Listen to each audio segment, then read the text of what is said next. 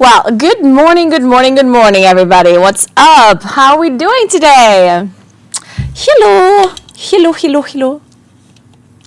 Can't believe it's before 10. I want to stream at 9, but can't have everything in. Wait, what? It's loud? Oh. Why is it so loud? Better? Or is it still loud? Sorry. I didn't change anything. Wow, this is weird. Like, I reset it like yesterday. I didn't do anything. I don't know why my audio didn't work anymore. It was strange. I mean, I just made it. Yes, I didn't change anything else. Let's hope. Let's hope it just randomly is fine like this. Thanks for 5 months, Atros. What's up? How you doing? Is it good again, like, versus the music and stuff? Is it okay? Alerts are loud too. Well, fuck. Well, I mean, what did I do? I didn't do anything. Why did the audio break? I don't understand. Well. You know, one thing I love to wake up to is audio issues. It's one of my favorite things.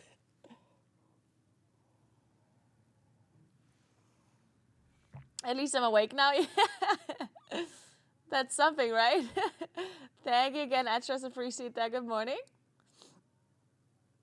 So, well, I don't know what's wrong with it. I don't know what to tell you. I know how to fix it. Interesting. Let me just think about this issue for a moment. I'm just gonna stare it down. Maybe it will solve itself. It wasn't loud for me, so how can it be loud for you? Is the question.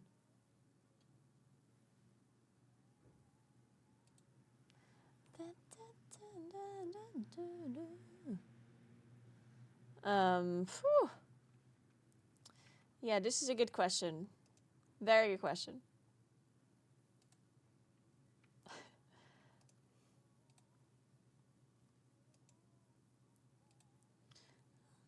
Love to last.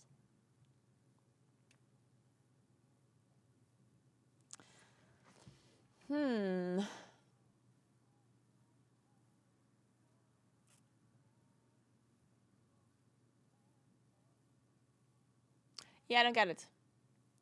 I'm gonna play a YouTube video and you tell me if it's loud. It's probably gonna be loud. Because apparently everything's loud for you. Well, nothing's loud for me. Okay, so I'm gonna level with you guys. Hi, this feels like a Okay, this seems to be very loud for you, right? Why? This is so random. So fucking random. Why is it just why? I don't understand. This is the most random thing ever. Oh. So what you're telling me is that all of the sounds for you are just gonna be loud. Oh man. You lowered? No, you shouldn't lower the alerts.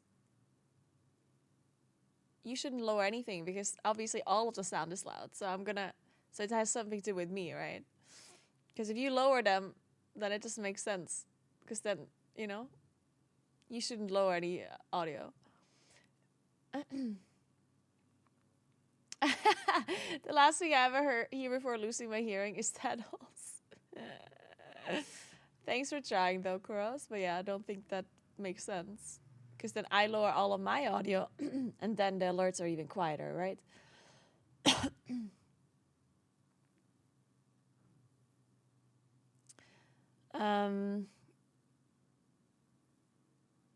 beta patch prior to the expansion coming out. Still loud, right? The 11.0.5 anniversary patch came out yesterday. If you guys watched yesterday's video, anymore, I kind of talked about how they were doing some class tuning that was incredibly questionable. I didn't fully understand the reason that a lot of these classes were being tuned necessarily the way that they were. Right?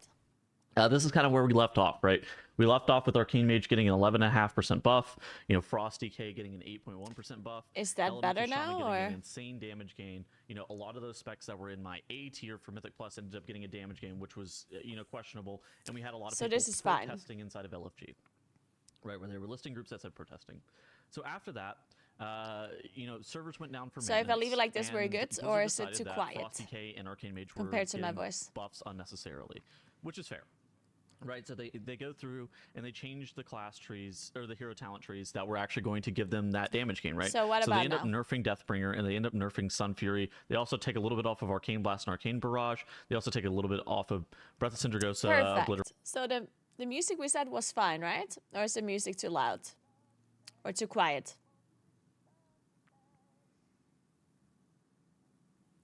Okay, well then we just keep it like this and then we see what happens. Good luck, everybody. Good luck. Alright, let's roll the intro. Let's see how loud the intro is. Get ready.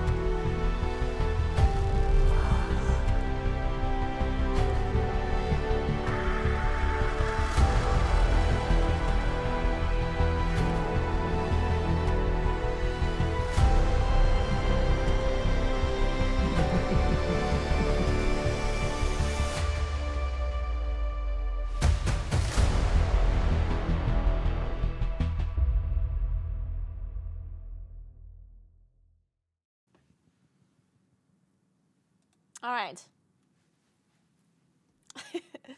Good morning. This time without being as loud as a rocket ship launch. Nice outfit. Thank you, excellent. Thank you, thank you. Hey, Snacks, good morning. Yeah, I thought I'm going to have to put some fancy clothes on today because the carpenter is going to decorate the apartment today, and then it's going to be all fancy and stuff. And maybe listen to me. I cleaned 2 glasses of wine so David and I could drink Prosecco later. We're going to have... It's going to be the fanciest thing ever. So I figured I'm going to put on some nice clothes. I'm going to have some Prosecco. I'm going to feel like... Because, okay, hear me out. Big plans. So, the apartment is officially done. Well, it's not officially done. But, like there's still... Like, yesterday I walked through the apartment with the construction... the head of construction from the construction company. We walked through the apartment, and I had this whole list of things that still need to be fixed, right? Like the color on certain walls, certain little bits on the windows and the floor and blah blah blah, and the water didn't have proper pressure and blah blah blah. There's a bunch of stuff that I still told the construction company to fix, which they will. They wrote it all down. They will fix it. So it's not completely done because they still have to fix those things. Hey, Porky, thank you so much for 30 months. What's up? And then today the carpenter is going to go and put everything else in there, like the curtains and the second couch that wasn't in there yet, and then there's a little bit of the kitchen that was missing, some part of the kitchen, and some lamps. So they're gonna put that in today, and they said they're gonna be done around 2 p.m. Hey, Circle, what's up? Yeah, this is yapping time. Good morning, good morning, good morning. Hey, Alex, good morning. Calling Leah, mobile. What? What the fuck? My Siri just called Leia. She called Leah. Out of nowhere. What did I say?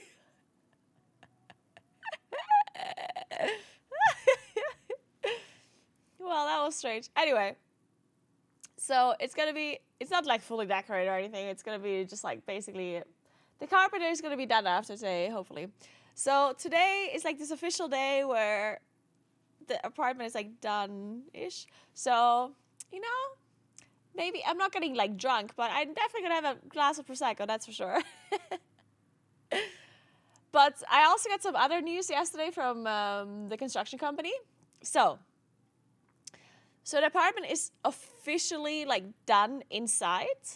They don't have to do any like major things other than like fixing certain stuff, right? But they cannot give me the apartment officially. Like they cannot go to the notary and sign the papers until the whole house has certain like, what is it called? You know, like they have to be, inspectors have to come and see if the house is proper, like if the house has like the proper fire escapes and the proper like security for avalanches, and to see if the house is properly done for efficiency, because it's a climate house, so they need to make sure they check all of these boxes, blah blah blah, right? Permits, yeah, stuff like that. So until they don't have all the permits, they cannot give me the apartment officially, right? So, and that will still take some time. He said that they're gonna try and have it all done before the end of the year, but it's possible that it's only next year, so January, right? Which is a little bit awkward now because the apartment is done inside, right? It's finished, but I can't actually, like, I don't own it until like the end of the year, until January, which is very strange. At some point, like I kind of am fine with it. Because, number one, once the apartment is finished, I also have to, like, pay the rest. And currently, the interest rate of the banks are lowering every, like, month or so. So, waiting a little bit to get, like, the loan from the bank makes sense, because then the interest rate is going to be lower. So technically it's good that I have to wait a little bit longer so I have the time for the interest rate to go down. And I guess it's going to be a little bit more chill, because I asked the construction company if I am allowed to put stuff into the apartment before I officially signed the papers, and they said yes. So basically, as soon as the cleaning company went through the apartment, which is going to happen in like 2 weeks. So in 2 weeks, they're going to clean everything, like the balconies and the windows from outside and all of the stuff. Like they're just going to clean the whole thing. And once that is done, I'm allowed to do whatever the hell I want in the apartment. Well, not whatever the hell I want. I can't move in. But I can, whenever I'm not distracting the workers. So basically, if I go in and out of the apartment after 5 p.m., whenever there's no more workers there, then I can do whatever, which is really cool, because that means that I can already like start, you know, moving some stuff. Obviously, I'm not going to be able to move much, because I won't be able to actually move in for like 2 months or so. So I can only move stuff that I don't need on my current apartment, right? But I can still set some stuff up, which is great. You know, like I can set up like the washing machine and the dryer. I can set up some kitchen things that I don't need at home. I can set up some stuff that is in the basement. You know, there's a bunch of stuff I can move already and do and decorate, which is nice. It sucks a little bit that I'm not going to be able to be there for Christmas, though.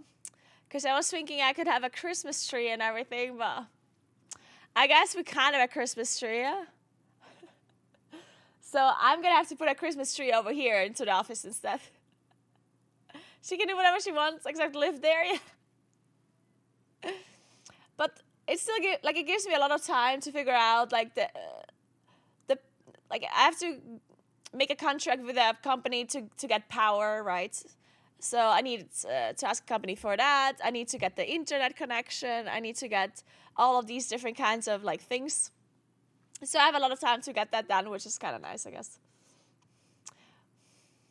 When did you say you'll do an IRL stream? On Monday. I could do the Christmas tree after. I'm not going to do that, though. I'm not going to put up a Christmas tree after Christmas. That would be very interesting, though. You can have a Christmas tree in January. You said you can't. That would be funny. You know what? Maybe I just celebrate second Christmas when I can move into the apartment. So in January, I'm just going to have second Christmas.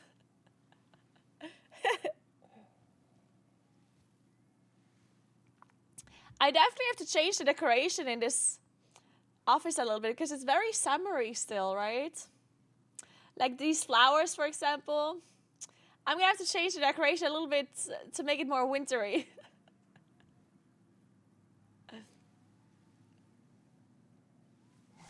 But yeah, sorry. The plan for today, guys, since I don't know exactly when I have to leave because she's going to call me whenever they're done. So I don't know exactly when I have to leave, but it could be between like 2 p.m. and 4 p.m., something like that. So until then, we're going to play video games. But first, we're going to play our Wordles, of course, to wake up and drink our coffee. We're going to have a nice little chill morning, drink our coffee, do the Wordles. And then we're going to play some Mythic Plus. That's the plan for today. Hey, Conan, what's up? Were you pumpkins? Yeah, I don't actually celebrate Halloween. Halloween's not really... I don't know. I'm not super into Halloween, I guess. Are you guys into Halloween a lot? Mystery. Upside down. So...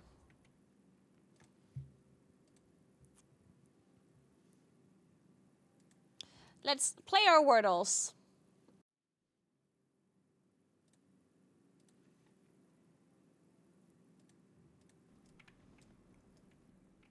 Hey, Suhat. I know, Halloween is not a holiday at all over here. Some people do Hollywood Halloween stuff, but it's very much just like a thing we adopted from like American TV, I guess, and like the internet. But we still don't celebrate it that much, I guess. I live in Italy. So, let's do our Wordles, guys.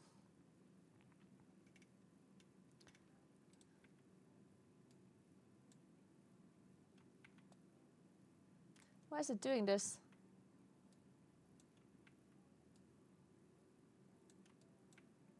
Strange. Whatever. All right, let's do this. No.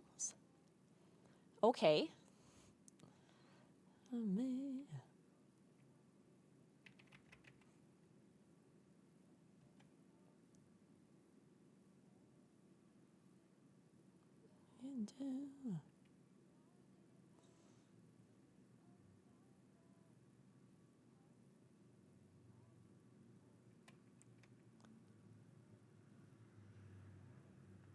Slopey, is that a word? Oh my god, it is a word.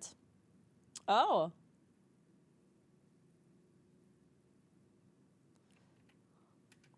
Bossy. Meow. Alright. We're gonna roll, guys. We're gonna roll. That was so fast.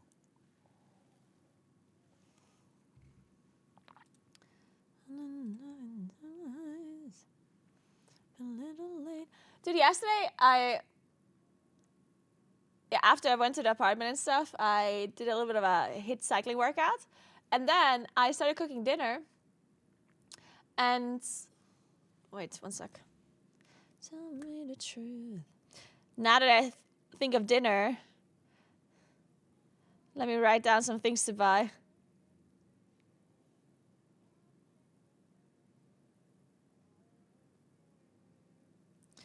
Oh, no cost.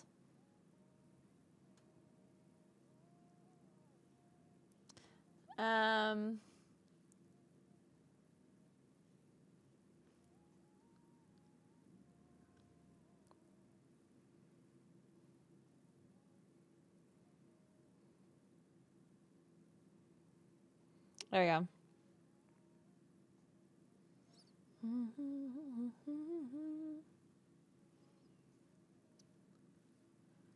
I'm alright.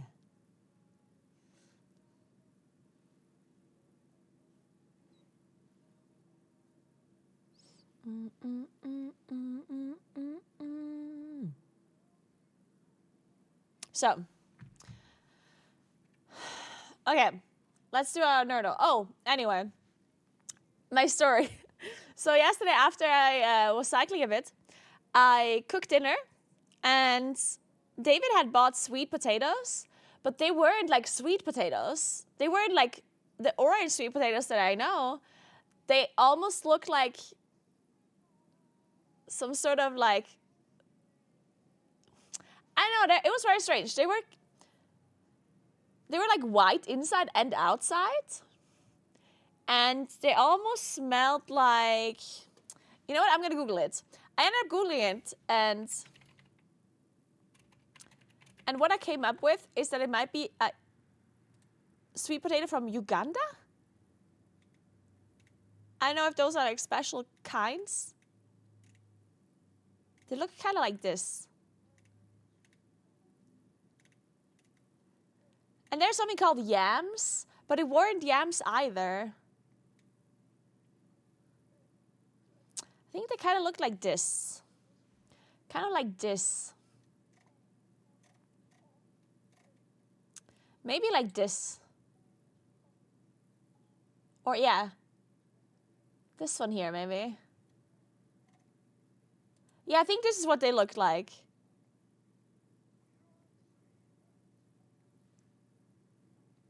Oh wait, you don't see it. Yeah, I think this is what they looked like. And some of them were bad, I think, because when I peeled them, they immediately became like black underneath, or like very green/black. Is this like a normal kind of thing, like white sweet potatoes? I've never seen this before. I've never seen white sweet potatoes. And the weirdest thing happened, because I was peeling them, right? And then there was like starch that came out of it, right? And it was so sticky. It almost was like, you know, from a tree, the thing that comes out of a tree that is sticky. What is that called?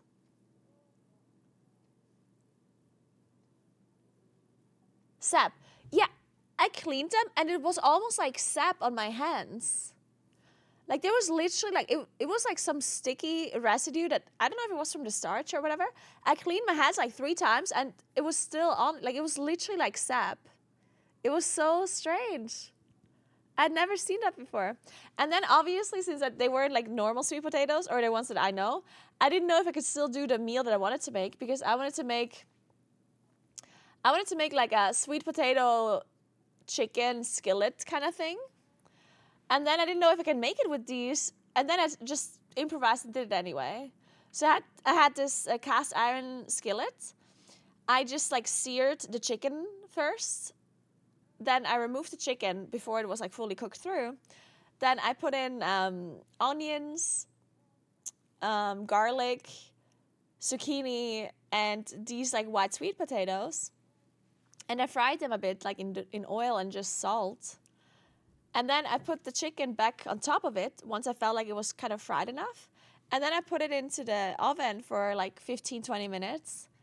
And it actually turned out really good. The only thing that was missing, in my opinion, was like a sauce. We did put some white wine into it to, like in the skillet, to maybe create a little bit of a sauce, but it didn't really, so. What kind of sauce do you think would fit to this? To like a zucchini, white sweet potato, chicken skillet? I saw on the internet that maybe like a maple syrup sauce, but then isn't that too sweet? We did end up eating it with ketchup, yeah. A red wine reduction? We used white wine because I was thinking that the sweetness of the potatoes, like if you use something that is acidic, that is more acidic, which would be white wine, that would like work. Red wine I figured wouldn't really fit that well, but I don't know, maybe?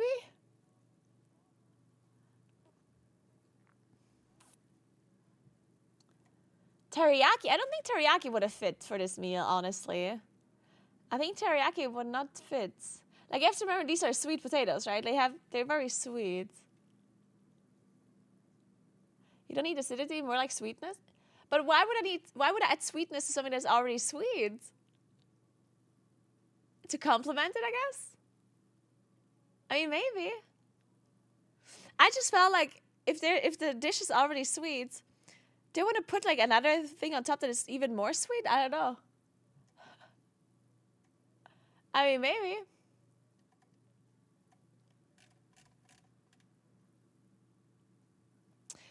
But yeah, maybe like a maple syrup butter kind of sauce.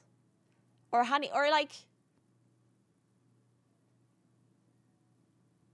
I don't know.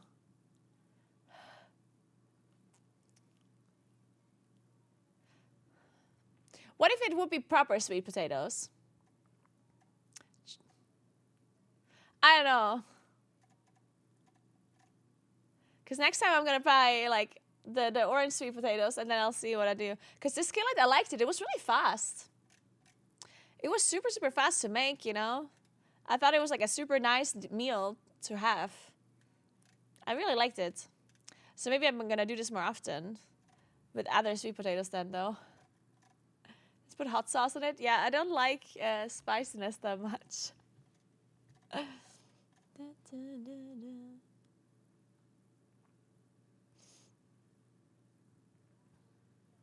1.30 minutes. Yeah, it's literally like one pot, like one skillet, and 30 minutes, right? So I felt like that's really cool. Just throw it all into the skillet, put it in the oven. It comes out great. I liked it. Could also like put whatever kind of vegetables in there, I guess. I was thinking it would have been nice if I added bell peppers in there as well, maybe. Like sweet potatoes, bell peppers, and zucchini. Why not? Like, just put whatever vegetables, I guess. An orange juice reduction with thyme. Maybe that would have worked, yeah. Maybe.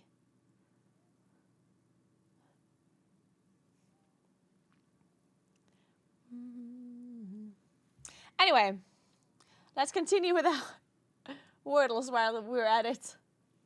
Real chefs Twitch chat, yeah, love it. Twitch chat is everything. Whatever you need, Twitch chat has the answer. That's one of the good things about streaming. Is you'll get an answer for everything. It might not be the correct answer, but I'm certainly gonna get an answer. All right, so we're looking for an equation.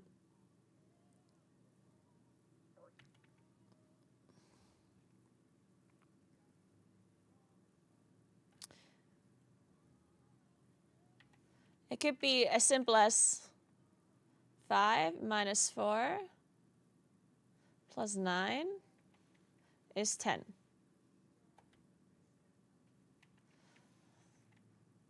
Oh, it's just plus, I guess.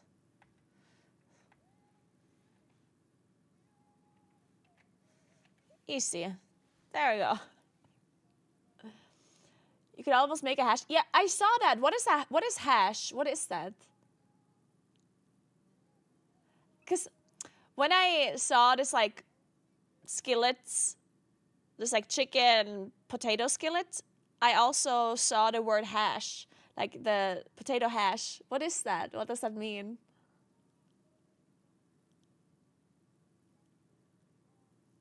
Oh, it's just pan-fried veggies? Sometimes it's done with potatoes. Okay, so interesting. Huh. I'm gonna have to try more of these skillet recipes though, because that is good. And considering that I have a cast iron pan, or a cast iron skillet, I guess so many different things will work with it. Yeah, but it's not hash browns, it's hash. We're not talking about hash browns, because those are like a specific way of making the potatoes, right? Risotto in a skillet?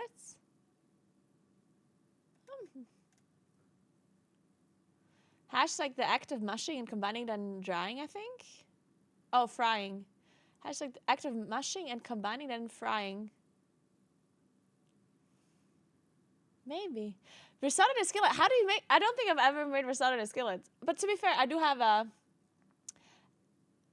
I have like a Thermomix, so I think I'm just going to use the Thermomix for a risotto. But I should definitely do that more often. I rarely ever make risotto. In fact, I never made risotto before in my life. So...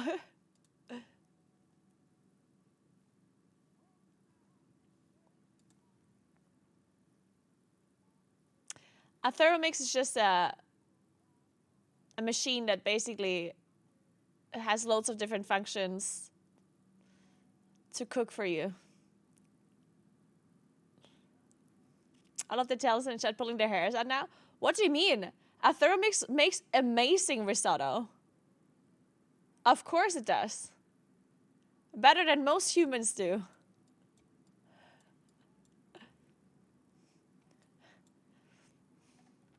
That's literally one of the best things a Thermomix can make.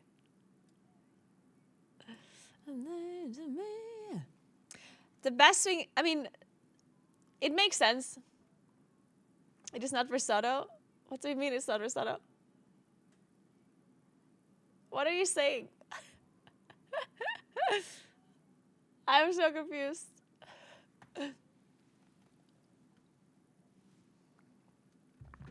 The best thing about the Thermomix when it comes to those kind of dishes is because the Thermomix cooks and constantly stirs, right? So any kind of dish that requires like very specific heating up and cooling down and heating up and like stirring, a Thermomix is just gonna do amazingly, right? Because, I mean, that's literally what it does, right?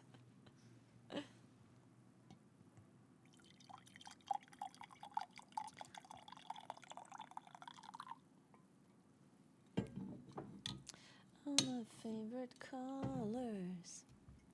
Stir fry is quick and easy. Well, it depends. I think stir fries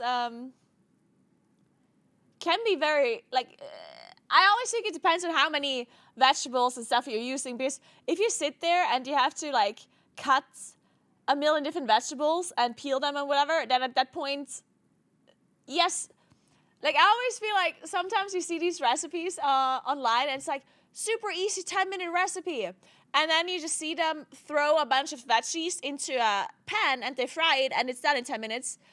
But they don't show the act of cutting the vegetables and peeling the vegetables, which sometimes is most of the work, right? It takes like 30 minutes to prepare the vegetables and then you throw it into the skillet and then it's fine, right?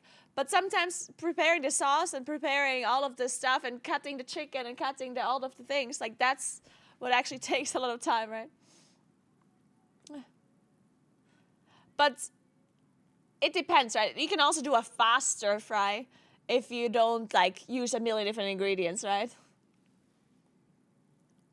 Yeah, exactly. And then sometimes you even need to like, you don't need to, but sometimes you marinate the meat, right, before putting it into the stir fry. So sometimes a stir fry can take longer than it sounds.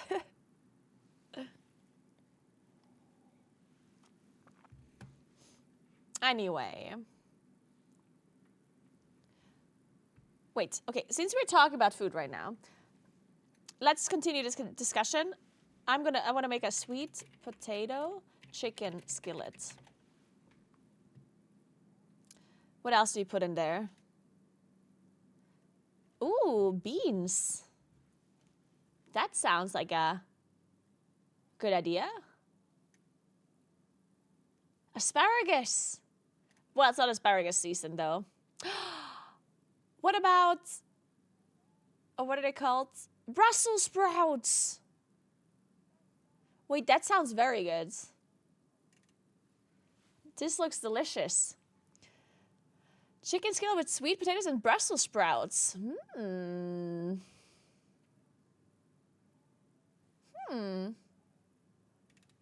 Brussels, they just call them sprouts.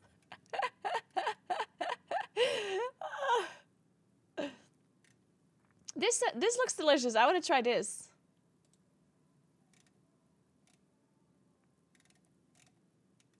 Brown the chicken, remove it to paper towel lined plate, cook the bacon. Oh, there's bacon in there.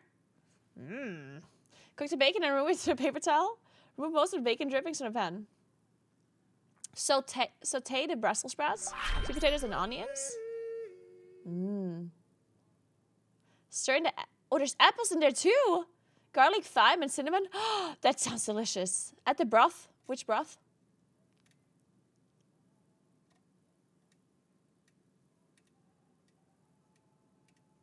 Bring to a boil. Then return the chicken to the skillet with the remaining broth. Cook for a few minutes. Oh, that's it.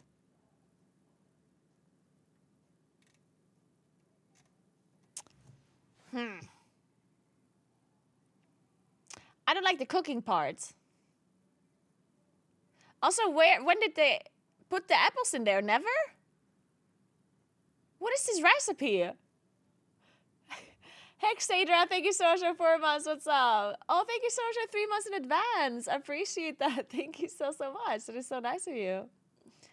This is so strange because it says there's apples in there, but never says, oh, stir in the apples. Never mind. It does say here. I feel like this recipe will be better if you don't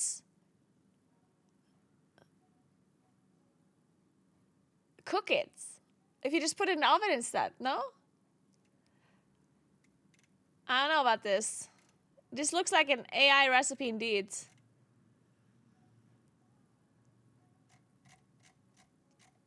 Fuck. Or?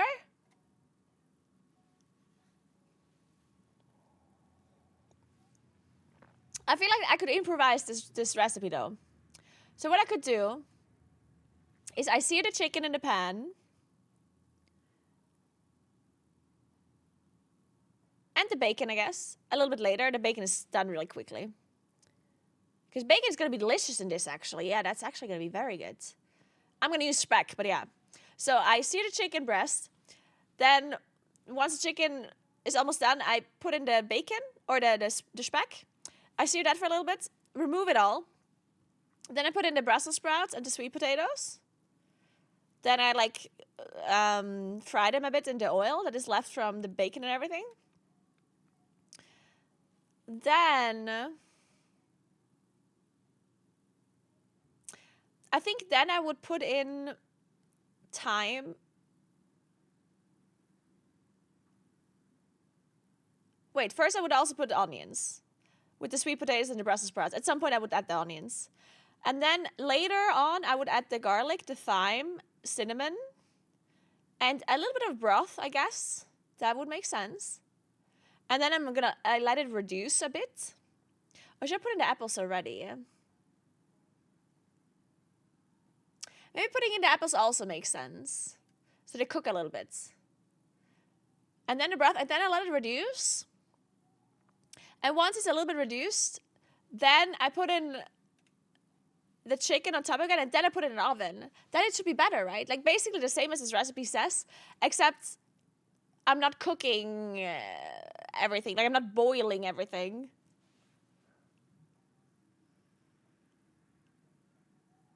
Leave out apples and cinnamon, but add parmesan.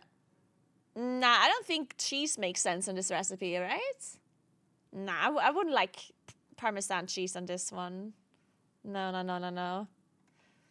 That wouldn't be that good, I don't think. I mean, it would be good. Of course, Parmesan is always good, like. But I think this recipe, well, I think what would fit more in this recipe is not Parmesan cheese, but like I think cheese does make sense, but less of a, like something that isn't as intense as Parmesan cheese.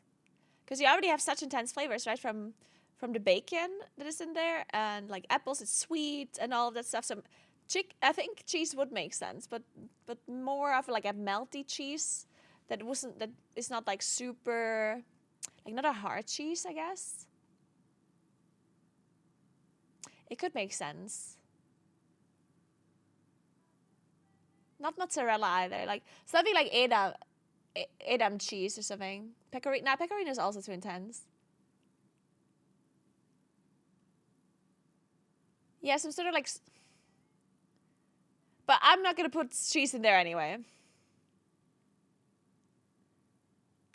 I think it doesn't need cheese, like it's already very filling, so I think the cheese wouldn't, like, it's not necessarily needed, right?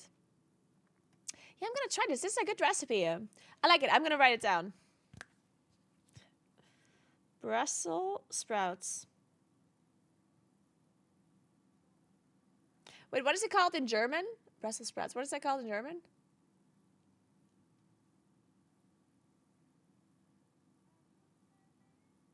When can we get the Naguura apron merchandise? Suhan, I'm so looking forward. Rosenkohl. No. Oh yeah, it is Rosenkohl. Yeah.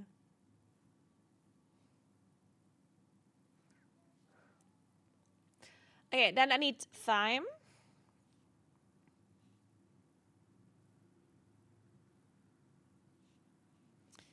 Then apples. What kind of apples do I need? Does it matter? I don't think it matters. Any kind.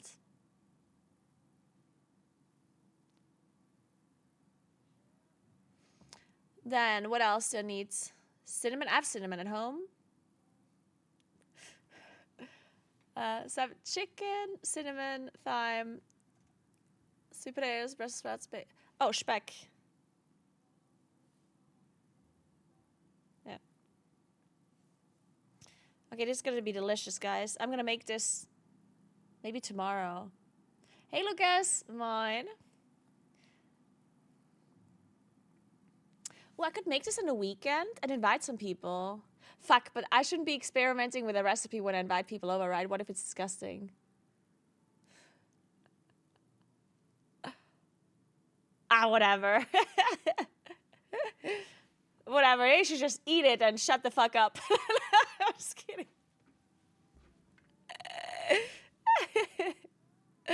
Yeah, if it's disgusting, they can just order a pizza, whatever.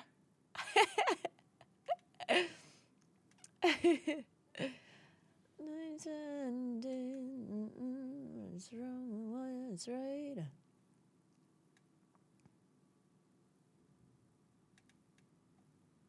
Yeah, this is a good idea. Because the thing is, like, I still have all of this leftover wine. I have so much wine left over from the wine tasting. So I was thinking maybe I can invite some people for like a dinner, and then we can do the wine tasting with the people that are there for the dinner, and you know, the blind wine testing to see if it's white or red. So maybe I invite some people for the wine tasting, and at the same time we can have like a dinner party.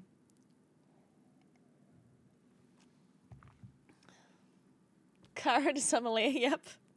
Hey, I was able to tell all of the white from the reds, mostly.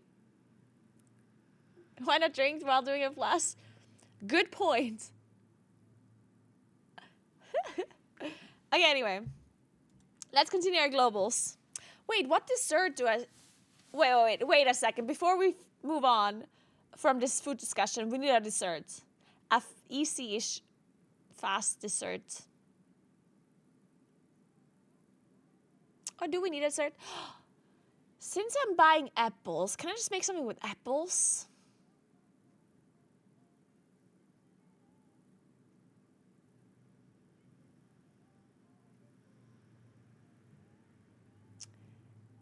Apple crumble. Tres leches? Oh my god, I would love to make tres leches. How fast is that cake? I kind of want to... But I feel like that's too much for dessert. I always think like dessert needs to be... Like a cake for dessert is a bit much, no?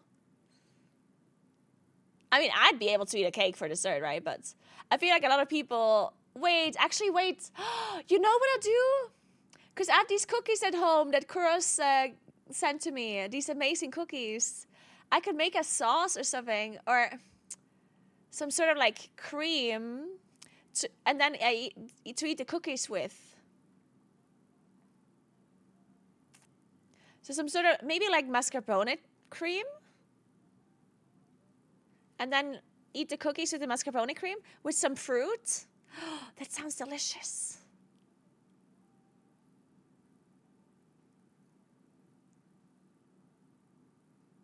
Yeah, that does sound delicious. Kuros, do you have a really good... Kuros, do you actually know a mascarpone cream that would fit to those cookies with maybe some fruit as well? Any kind of fruit, doesn't really matter. Maybe with cinnamon. That would be more Christmassy or like autumny. Like a mascarpone cream sauce with maybe a little bit of apple and some cinnamon, and then with the cookies.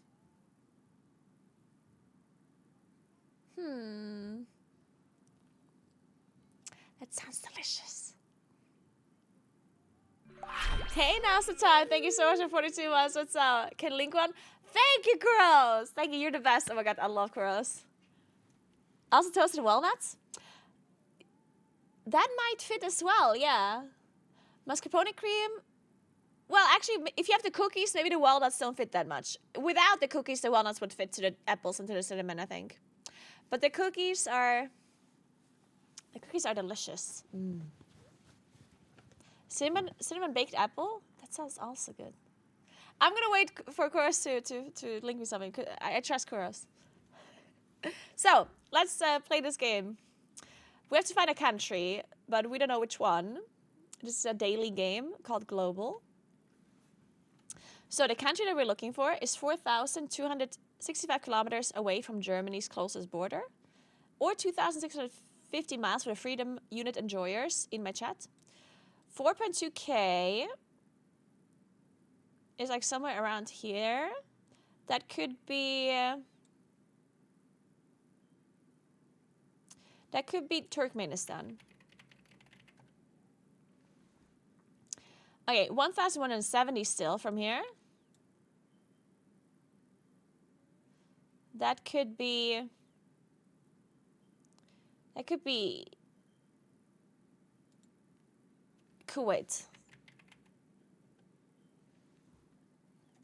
570 kilometers from Kuwait. 500.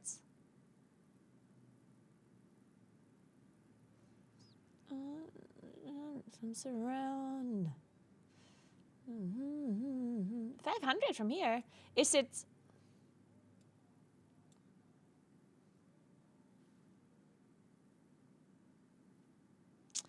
Yeah, it might be United Arab Emirates. Yeah,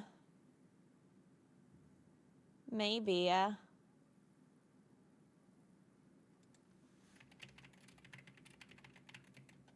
Yes, good job. Good, damn, you guys. Okay, but now it's good to know, right? Like, you can see that, so the United Arab Emirates are 4.2K kilometers from Germany. That's good to remember. So Turkmenistan is actually too close. It's probably, maybe... I mean, it's hard to tell, but maybe like 3.8K from Germany, if this is 4.2. So it's good to remember that. So let's play the same thing with capital cities. Start with Berlin. Okay, so we're looking for a capital city that is 6.8K kilometers away from Berlin, or 4,240 miles.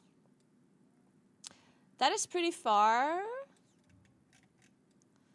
That would be around...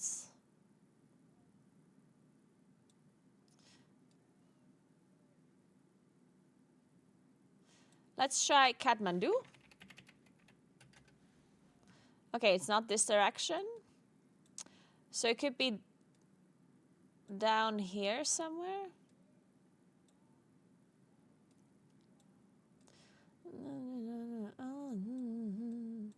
It could be...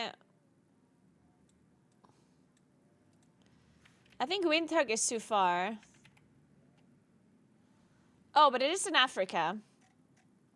So it's 1.5k kilometers from Windhoek. Probably up. So it would be the capital of maybe Angola? Or the capital of Zambia? Luanda? It is Luanda! Nice, good job. So the capital of Angola is Luanda. I need to remember this. Luanda. Angola, Luanda. I can... Oh my god! I can remember this by Lua NDA.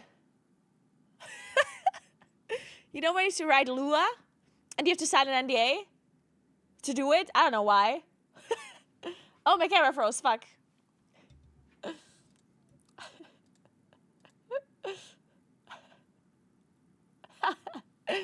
Alright. Lua NDA. Luanda. Angola.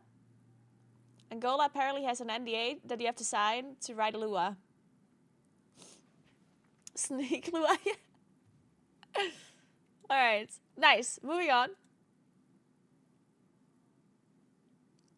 Okay, so now we play travel, where we have to go from one country to the other by crossing the least amount of countries. So first we have to figure out what these countries are.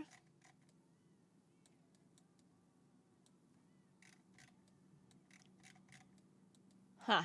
I think they're very close to each other.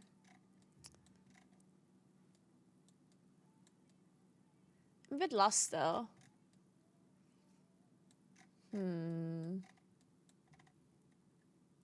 countries are these?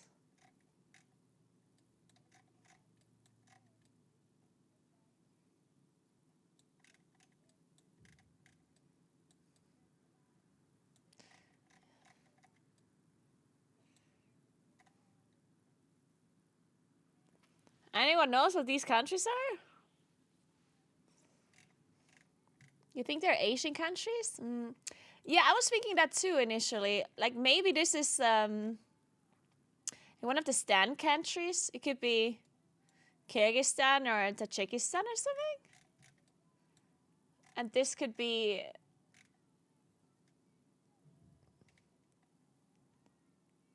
Actually, I don't know.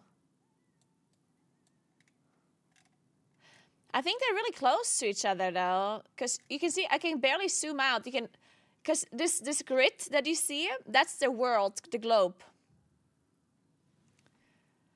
and you can see that I can barely, like, you can barely see the top of the globe or the bottom. This is around the middle of the globe. I think this might be.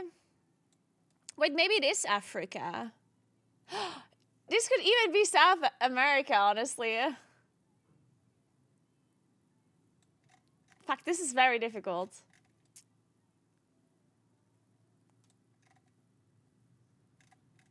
Huh. I don't know. You think it's Costa Rica? Oh, it could be. This could be Costa Rica, and this could be like...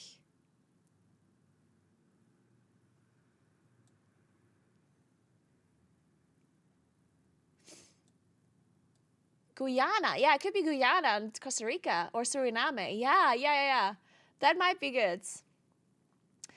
So let's try Venezuela.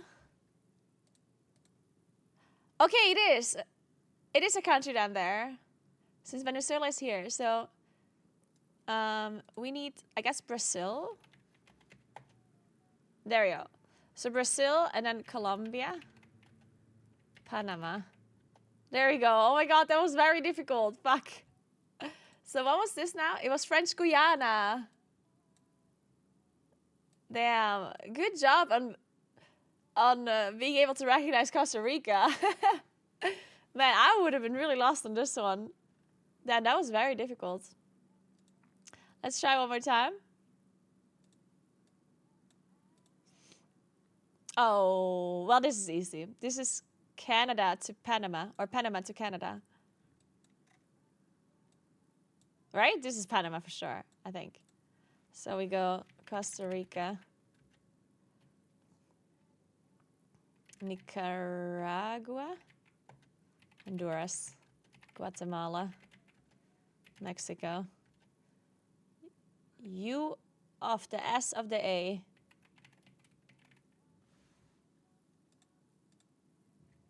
There we go. Okay, one more.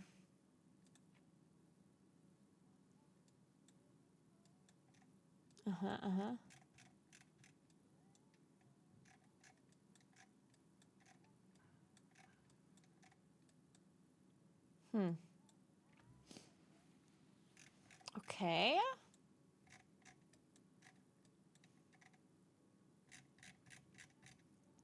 Huh. This is very far at the bottom. This might be... This might be... like some country in Africa? Russia. And this might be either it's all the way on top of Africa or it's in Europe even.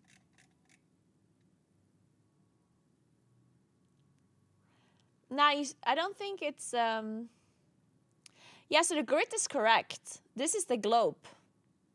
So you can see this is like where the South Pole is. So this would be like very far at the bottom, which means that it either has to be Africa or it has to be South America. This could be South America, and then this could be the... You know what? Like, the one thing that throws me off here is these two lines. Is this like an island? Like, are these islands that are attached to this part?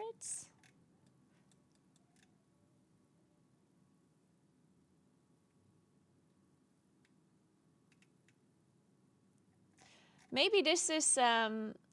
what could this be in South America? Could this be like Paraguay or something? Uruguay?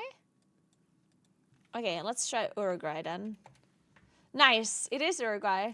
So that means that this is like Honduras or something. Colombia, Panama, Costa Rica, Nicaragua. It's Honduras. Okay, so the one thing that was really confusing me was...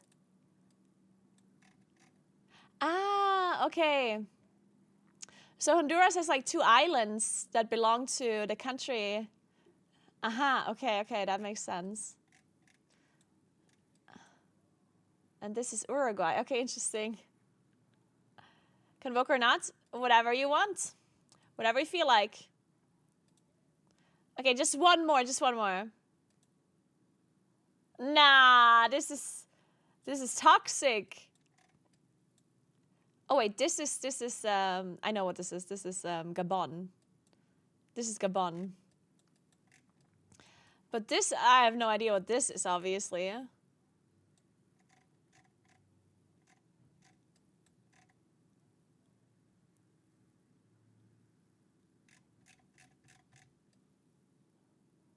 East Timor? Nah, this is not East Timor, I don't think. What is this?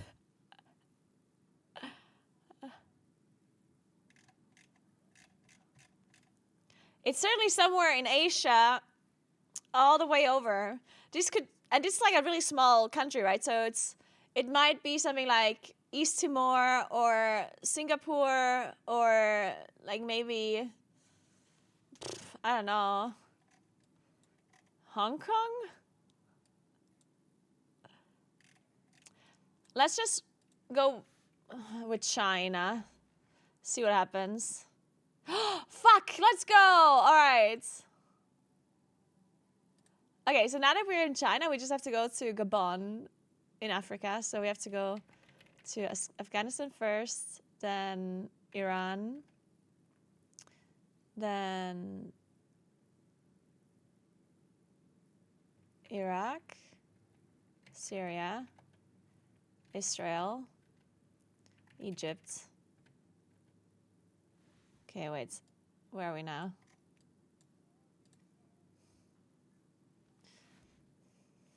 So from Egypt, we have to go like down to Gabon. Maybe Central. Okay, we have to go Sudan. Then Central African Republic. And then Cameroon. There we go. So what was this now? It is Hong Kong. Okay. Okay. What does East Timor look like? East Timor looks like this. Okay. It has like a thing and then like a little bit of a part of another island. What does Singapore look like? And where's Singapore again?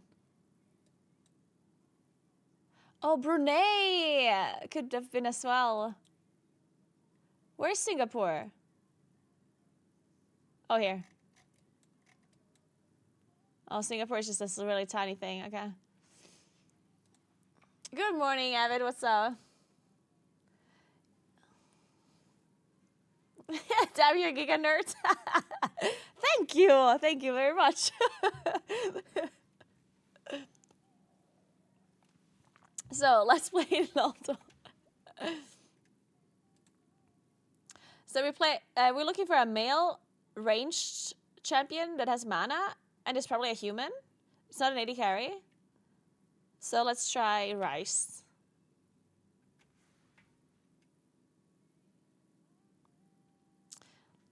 Okay, so it's either middle or top. Probably middle since it's arranged. A male middle range, like Victor, maybe? It's not middle, it's top. A ranged male mana top laner?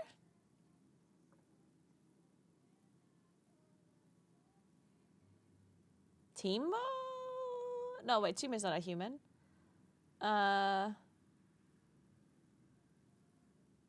Quinn or Quinn? But is Quinn such an early champ? Oh, true, Quinn is not a male. Is Jace only a top laner, though? Now, see, Jace's middle top is the problem, and melee range, yeah. So, Son. We know now that it's Son. So, it's a male ranged mana top laner that is Son. And it's not only human, it's also something else. Urgots. Yes, it's Urgots. Yeah. Yeah, there we go. Good job. Nice. Good job, team. Good job. Oh, we don't have a new Waddle, unfortunately. So let's play video games then. Let me see if I got any messages. No. Looking good. Good job, team. Good job.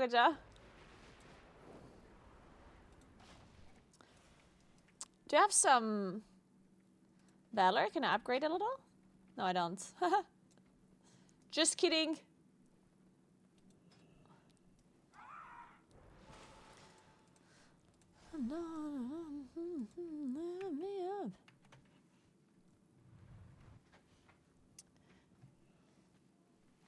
What would I need? I need everything.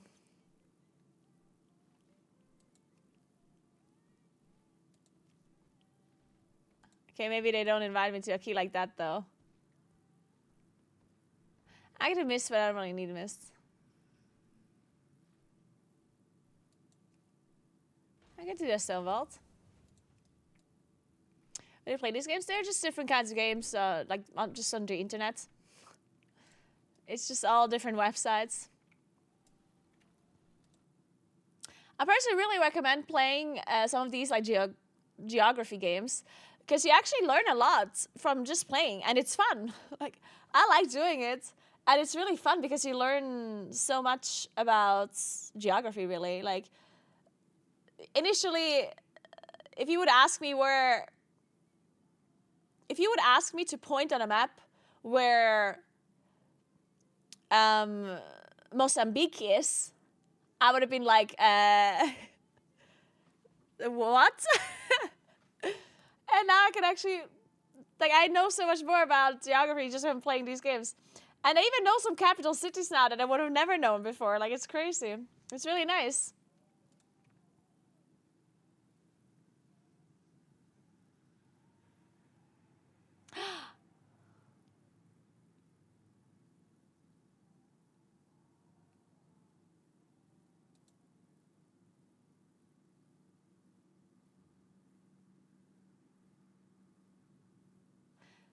Thank you, Kuros. All right, that already looks delicious. Oh my god. Yeah, keeping it simple makes sense. Okay, what do we need?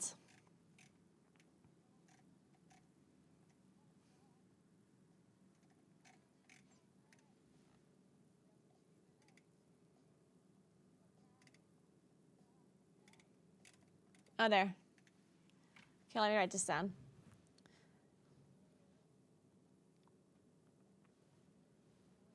How many? For 6 people. Okay, that's totally fine.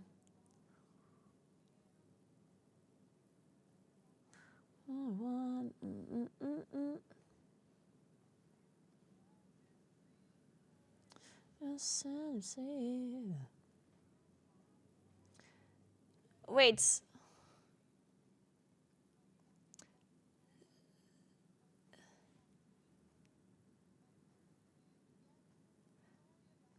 They want cream that has sugar in it already? I don't think I can buy cream that has sugar in it already.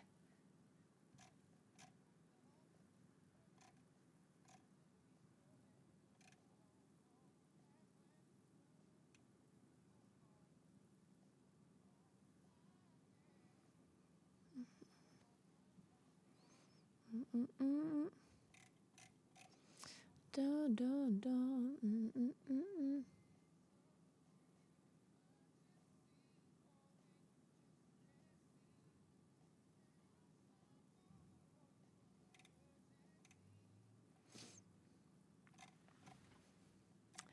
The normal one is fine, you say? Okay. How much do we need? 2 milliliters.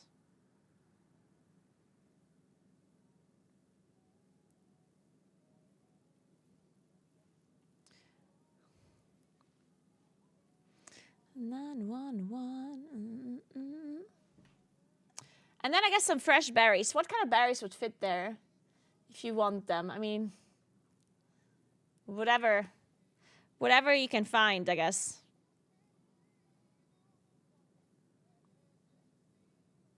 Okay. Perfect. Oh, this is going to be delicious.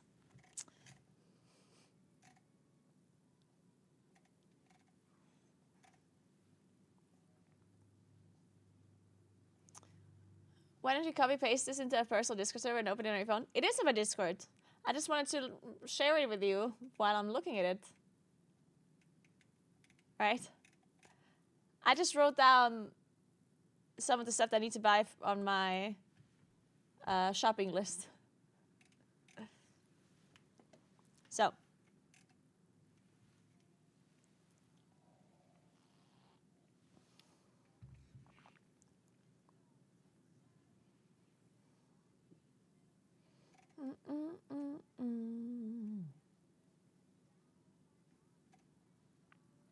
All right, invite.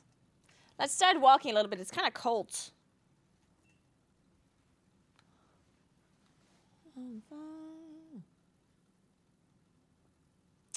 you, Jerry. Appreciate that. Thank you very much.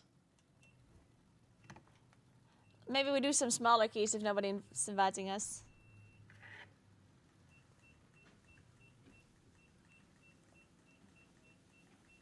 Do you think I'll try the VOD rate? I could technically try the VOD rate. Not today though. Maybe on Tuesday.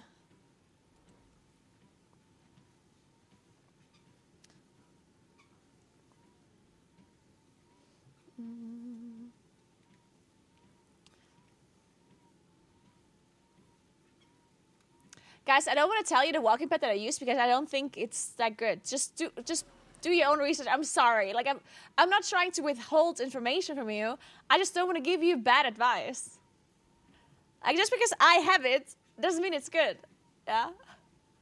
I'm also not saying that it's bad necessarily. I'm just not sure if it's good or bad. So I don't want to tell you because I don't want you to form an opinion on this walking pad when you know.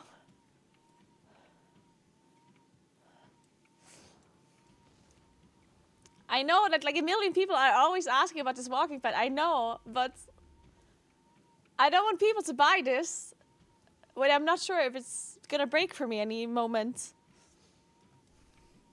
It's still working so far, but sometimes it smells like it's gonna burn up any second.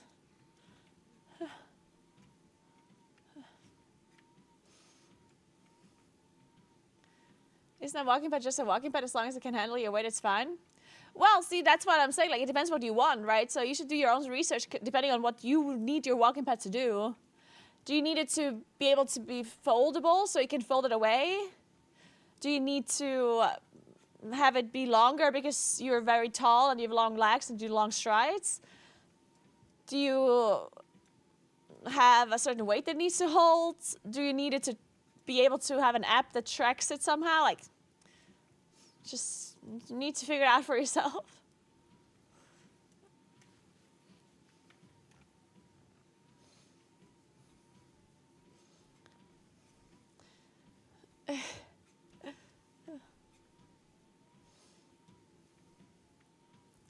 Unensemble.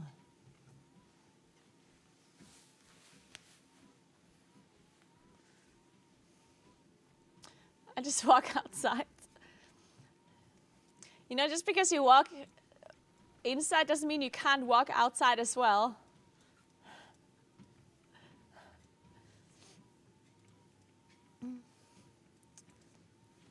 The walking is just a thing that I do while I do another thing. I always think that, like, one thing that confuses people about this whole, like, walking pad thing is that people think I choose to walk and the gaming, streaming is just, like, a thing I do while walking. But the walking is what I do separately, right? Instead of sitting, I am walking, yeah?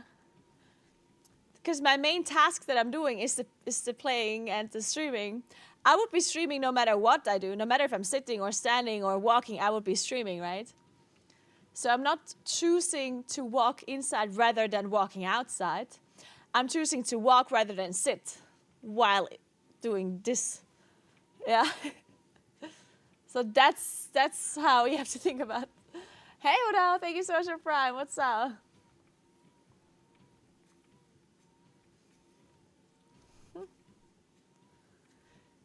If a walking pad that's not tailored to hold any given weight, then they're not worth the money. I mean, I disagree. I don't need a walking pad to hold 200 kilograms of weight when I'm the only one using it, right? Why would I need my walking pad to hold a weight that is never going to be walking on this walking pad?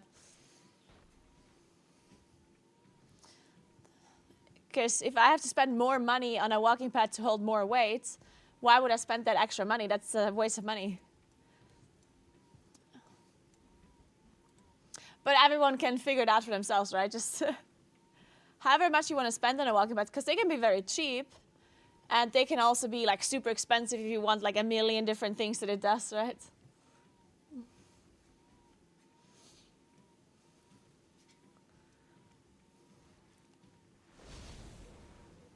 Oh yeah, Jake. Well, walking would be a good exercise for you then. Probably. On top of doing whatever else you're doing, but walking a bit more never hurts. Well, okay, that's a lie. Sometimes it might hurt. If you, depending on your physical condition, it might.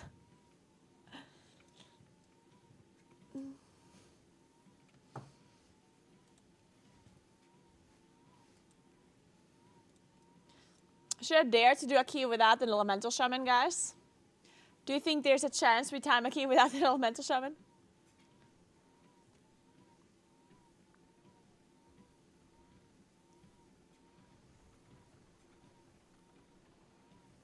Ah, okay, Kuros. Okay, strange.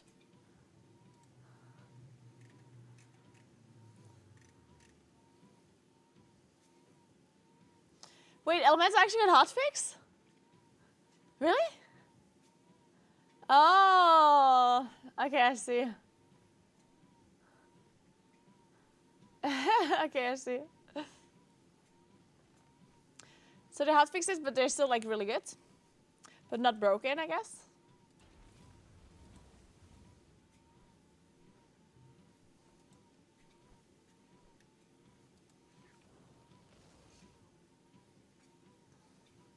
Okay, so I don't need Dawn, Siege, or Mists.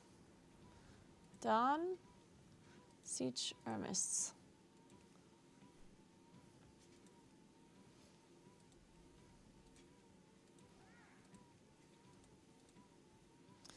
Man, I'm already hungry. I'm out of burritos, but guys, you know what? I meal prepped burritos, like breakfast burritos, last Monday, and they were so good in the morning. You could just put them in the microwave, and you had burritos. It was too much for David. David said he couldn't like eat a whole of the burritos, which is interesting because from the macros it wasn't like that much. But I could eat that whole burrito, no problem. To be fair, I don't eat much for lunch usually because I just eat a yogurt.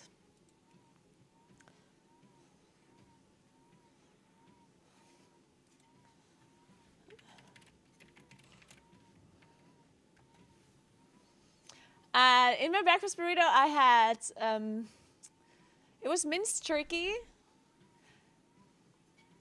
that I cooked in a pan with some spices and cottage cheese and a little bit of broth. So it turned out to be this like this bolognese sauce almost consistency. And then I had scrambled eggs in there and baby spinach. And that's it, I think. And I made the burritos, like I made the tortillas myself actually. They turned out really well, except that the tortillas were so big. Oh shit, I just got invited. Oh no. Okay, whatever. I guess we're declining this.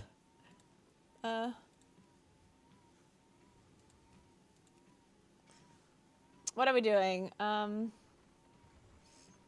Maybe necrotic wake.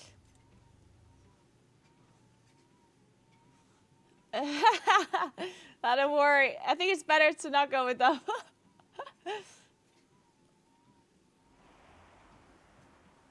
We'll try Loose Chosen? Nah, I don't think so. I think I'm sticking to Keeper.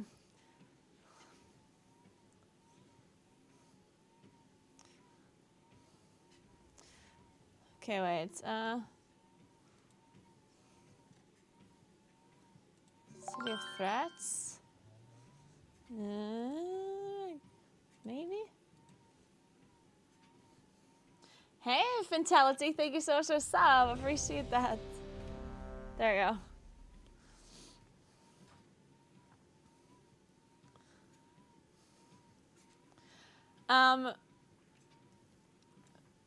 But yeah, this like the breakfast burritos, I don't know, like I feel like they're really good because personally, okay, here's the thing.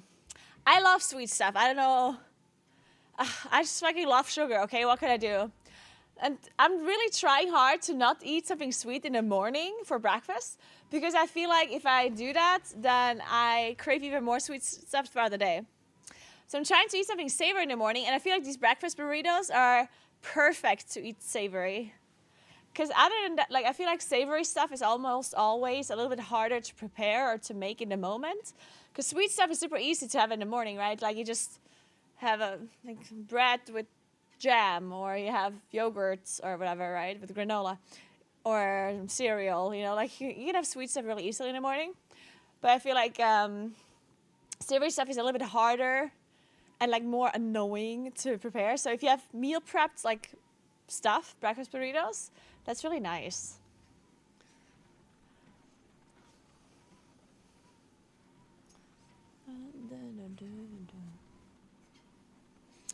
I was also considering to just not eat breakfast anymore. There's so many opinions about breakfast, like, oh, breakfast is the best meal, you shouldn't be skipping breakfast, blah, blah, blah. But, like, there's also, like, other research that says that skipping breakfast doesn't really matter. I don't know, like, the truth is a bit complicated, so I guess it depends on the person. And I'm a person that does not need to eat in the morning. Like, I don't need to eat breakfast.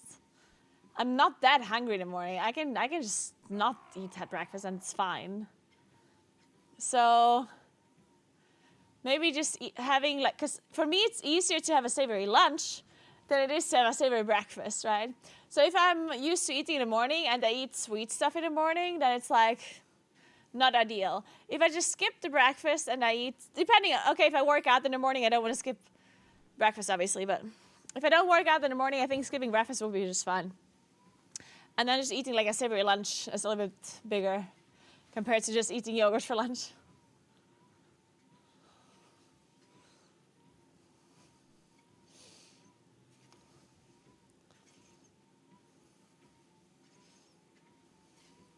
You didn't have carbs in 8 months? No carbs? At all? Fuck. That's keto or whatever that's called, right? Man, I can't do that. I do way too much cardio for not having carbs. I would be miserable. I definitely need carbs in my life.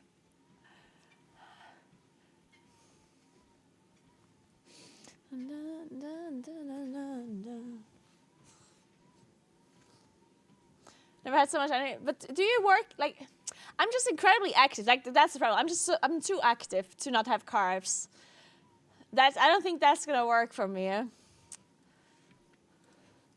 Like, I do a lot of hiking, a lot of cycling, I do all sorts of, like, endurance sports, and not eating carbs, like, that's just gonna be very problematic.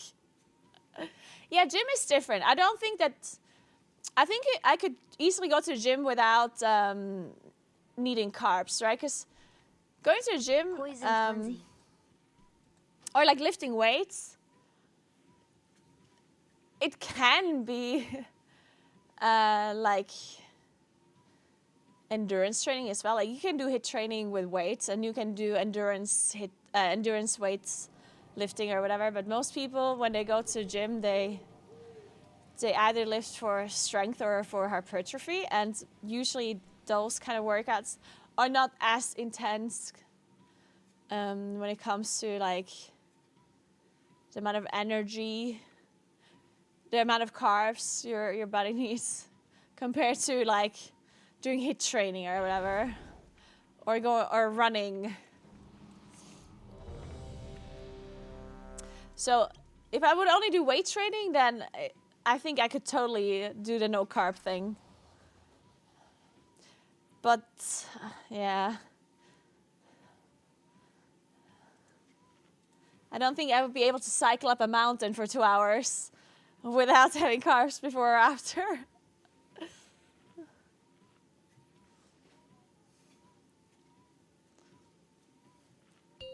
Gym is pointless compared to cardio. That's the worst and wrongest statement I've ever heard in my life. 4, 3, 2, 1.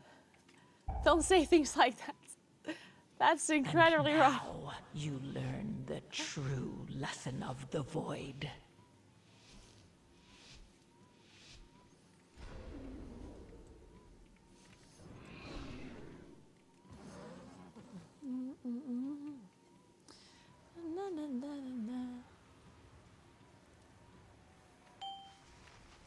I just never die. Our queen offers a most wondrous gift. We will become greater than we are.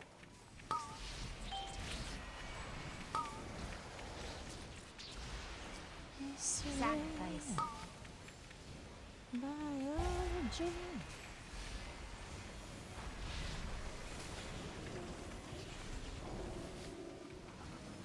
I'm dead. Oh, I fuck! wish you had lasted a little longer. My typhoon was just too late.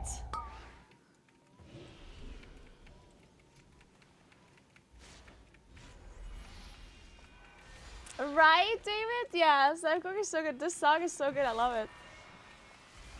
Ah, fuck me.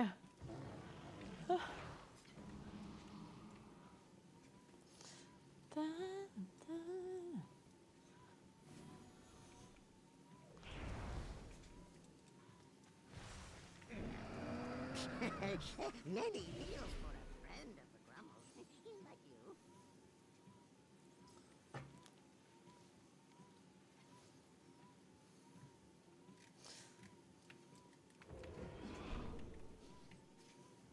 Make sure no said.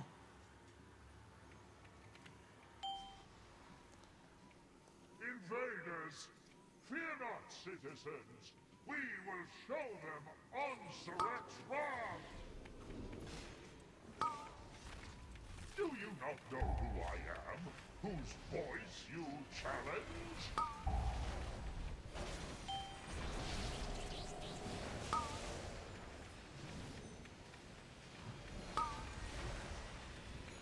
Sacrifice.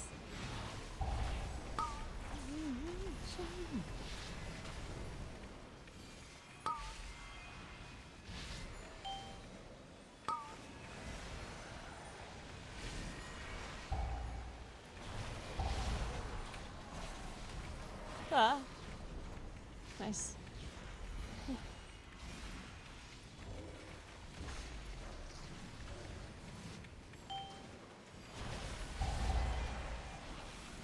Your survival wasn't I don't know, man. I don't know. Everything just fucking kills me. I don't know. I don't know. I don't know. I don't know.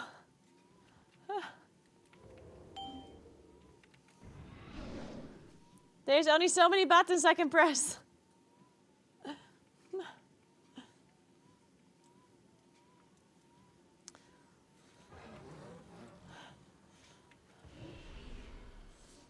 Come, let us. Bend that knee.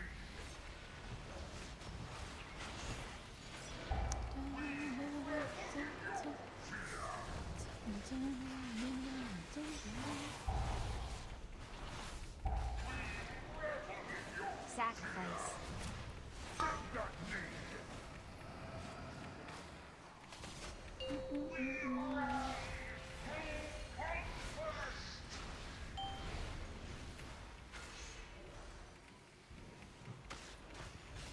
Bow before me. We revel in your fear.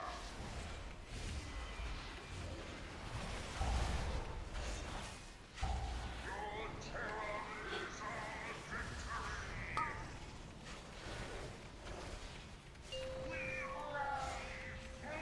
Bow before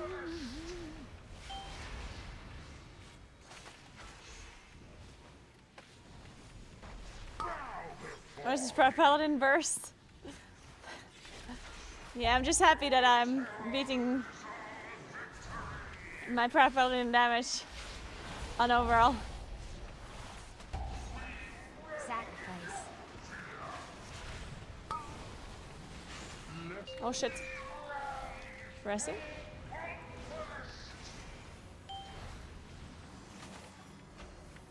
Oh no. Oh, we can still do it.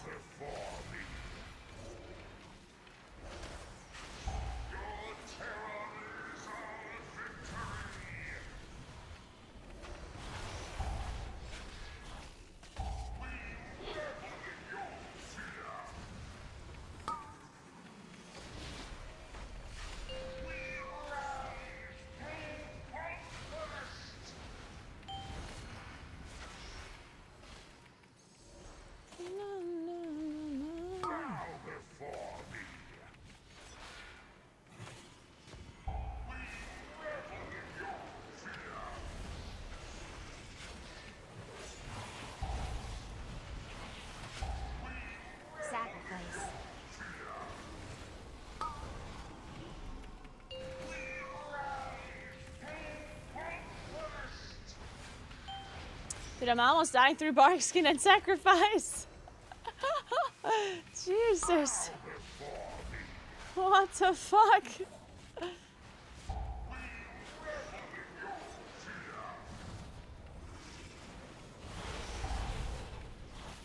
Oh my god. That was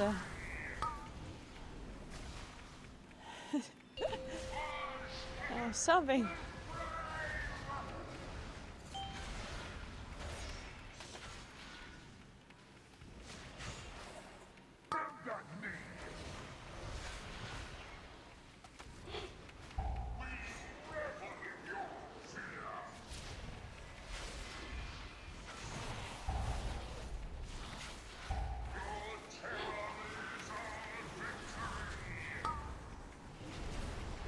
Oh,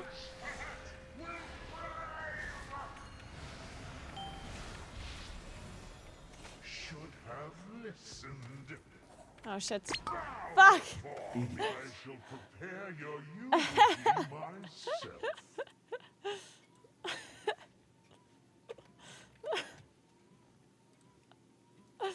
Well, we tried.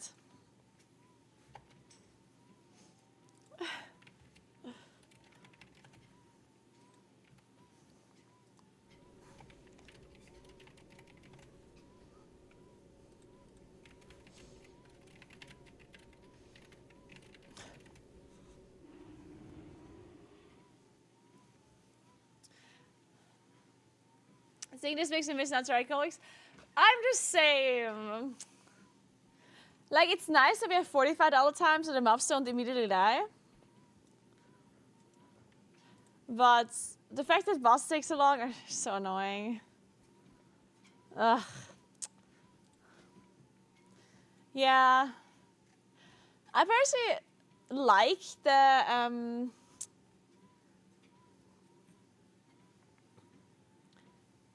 it's not, okay, I don't want to say I like it, but I was like open-minded to test this kind of like no weekly changes to like the high keys. So like that every week is the same. But I wish we would have tried this like every week is the same thing without bosses taking forever.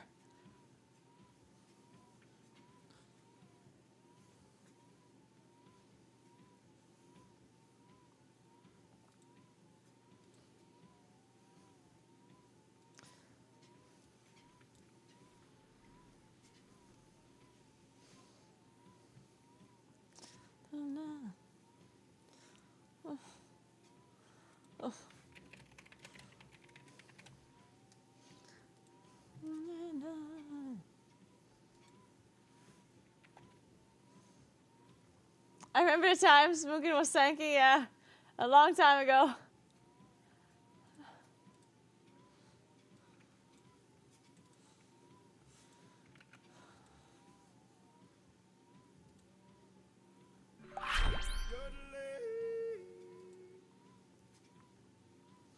Hey, Trafnix, thank you so much for 15 months. What's up? Welcome back. Thank you. Moonkin's fine. Rogued up DPS? Yeah, I mean, I died like 5 times this run. I don't know. It was something.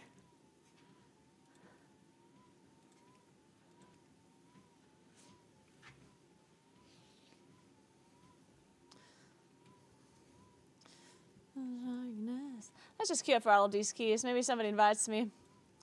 Some stone vaults. More stone vaults. Arakara Shore. Keep on rising, my dear.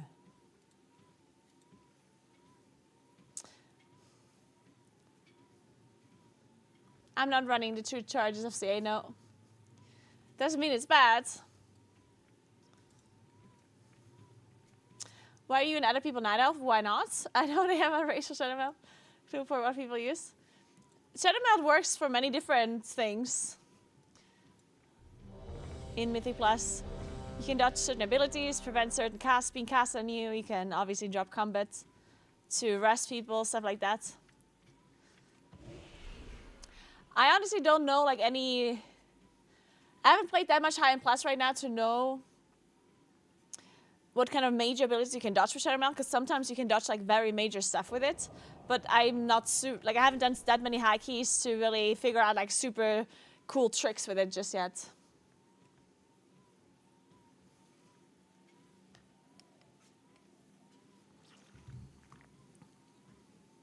So once I do some more higher keys, I can maybe give you some more in-depth cool tricks. But I'm sure there's loads of stuff. It's always depending on dungeons, the dungeon pool. Dude, I've been drinking so much fucking coffee. I feel like this is 2 liters of coffee.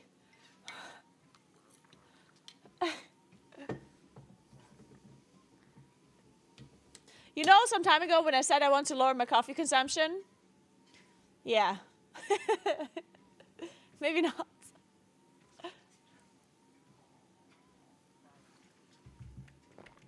Maybe I've changed my mind. Just make it Irish at this point, yep. Hey Comp, what's how are you doing? Coffee's live, that is true. Coffee is great. Is the in-game sound loud enough for you, by the way? Compared to the music and everything? Because I feel like for me it's very quiet.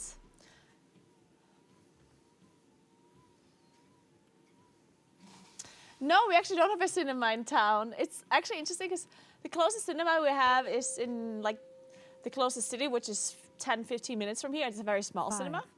4. We 3, used to have a cinema in 2, this town where I am right 1. now. And at some point they removed it. And But it was in the past when now cinemas you were a lot learn more the true lesson of the void. common when people didn't have many TVs.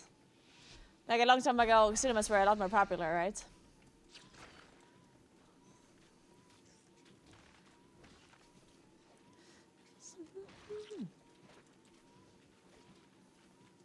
No, I never go. I don't like going to the cinema because the movies here are all being played in German dub. Poison cleansing. They're all German dubbed, which in my opinion is horrible.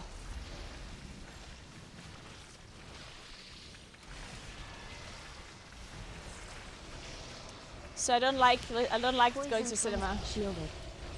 because there's no like they don't have original original voice. It's all either it's German dubbed or it's Italian dubbed. There are no original movies being played, or original audio music, original audio movies being played. Oh my god, I can't speak today.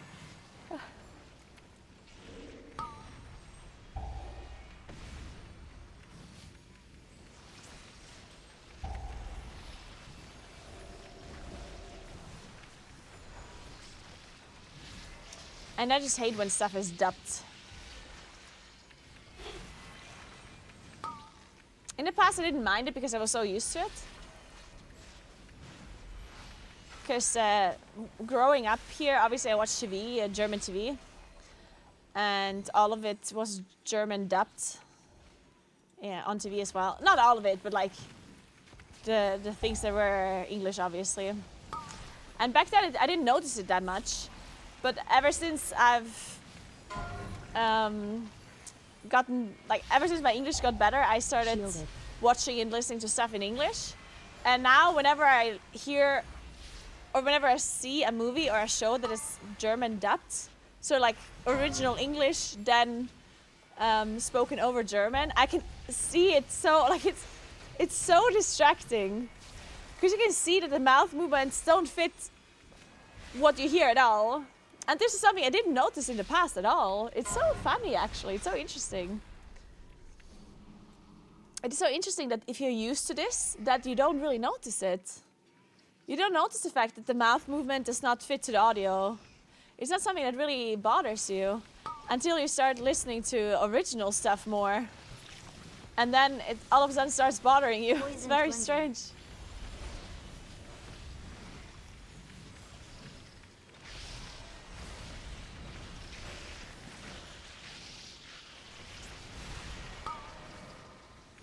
Let's enjoy this.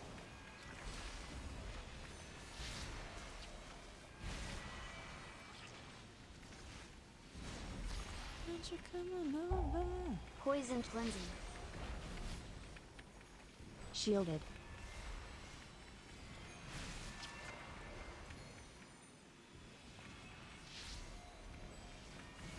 Of course Moonkin does damage. Why would Moonkin do no damage? Moonkin has been good before and after the fetch. Moonkin did a lot of damage before and Moonkin's still doing a lot of damage now.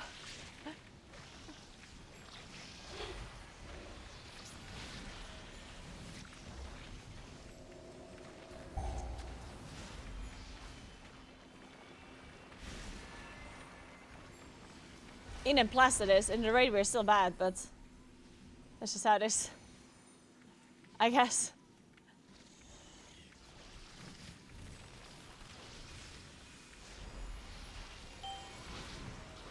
Zephyr.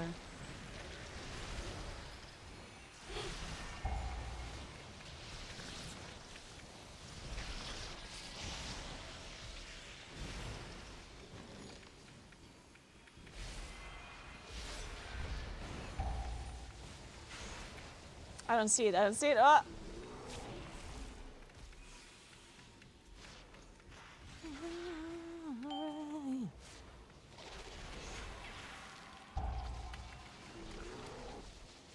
Why is it so hard to see this animation? Am I just stupid or what the hell's going on with this mob?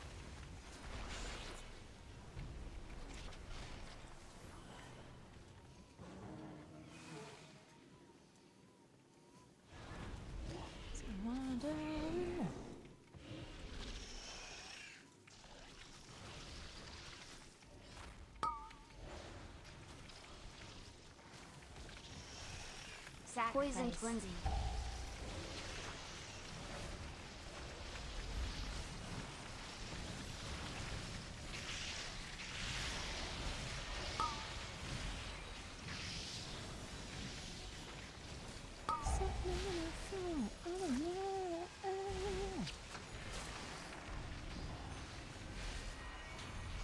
Poison cleansing. Shielded.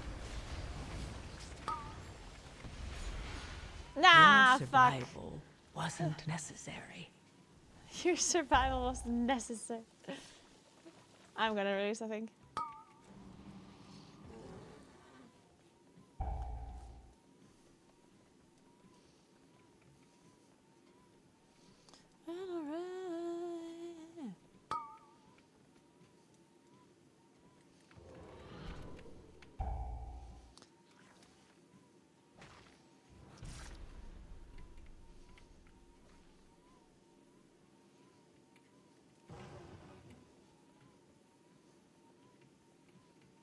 Alright. Wait, did we save Bloodlust this whole time for the boss?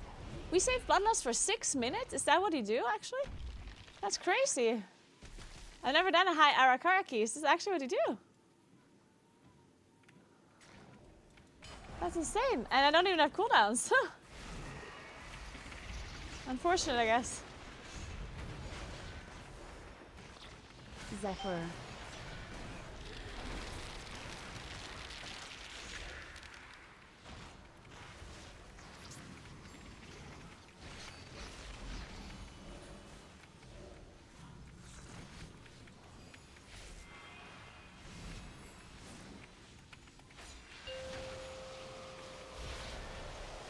Shielded.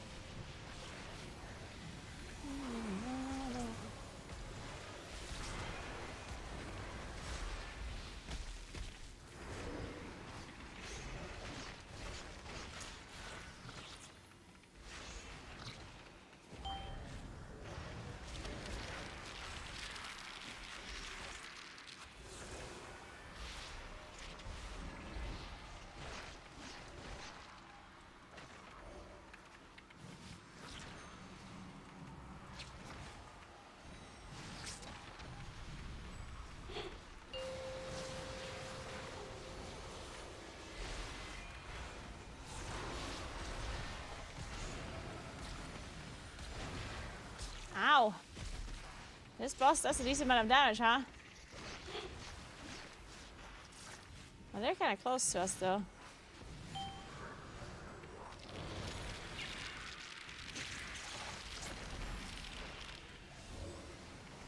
Oh, did we pull? We did.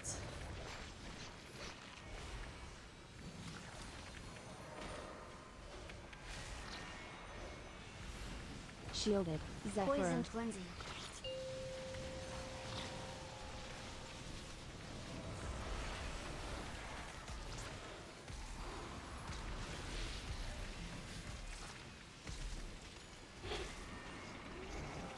Poison cleansing.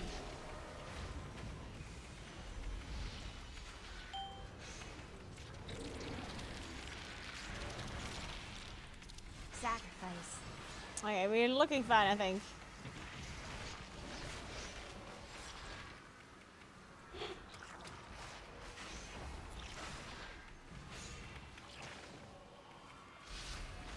Nice.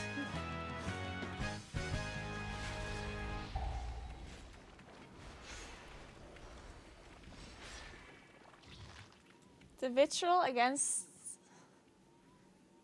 It's pretty insane currently. Wait, what? The hate towards the elemental storm is that bad? Is it? I mean, they were really broken, but they fixed them now, no? Isn't it?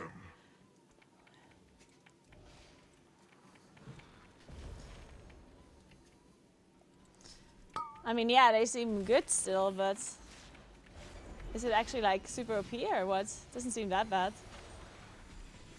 It depends, like, obviously I've only done one key right now, so it's hard to tell for me.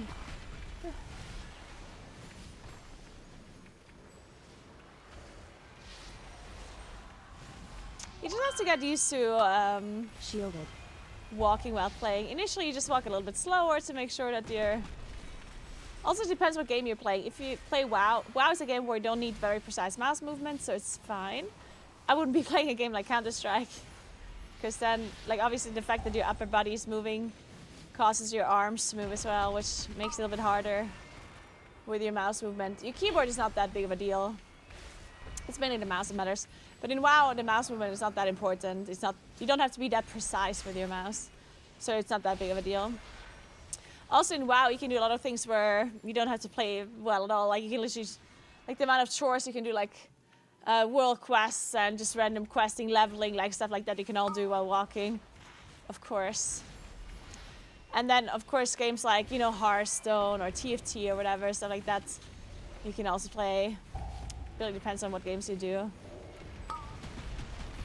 And you can also do high and plus like I do in WoW. You just need to make sure you get used to it, and you need the muscle memory in the game. If you play a game where you have a decent amount of muscle memory with, where you don't have to like super focus, then you're gonna be fine. How does Mushroom Talent feel? It feels nice, but there's nothing major to it. Like, it just procs. Sometimes it's nice when you get like a burst of Astral Power, but obviously it doesn't really impact your playstyle in any meaningful, deep way.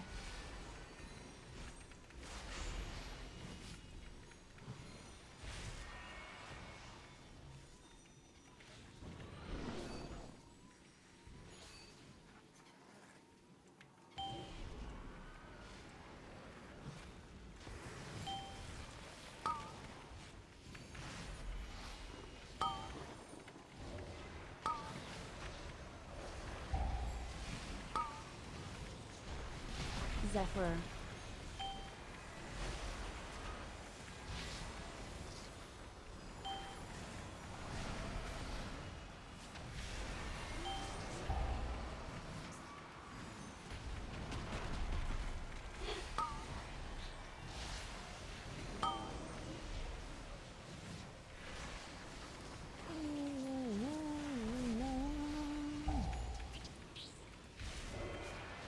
Shielded.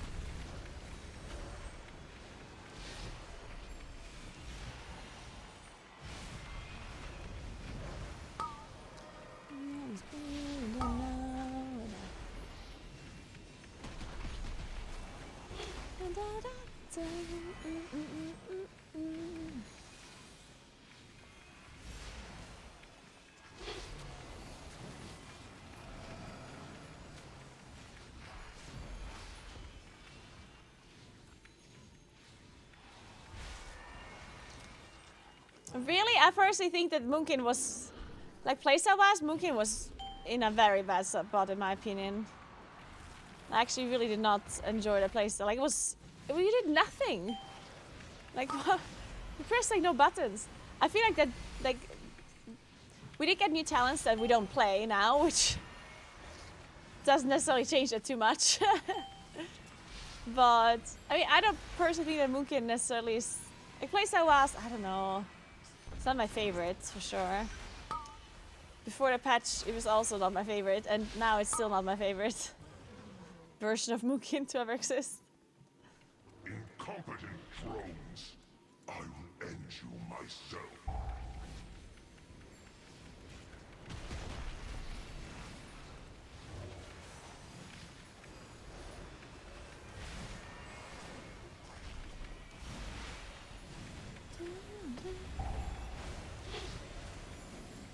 Shielded.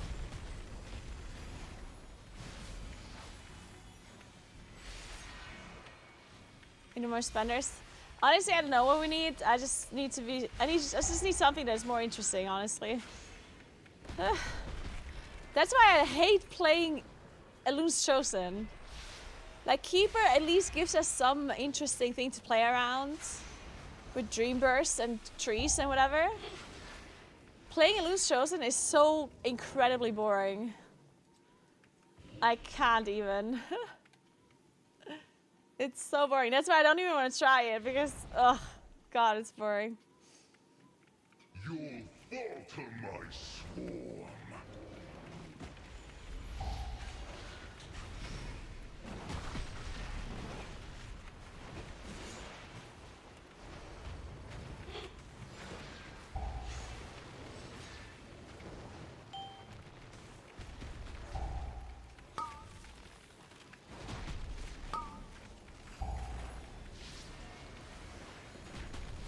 Gather my prey to me.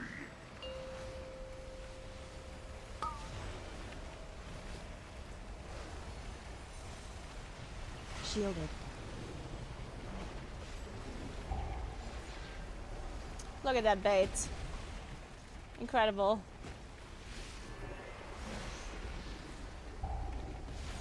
Beautiful.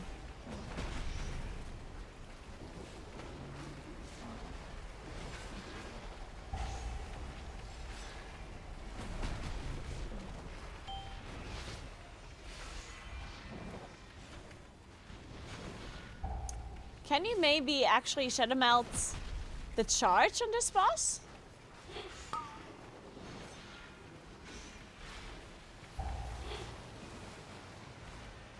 Sacrifice. Or no?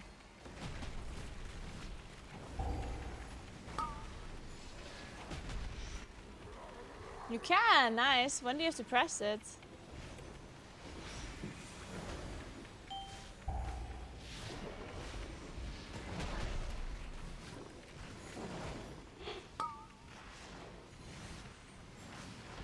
Gather my prey to me.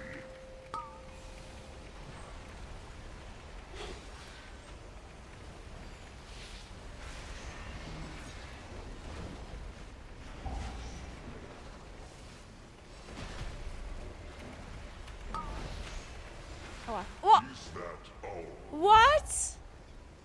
No, I must have stepped into the thing somehow. It didn't look like it on my screen, but... Fuck. I just pressed my cooldowns.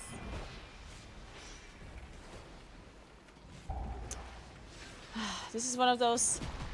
This is one of those cases where we have really unclear visuals, I guess. So my screen didn't look like I was in it, but I guess maybe the circle is not super accurate or something. Typical Blizzard animation stuff. No.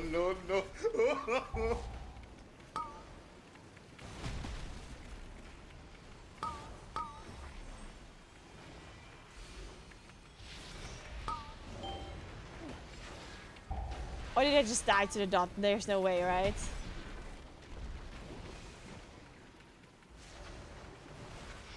Coffee overdose, yeah.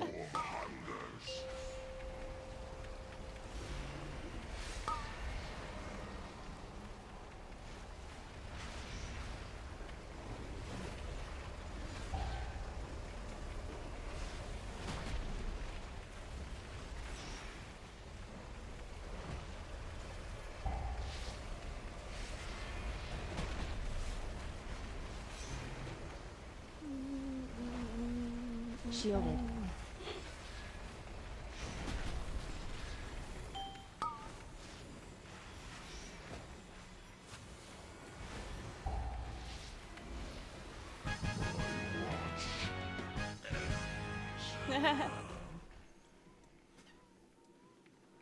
Yeah, I died as soon as I had the dot on me, but I died way too fast for it to be like the normal dot. I think I stepped into the like whatever outside area this is, because that one also gives you a dot, right? Even though it didn't necessarily look like that for me on my screen, but it must have been. Refused to reclaim that glory, but no more. Ansurek and the Black Blood will usher in a new age for Ashkahet.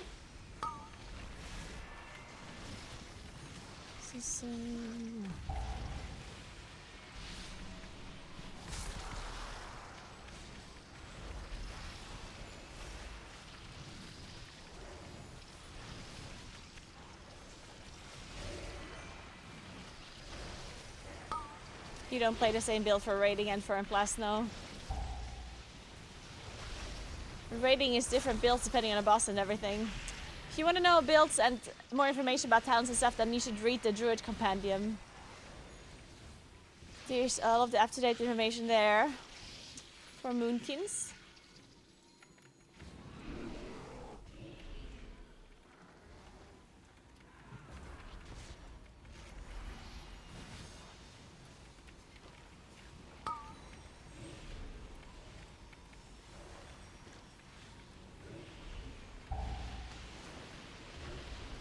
Shielded.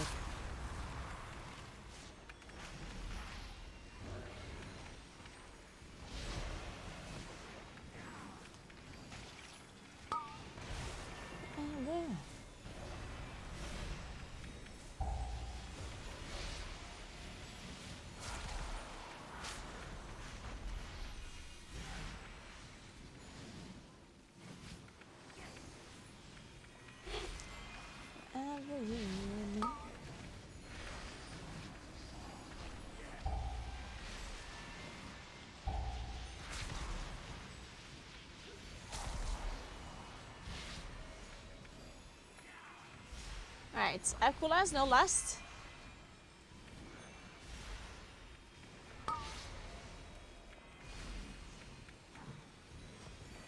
Did you pop all the bloods? Does it matter? I had to go through it. What do you want me to do?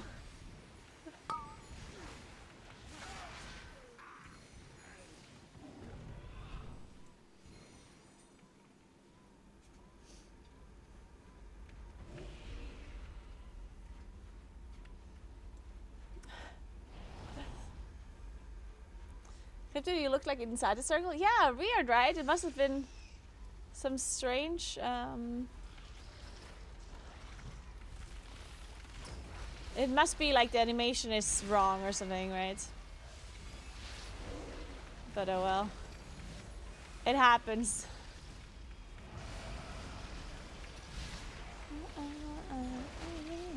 Shielded.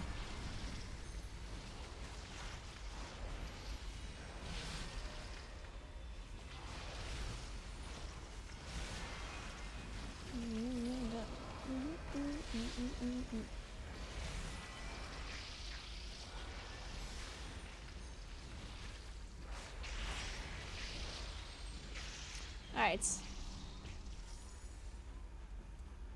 The harvest will Okay, I guess I'm not. prevail. Her voice line, I don't know. Every time I hear it, I have to laugh. It's so weird. Oh man. Poisoned cleansing.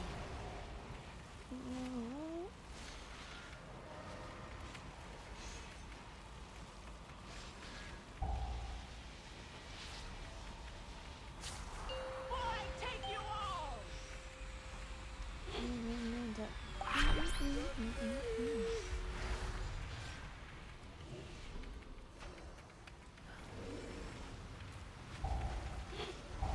Hey Solvex. Poisoned Thank cleansing. you so much. for the 20 month. Appreciate that. Thank you. Shielded. Thank you. Welcome back. Happy Thursday.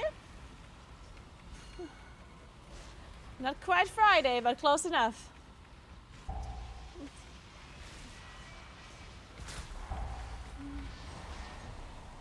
Poisoned Lindsay. Oh, what? Oh, oh no. Oh my god, that evoker was just sandwiched.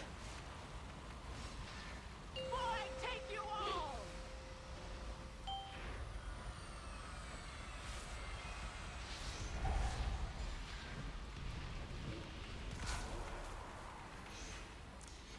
What do people do that can't get out of roots? If they are in like the thing in the floor, rooted, and they have to get out because of a pebble. Oh, you can kick it. Ah, I see. Okay, that makes sense. Okay, okay. I was like, what the fuck do people do without shapeshift? And a priest is fucked, I guess.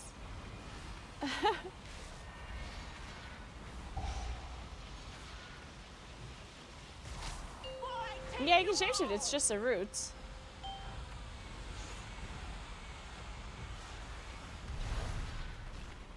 Shielded.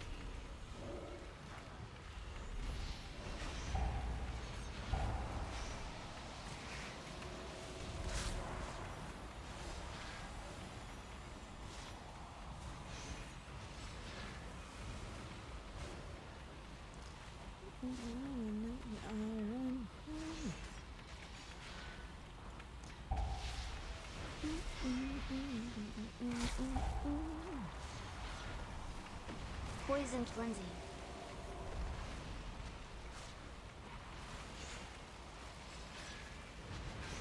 Boy, take you all!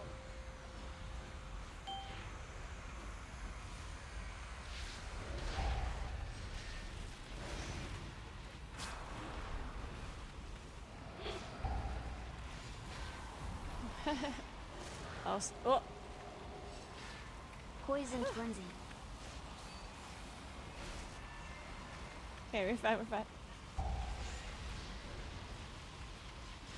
Yeah, I wish bosses would be a little faster. Fuck. Man, boss is taking so long, actually. Fuck. That sucks. It's only at 12. It's not even a high key. And this boss takes for an hour and a half. Shielded.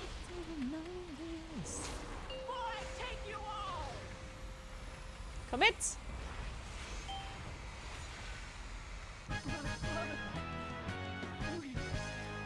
Hey, Cake and Bacon. Thank you so much for Prime. Appreciate it. Thank you. Time these songs are yours and mine.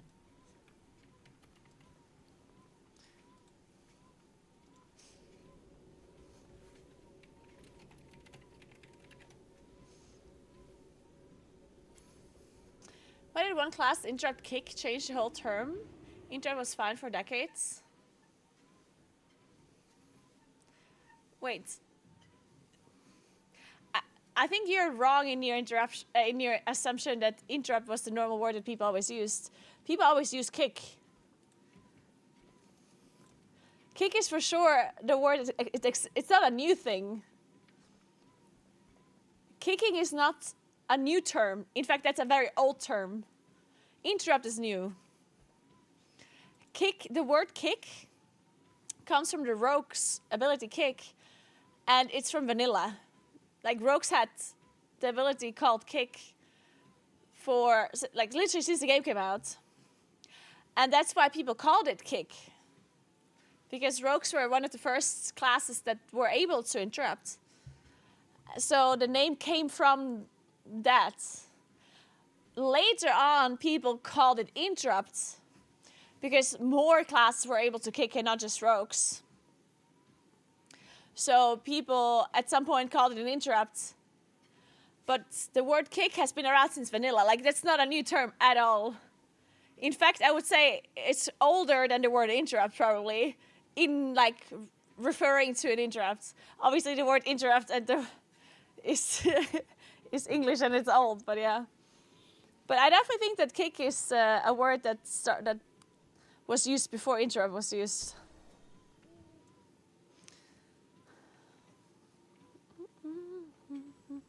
But it also depends on what servers you play on and what language and stuff, because it's also like a regional thing. Sometimes people from like in the NA region, a certain word had been established from a long time ago that they use for a certain thing, but in EU that's not the same. You know, sometimes people use different phrases or different words for certain abilities, because it just was established on that region, I guess.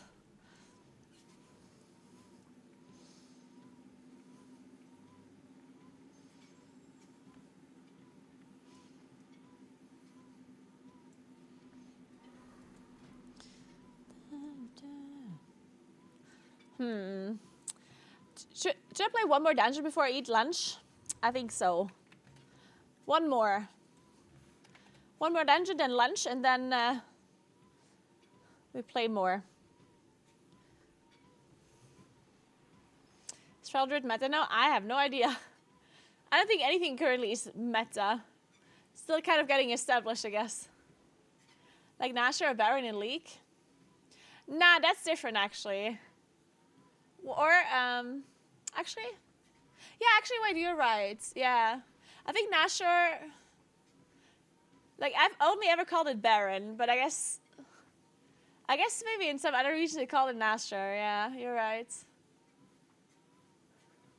I thought it might be from Dota initially, because obviously the word Nasher is like the backwards word for Roshan, right?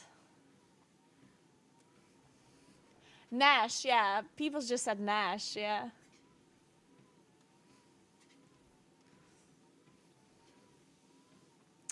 True. A lot of people say wall as like the major defensive that tanks have. Shield wall. Even though the other tanks obviously have a different name for it. Or same with Bloodlust. Like obviously if you played Horde in the past, you would use the word Bloodlust still to this day for lust. And people that played Alliance maybe use Hero or Heroism. It's interesting though, because I personally have played Alliance until... When did I switch? I switched to Horde, I think, at the end of Cataclysm. And I say Bloodlust. But I guess Alliance didn't really have Bloodlust, right?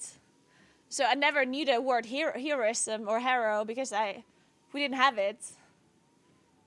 And then when I switched to Horde, I just had Bloodlust. Or Lust, yeah. Wait, but heroism, I don't know. Yeah, I played Alliance last year. I don't know. I guess it just depends on what people said on your server, on your community, or whatnot. Or Battle Res.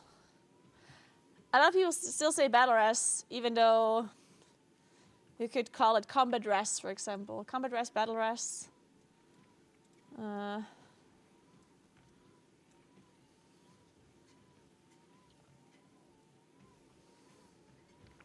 Hey, Clark, what's up? How are you doing?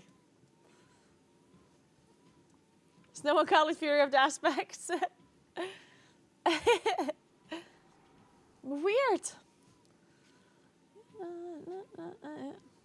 How's Grim Battle? Is it actually kind of... Is it hard?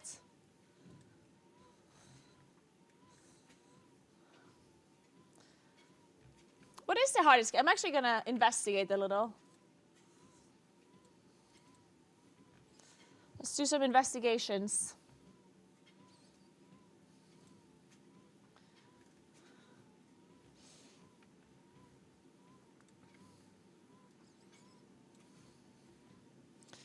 So, let's see. Arakara, Mist's Dawn, Necrotic Wake, Siege. So the thing that I didn't see... so Grim Battle does seem maybe more difficult. I don't see any Grim Battles. So Stone Vault and Grim Battle seem like the most difficult keys so far. And maybe see the threats as well a little. Yeah, Grim Patrol seems... I don't see any Grims here. There's one. So I guess the hardest keys are like Grim Patrol, Shadow, Stone Vaults, and City. Interesting. It doesn't seem that one-sided though. I remember some people initially said that there's like a major difference in difficulty between the dungeons, but it doesn't seem to be the case on high keys. Right? Like it definitely seems like it's a lot more balanced than what I've seen in the past. Sometimes there are certain key levels that you could do like 2 levels higher than all the others. Interesting.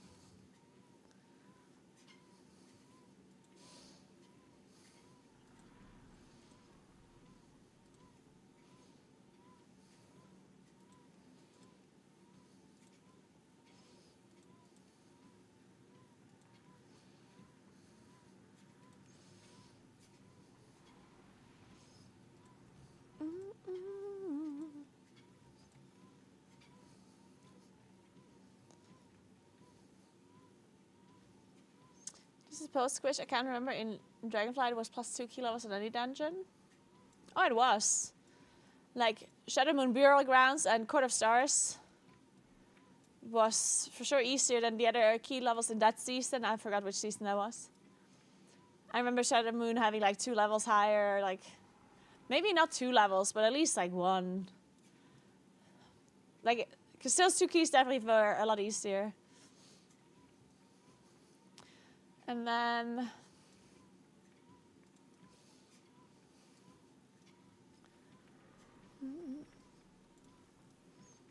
no, but the squish doesn't matter, Riftwalker. The key level squish does not change the difficulty between key levels. No. 15, 16 is not the same as 28, 30, no. 15, 16 would be the same as 25, 26. The difficulty or the scaling between key levels has not changed. It's the same as before.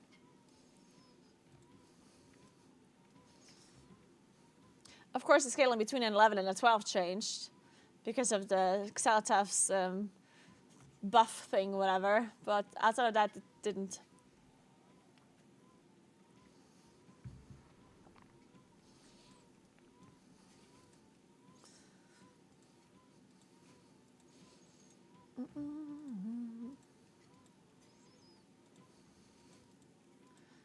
Okay, let's see if we can get invited for any of these keys.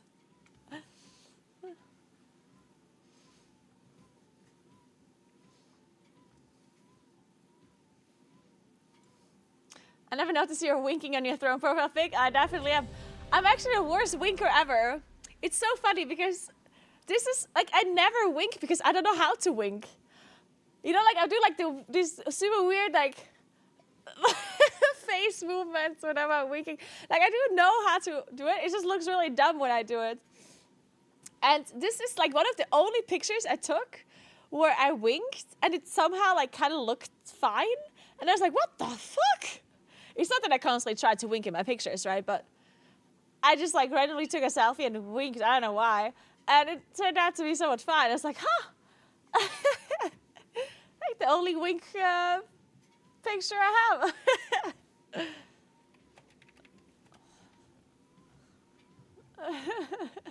Just wink with both eyes. Nah, I'm not farming a new mugs. I'm not a transmog person. I have 2 transmogs, literally. 2.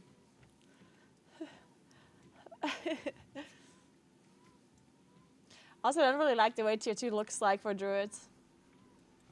Holding a wink for a picture is kind of an awkward part. Yes. This is true.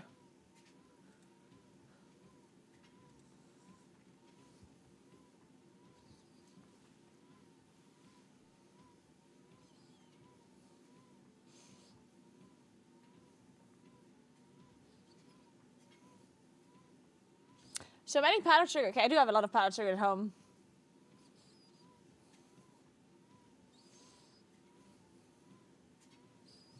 Okay. So Mira's responded now about Pico Park tomorrow, and Mira said that he can't play. He can only play until noon. That would be a bit. Yeah. Shit. Guys, I need more people to play Pico Park with. Right now we're only 4. It's only Gustu, me, Dratnos, and Jordan. We need more people.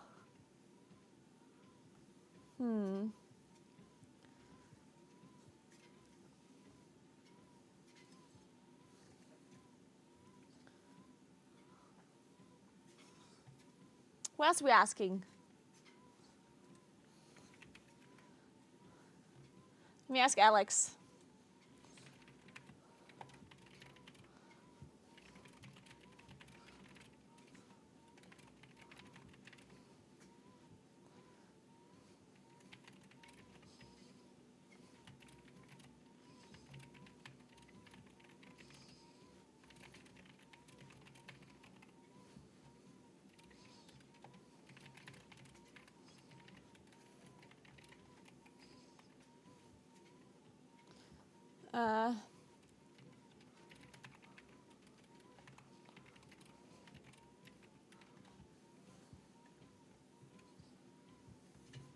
Hey, Sina, you mean Dr. Atnos? That's what I mean. It's a game. It's called Pico Park. It looks like so much fun. So basically, it's a very simple game where you play like a character, like a platformer kind of game. And there's like unit collision. And you have to work together to solve certain puzzles. It looks very fun. I want to play it tomorrow, and I'm trying to find some content creator to play it with. Yeah. I also asked Johnny.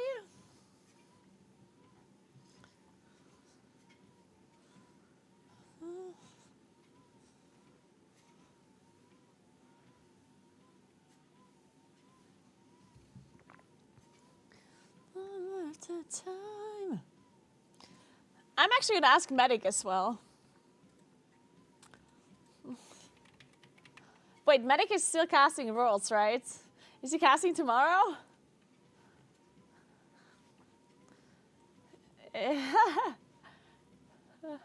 not casting tomorrow. Wait, then maybe he can join.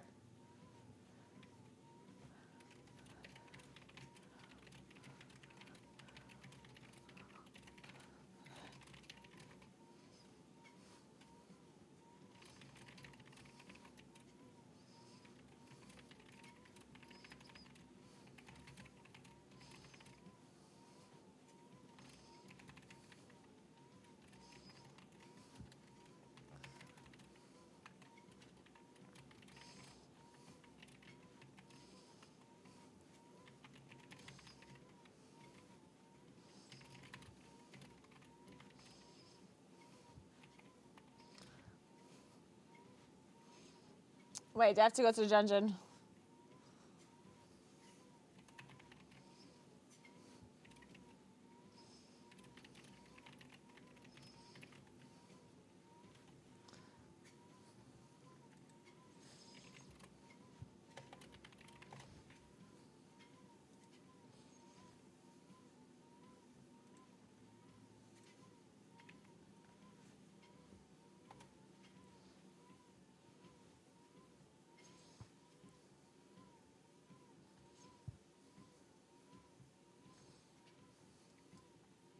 Alright, so this dungeon was what now? Stone Vault.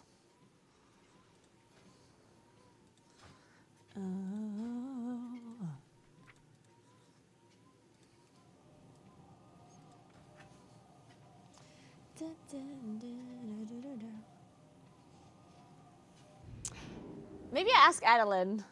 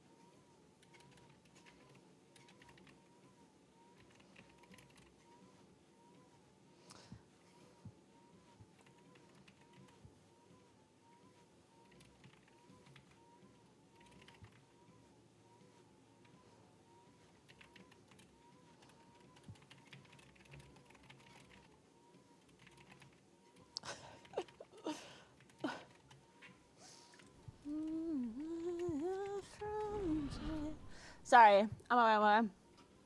Oh, let's do this.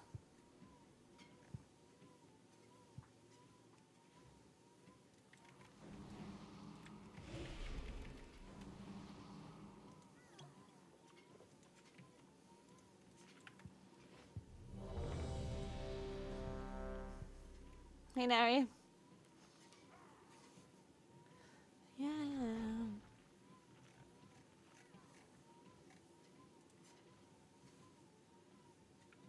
Ah, shit. Alex doesn't have time. He's going to a wedding.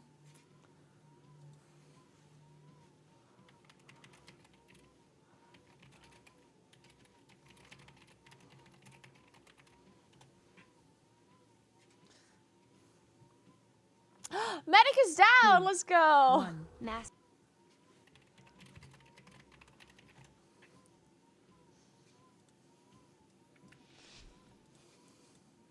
That's so cool. Nice. So here we are. High Speaker Eirich. Or is it just Eirich now? He's fled from the Hall of Awakening into the Stone Vault. He's probably running like a frightened mouse. Wee, sleeked, cowering, timorous beastie.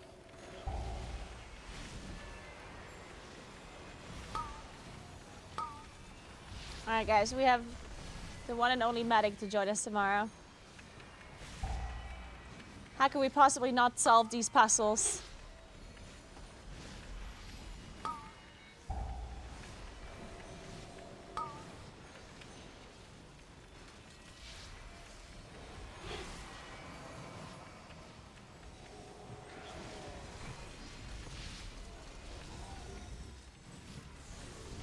Nice balance.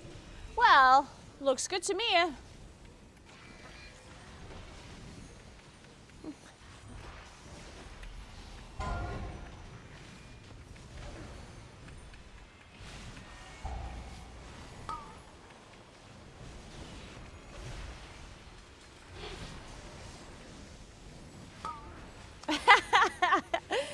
If there's a puzzle about proctalgia, he will ace it for sure.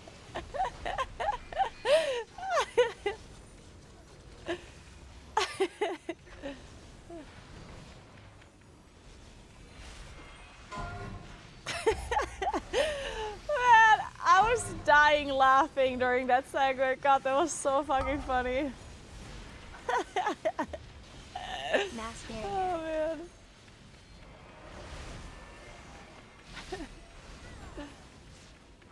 I'm at level 625.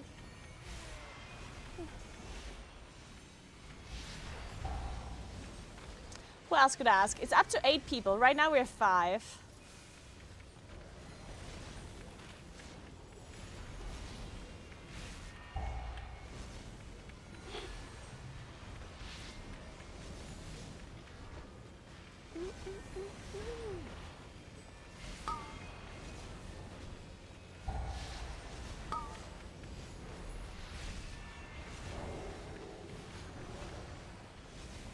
Ask Adeline. If Adeline would join, we'd be 6.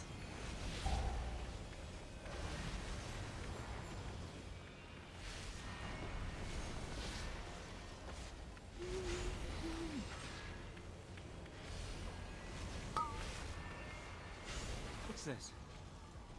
Is that Golem fused with something else? Titanic earthen technology enhanced with magical augments. Brilliant. When she's gone. Activating defense protocols. Seismic protocol activated. Sunshine when she's gone. Offensive measures engaged. Dominant intruder identified. Ow. Seismic protocol activated.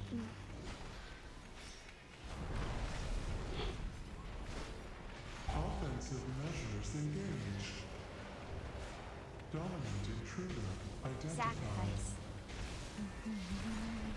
Engaging offensive protocols. Intruder terminated.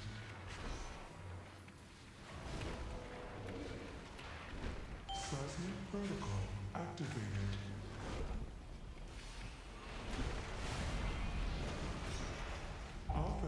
could ask Gingy. Oh wait, but I asked Miris, and Miris said he can only play until noon. I assume Miris is doing high keys with Gingy, right? So I guess they both play at noon on Friday or tomorrow. Offensive measures engaged. Dominant intruder identified. Mass barrier. Engaging offensive protocols. Wow.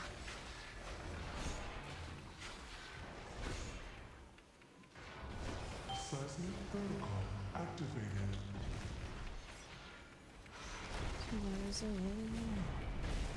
Offensive measures engaged. Dominant intruder identified.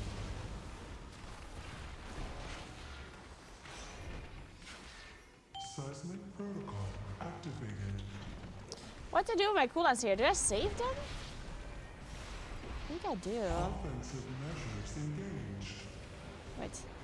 Dominant intruder identified. Not saving trees though. Ah, does that make sense actually? I'm dead. Sacrifice. I'm alive.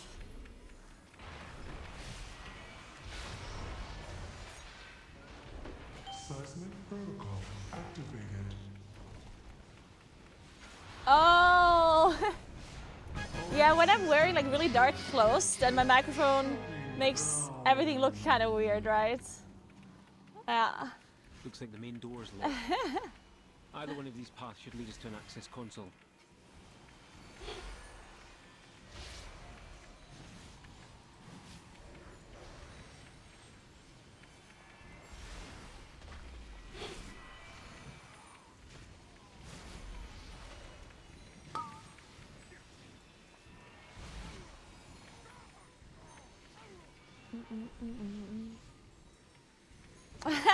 Link. Alright, I have cooldowns now. Let's pull all.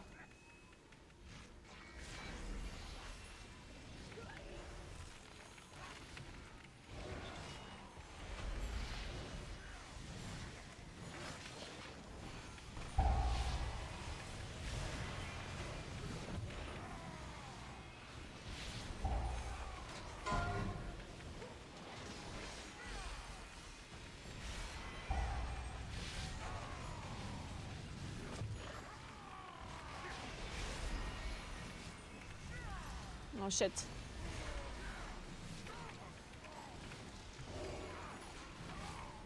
Poor Rogue probably had a little bit of aggro. It's a little.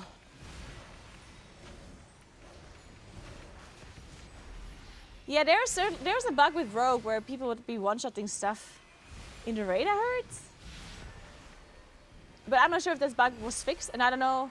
Like, I don't know if Rogue damage is fine. Like, I mean, like, I don't know if it's like bugged in them plus as well. Like, I don't know. Yeah, I heard there's so many bugs this patch. It's crazy. Actually, kind of insane.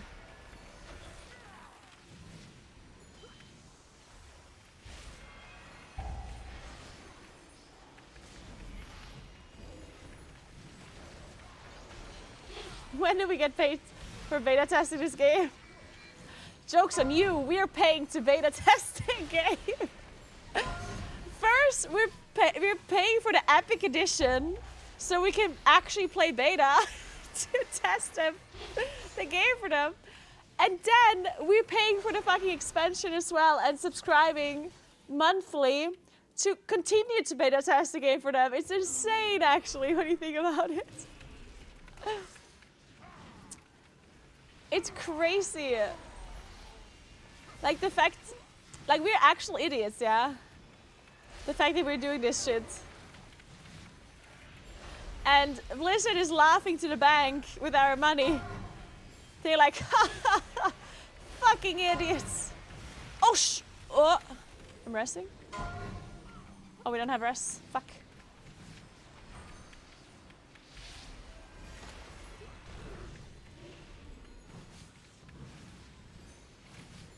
I mean, we can test. Shit, we pulled the loaders. Well, now we're wiping. I guess.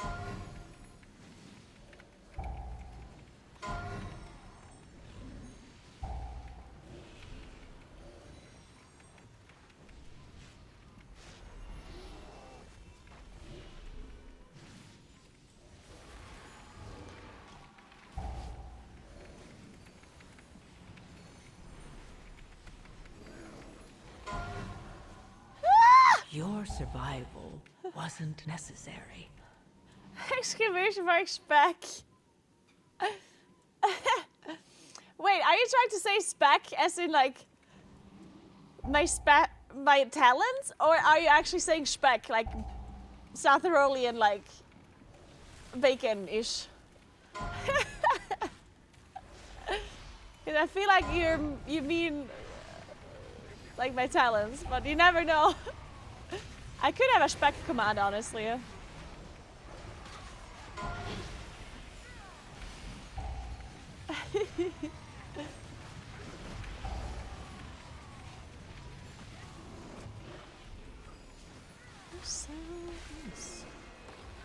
Dude, they're all casting on me. Stop it.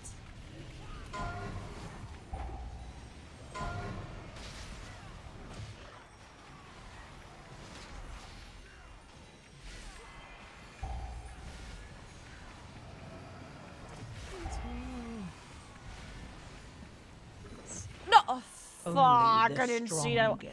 Why is this dot persisting through death, Somebody tell me that.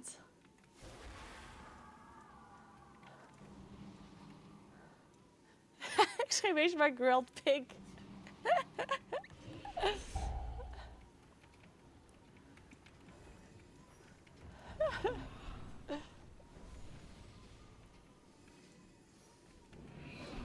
Okay, we might have 9 deaths, but I feel like we can still maybe do this, possibly.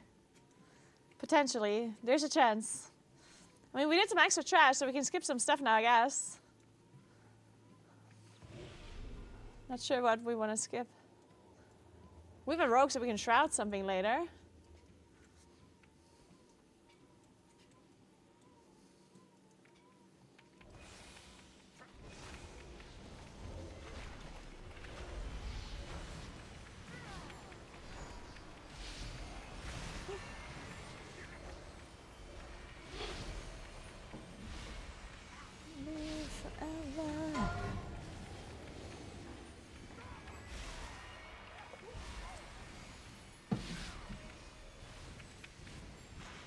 Machine speakers in the stone vault. Fanatically loyal, no doubt. World bosses are a weekly lockout.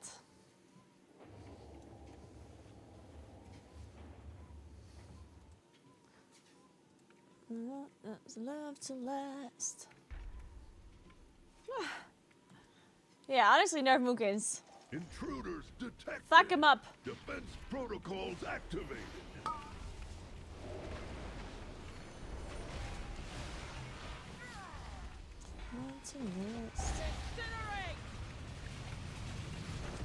Build it up.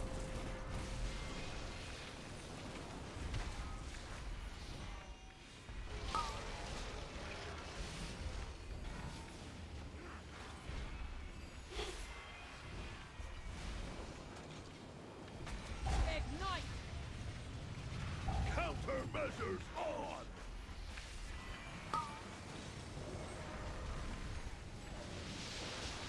Shut down. What? Break it down! Oh, molten metal went through. Fuck. Well, shit, that might be it, guys. I don't think we can do this anymore. And if we rest somebody, we should rest the rogue. If you want to try to 3-man this boss. The rogue is certainly going to do more damage than me. Fuck. Just a distraction. Oh, man. We tried.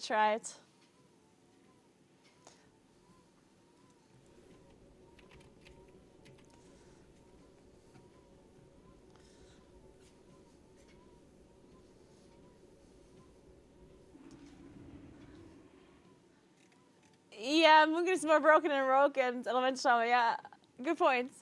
Honestly, just delete Rogues at this point. Delete Moonkins. Keep all of the other classes where they are. Buff them even. I think we should. I think we should buff Elemental Shaman and Rogue a little bit. Breaking on mine, heartbreaker.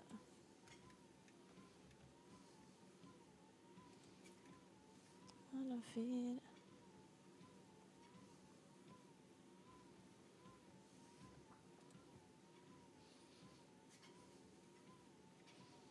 Okay, I'm gonna go get my lunch.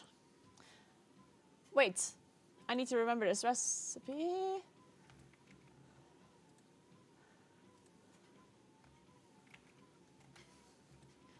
But let's watch a YouTube video while I do that. What is it we're looking at?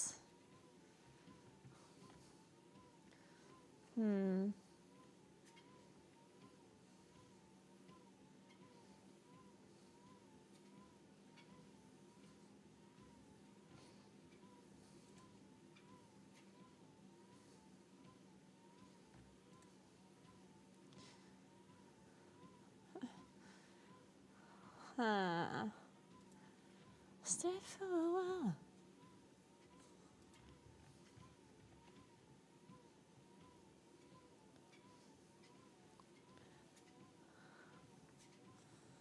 What are we looking at? What video?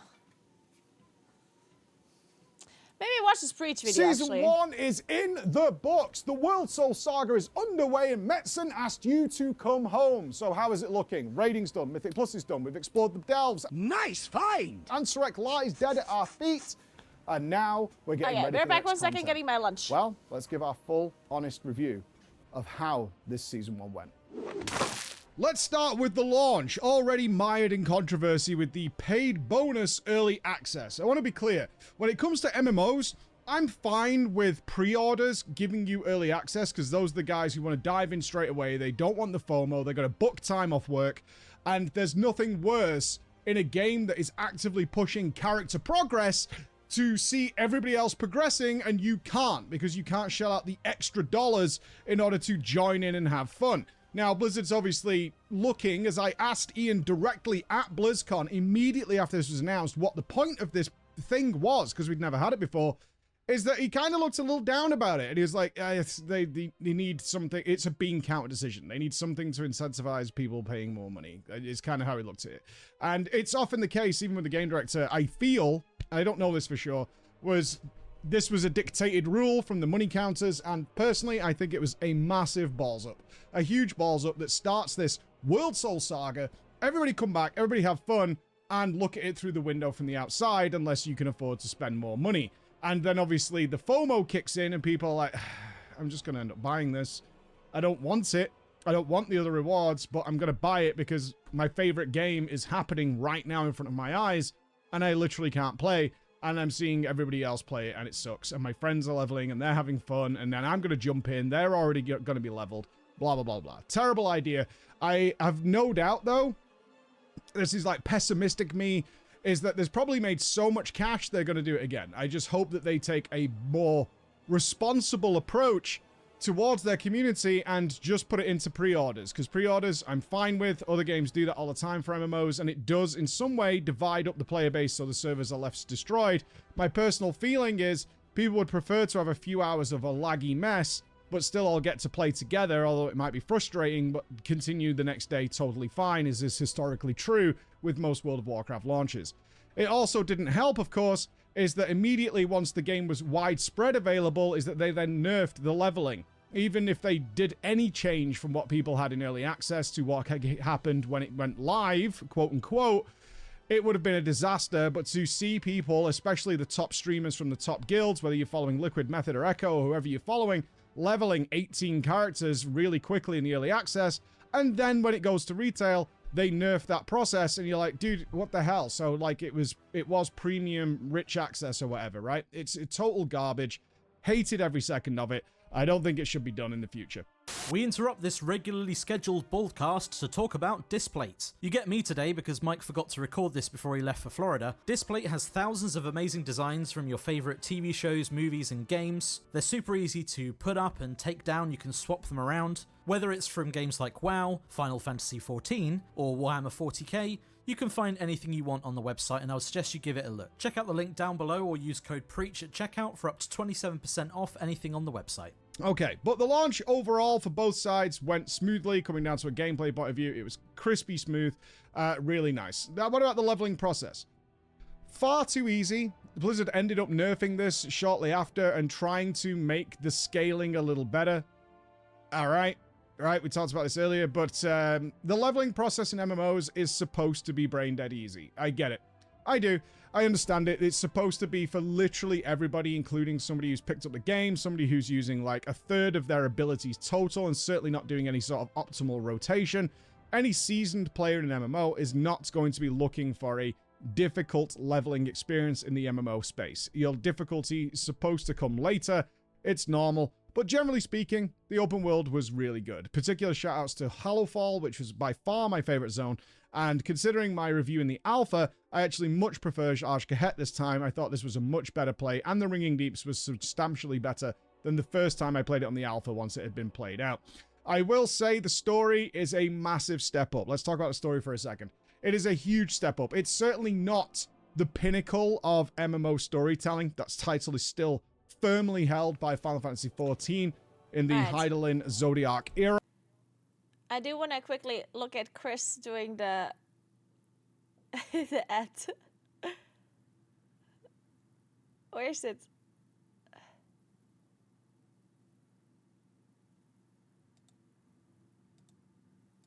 We interrupt this regularly scheduled broadcast to talk about Displate. Okay, I thought we could see Chris. To make the scaling a little better of MMO storytelling, that's titled. I didn't want to say the whole leveling thing. Like the problem wasn't necessarily the leveling itself was too easy. It was like the scaling was actually like broken to an extent where you had to invite lower level players because it would be faster to invite lower level players than to do with high level players, right? Which that was the issue, I guess, and that's why they kind of had to fix it. They could have in return made it. They just fucked up, yeah. Like I feel like once the bug had been there, once the scaling was broken already, you can't roll back the people's experience because it's obviously not like an actual bug that you're abusing. Because you don't know that, like, it's not like a bug. It's really just like kind of something that doesn't really work as intended, but you're not fully sure if that's true because you know. So it was definitely like a little bit of a mess up that was very strange. But anyway, let's continue. Was still firmly held by Final Fantasy XIV. I'm eating my in the yogurt, Hydaelyn Zodiac era. It is phenomenal. It's not just there, normal, but it's plain better. yogurt They did some really good ideas to try and engage people in the story who are traditionally not going to engage with the story. I particularly want to give a shout out here to adding lots more voiceovers after you accept the quest. So if you're a skipper and you're just accept, a lot of the NPCs will actually follow along, telling you what the hell is going on. Like, at that point, only people playing with literally zero audio and not looking at anything on the screen because the chat bubble's popping up are not going to have some general understanding of what is happening. I really enjoyed so much of the story. I know people didn't like it, but I liked Anduin's story. They took the horrendous mess that is Shadowlands and tried to take it seriously, and they also reset a lot of the characters who have been turned into memes. You know, Bram Bronzebeard would be a great example of that. We had a ridiculous moment in an Ulduar Time Walking recently, is every time someone turns a quest in, the voice line resets and plays over again, turning Bran into a meme, and he had become a meme over the years. This is what we call Train denied. Access level insufficient. This is what we call your access, wretched machine. Here it is again, Norganon's key. This is Access to the archival intrusion detection mechanisms suspended. Trying to reset that character and physically change that character. I'm still not going to go into spoilers here, but if you've played it, you've played it. To physically change that character, to give him a fresh start. The same with Khadgar. These forgotten characters that just walk in, disappear, and wander out. Now they're here, and now they're going to do something with them and have their presence be felt because they should be. One of the big issues that World of Warcraft has had over the years is very powerful, very major characters in their storylines just not being present when they should be, because they would absolutely be helpful here and they should be helping with the situation. Azeroth faces existential crisis or whatever, and suddenly Khadgar's just not here for some reason, or Jaina's not here, and Thrall's just not here. It's like they would absolutely be here. They seem to be resolving that. On the story note, though, yes, I very much enjoyed the main campaign. However, I really feel it's time to drop the time gating of the story. I don't think it serves a purpose anymore, and in fact causes more angst and frustration than is necessary. I really do think that once Metzen fully takes control, as Metzen had an interview just before the World Saga came out, saying that his influence is not really going to be felt until later on, because a lot of what the War Within was actually done when he came back. So he has rejiggled some of the start, but his real influence is going to be felt towards the end of the World Soul Saga and in the middle and early stages. So we'll probably see that sort of mid to late. The War Within is where Metzen really jumps in and see what he's doing with it and where the story's going. But you could tell from the alpha to the release of the War Within is that they did go back and with a fine-tooth comb remove things that would have been a little weird. So a good example of this would have been the initial hatred in Hallowfall towards anybody who has touched the Void. That it was mainly targeted at Illyria. It's like, we don't trust anybody who's with the Void because our crystal turns dark and that's really bad. So we don't like anybody with the Void. However, they went back and realized, hey, there are Void-born characters here. Right? We've got Shadow Priests. This is going to be really weird if they're all like pointing fingers at Illyria and you're stood there with your purple glow going, I mean, this is a little odd. So they went back and tied up a lot of loose ends, which is, I never found a logical fallacy in the story so far and felt that they did really well. A lot of good connecting moments. Playing chess with Anduin was really good. All that stuff played well, but the time getting of the story literally turned off members of my team from playing any more of the War Within because they just came back. The story happens in this like reasonable hour and a half period, and then it cuts off at some cliffhanger for another week for some reason, despite the fact that it shouldn't, because we've already paid the month. You're not getting more time out of us for doing this. You're just time getting it because it's been done. And that's where I would point out here how Ian very regularly has pointed out is like, we need to start letting go of the antiquated ideas of what MMOs were in the early 2000s and the rules that were set by our forefathers. It's something Ian talks about a lot, is when he joined the team actively as his role in Mists of Pandaria, is he came into a lot of pre-established rules. This is how we do things. This is how it is done. And now we're in the 2020s. Like, these rules just no longer apply. The gaming sphere as a whole is so different. You've got games like I'm wearing here, like Path of Exile, etc., that are just sat there for free, that are offering hundreds of hours of content, and you need to be able to catch up with that. Final Fantasy XIV, once again, is offering like most of its game entirely for free until you get to the late stage. It's several hundred hours. We need to drop away these antiquated hard and fast rules when World of Warcraft was the king supreme on its throne, and start doing away with it. And one of them I think they should absolutely get away with is the time gating story. It needs to be done in a better way. It leads to people forgetting the details that have just... I don't know. Like, I personally think the time gating story, like, I agree with him that it really feels like, it feels very unfinished. If you can't see the whole story immediately, like, I do 100% agree.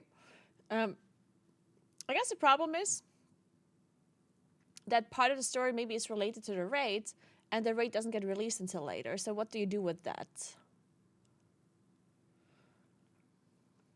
Do you maybe just release the story modes early?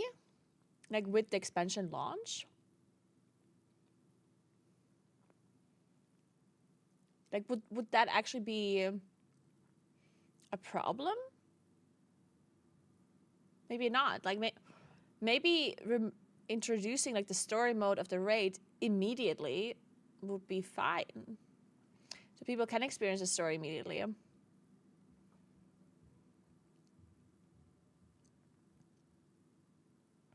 You take the story out of the raid and it would be easy to do. Yeah, you could take the story out of the raid, but that certainly hurts the raids a little bit, right? Like, it would make the raid slightly less interesting for some people, which, I mean, for people that really do high-end rating, for them it probably wouldn't matter.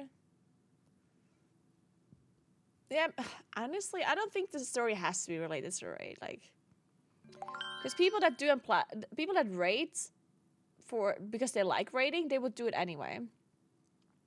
And people who do the raid for the story, they would do the story mode anyway, and not some sort of like high-end rating, right? Hey, Senga, thank you so much for Prime, so I appreciate that. Thank you, thank you, thank you. I agree the story should be time-gated, but FF14 also likes story content past level cap. Yeah, see, that's the other issue, right? Like, because I agree, not time-gating the story is technically good, but then how do you introduce more story at max level, though? because like people want to play the game and they want to experience the lore as they go through the game on max level, right? So how do you introduce more story at max level without time gating the story? You can add more side stories that people can explore, but is that good enough? I'm not sure. Hey, Alberner, what's up? Thank you so much for Prime. Welcome, welcome, welcome.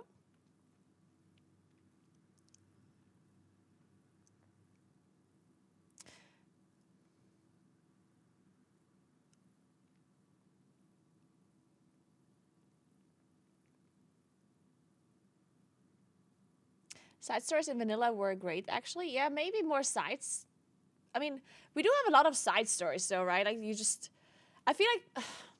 it's difficult, because I definitely think that there is a lot of content, like side stories, that people just don't feel like doing. I think one somewhat of an issue... this is not actually, like, an issue, but this is just, like, a negative side effect of what MMOs are nowadays. Because World of Warcraft is so big. Like, it's such a big game with so many different aspects of it that are super nuanced and super, like, detailed, that I think smaller things are losing... Like, we as players lose interest in, like, smaller things because there's so much other stuff to do. So basically, if you look at Vanilla and Burning Crusade, they really were not that many things to do. Like, if you think about the great scheme of things, we didn't have arena. We didn't have proper, like, dungeons stopped giving you, like, good loot as soon as you had, like, molten core items. It was, like, a big world and loads of side quests and stuff like that. And there was content, but it was all very, like, there weren't that many different things to choose from, right? Like, it's not that you could do, like, a million different things in vanilla. You really could not. So the things that people could do, people were really seeking out, and they enjoyed it, even if they maybe wouldn't have chosen to do it if there were other stuff available. You know what I mean? So, like, if dungeons would give more loot in the past or had infinite scaling or with this ended content, maybe people wouldn't have gone to... Storm Peak and farmed like amount. Like, for example, one thing that I did back in vanilla was I farmed reputation from a different faction to get another mount. Like, to get the tiger mount, the sabers. Because you were only allowed to buy the mount of your own, like, race. Like, as a human, you had to buy like a horse. And you could technically buy a mount from, like, the gnomes or from the dwarves or from the night elves, but you had to go and farm reputation for them, which took forever, right? And that's not something I would have chosen to do in the current day and age. Never, right? But back then, because there was very little to do, I was like, fuck it, I want this mount. I'm gonna go and farm this thing. And through choosing to farm reputation, I did quests that I wouldn't have done otherwise. And through this quest, I experienced some stuff that I wouldn't have experienced otherwise, right? So all of, like, the lack of content created a situation where people ended up doing things that they would not do if their preferred content would be more available, right? And I think partially that hurts the game nowadays because people seek out content that they enjoy the most in a game, right? Even if they might enjoy other parts too, they just don't know it, you know? This is this whole thing, you think you do, but you don't kind of thing, but it's true in this case, right? Like, for example, PvP. I personally don't seek out PvP. But whenever I am, quote-unquote, forced to do PvP for some advantage that I get in PvE, then I almost always enjoy my time doing it. But I would never choose to do PvP, right? I also did a decent amount of PvP in Vanilla and in Burning Crusade because the content that we had available to us was just, like, much less. So I ended up doing more PvP and I enjoyed it. I had a good time, you know? Same goes with reputation farming, with mount farming, with all of this stuff. Like, I would not do that right now. The only thing I would actually choose to do at the moment is high Mythic Plus. That's it. That's all I do. And I can spend all of my time doing that, which causes me to not do these other things, because why would I do them when I can do the thing that I really like? And I do think, as I said, sometimes having more content available is like a quote-unquote negative thing, because you always choose specific things that you know you're gonna like, and you rarely ever seek out things that you're not sure if you're gonna like, right? Well, in the past, with less content available, you would have chosen the other things and would have realized, oh, I did like this a lot, you know? So I think that's partially these side quests. We have them available, right? Like, there are side quests and there are side stories in the War Within, in retail in general. There are side quests that might be very enjoyable, but a lot of people are not seeking them out, and a lot of people just don't do them. And then they say, oh, there's no content, which is certainly wrong. Like, the phrase "there's no content" is just almost always wrong. There is content, but we're just maybe overwhelmed by just how much there is, and that maybe a lot of the content that we have is not like actually good content, and we just like get demotivated to even try stuff, you know? This is not necessarily an issue they can resolve, I think, because what are they supposed to do? Like, give us less content so we do other things? Like, obviously, this is not like I don't think this is a thing they can solve, but I do think that that is part of the issue.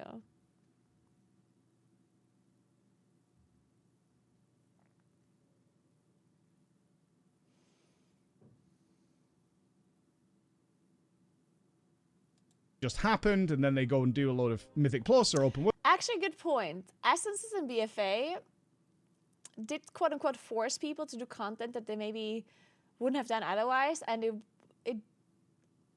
it's also interesting because I complained so much about essences. Like, the fact that I had to get honor to get this like blood of the enemy, God, I hated it. Like, the fact that they forced me to do PvP and to do this, I was so angry, right? And loads of people were. Like, loads of people were angry that you had to do content that is not your main content. Like, that's the thing. Blizzard has to kind of, like, navigate through a community that complains for having to do things that they don't want to do, even if they might enjoy it. You know, like, it's such a weird situation for Blizzard to be in, where they know that sometimes if they force us to do things that is not our main content, we might end up actually enjoying it, right? Like, they know that. Because that's how MMOs are. That's how we played it in the past. We always did things that we didn't like in Vanilla and Burning Crusade and whatever, right? But if they do that, if they force us to do content that we don't like, we will complain a lot, right? And there certainly are people that really do not like it. Like, I'm not saying that everyone likes doing stuff that they usually don't choose to do, because I'm sure there's some people who really do just absolutely hate that. But there are other people that would enjoy it, right? And without, quote unquote, forcing you, you're not gonna do it. So it's just like, it's this weird situation where Blizzard is like, okay, if we force them, they're gonna complain, but they might like it if we force them. So, like, are we gonna do it? Are we not? Like, I don't know. Like, this is like a weird thing, right? Yeah, Dankard for sure. Let's not forget how much time it took to do content in vanilla. Yeah, obviously everything in vanilla just took for like infinitely longer. Which is like a good thing and a bad thing, right? Like, I think the fact that things took infinitely longer in vanilla gave you like a greater sense of accomplishment once you achieved it, right? Because of course, something that will take you more time to do will also give you a bigger sense of reward, right? Okay, that's just like, that's pretty obvious. People nowadays want things quicker, but that's, to say that people want things quicker is almost wrong, Because people would still feel a greater sense of reward if it would take them longer, right? Except, like, you need to find like a sweet spot for it, I guess. Because of course it's still true that if something takes you longer, you would still feel a greater sense of reward if you did it, but people still yell that they want it quicker. In the end, the game would be incredibly boring if we could get things super quick. Like, imagine you just log on to the game, you go to a vendor, you buy all of your items immediately, and you're done with best slot gear. That's it. That's the game. And then you can go and play and blast and do whatever, right? People would hate that. People would get super fucking bored and people would stop playing. Because a big reason why people play MMOs is because of the player, the character progression, right? It's a progression system. It's dopamine whenever you're like chasing something and you obtain it, right? So we play MMOs for the path and not for the goal. But sometimes we don't know that, or sometimes our brain that wants things is louder than like the other part that understands that we like the path and not necessarily the goal, right? So sometimes, like, let's say for example you go on a hike, right? Onto a mountain. While you're hiking, you might be like, oh, fuck, how much longer is this gonna be? Like, this sucks, like, how much longer? But if you could teleport yourself, like, all the way to the top immediately, you would feel feel less accomplished, right? Because, of course, you get rewarded by the view, even if you teleport yourself up there, or you take a lift or whatever, or you take the car, like, you still get the view. But of course, you would feel less accomplished doing so because putting the effort in to get there through walking will give you a greater sense of accomplishment, and then the reward feels more special, right? Yes, Isaka. And this might be a bad example if you guys are not necessarily like people that like hiking or whatever, but you know what I mean, right? Sometimes if the path is if you're going through the path and it's harder, then you feel just better once you achieve it instead of it just getting handed to you, right? And that's why sometimes when WoW players are like, oh my god, I want this quicker, I want that quicker, I want this resort, like, why do I have to do this? Why do I have to do that? I just want this thing now, right? Then Blizzard has a hard time thinking, okay, is this just their like brain that wants things right now that is asking for these things quicker? Are they just gonna feel not as accomplished if we give them this stuff quicker? Or is it actually true that they want stuff faster? You know what I mean? Like, it's a little bit of a difficult situation, I think, because I wouldn't know what to do. Like, I would not know how fast to give people stuff. Because, for example, right now, I hate the fact that I don't have enough Valor Stones. I feel like I have to play so much to get Valor Stones. So I complain about it. It's like, I hate Valor Stones. I want them to be removed. Right? But, like, if they would remove Valor Stones and I would be able to upgrade my gear much quicker, would I then be, like, would that hurt my motivation to play? Would I feel less accomplished? Like, I don't know. Maybe not. I don't know. Probably not, but maybe, you know. So I feel like it's difficult to figure these things out sometimes. I mean, I personally also don't like Valor Stones. I think it's bad. But it's possible that without them, I would feel slightly less accomplished. I don't know. Possibly. Hey, Haki. Good day, good day, good day. All right, so by the way, my favorite carpenter sent me a message, and I'm supposed to be at the apartment between 3:30. No. Yeah, between 2:30 and 3 p.m. So I'm going to have to leave at around 2-ish. Wait, she just messaged me again. What's she saying? Entitled Rats.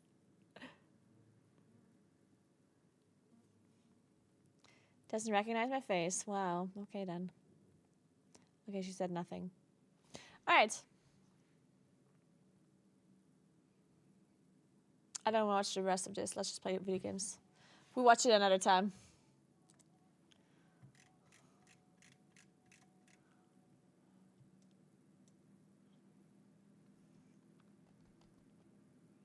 To be fair, they changed teams so much. Most players have played longer than devs have been employed. Yeah, but that's irrelevant, right? I personally don't think.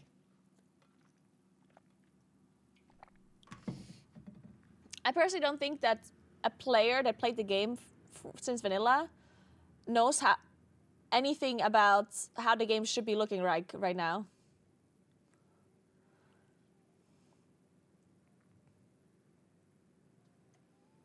Right? Like,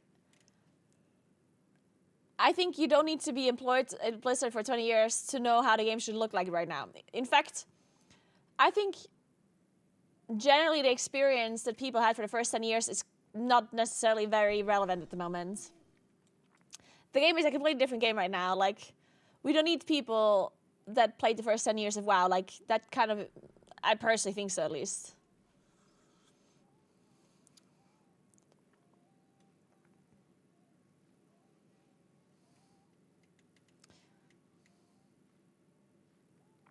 Players have a better understanding, devs have no clue most of the time. This is 100% incorrect. There's many players that think that the devs have no clue, when in fact, almost all of the time it's the other way around. The average WoW player knows absolutely nothing about how the game should look like. They think they do, though. Not to say that there aren't players that would do a good job coming up with systems and ideas and whatever. Like, I'm sure there are players that have that. But the majority of the player base, like the average player, certainly does not know how to create World of Warcraft better than a dev does.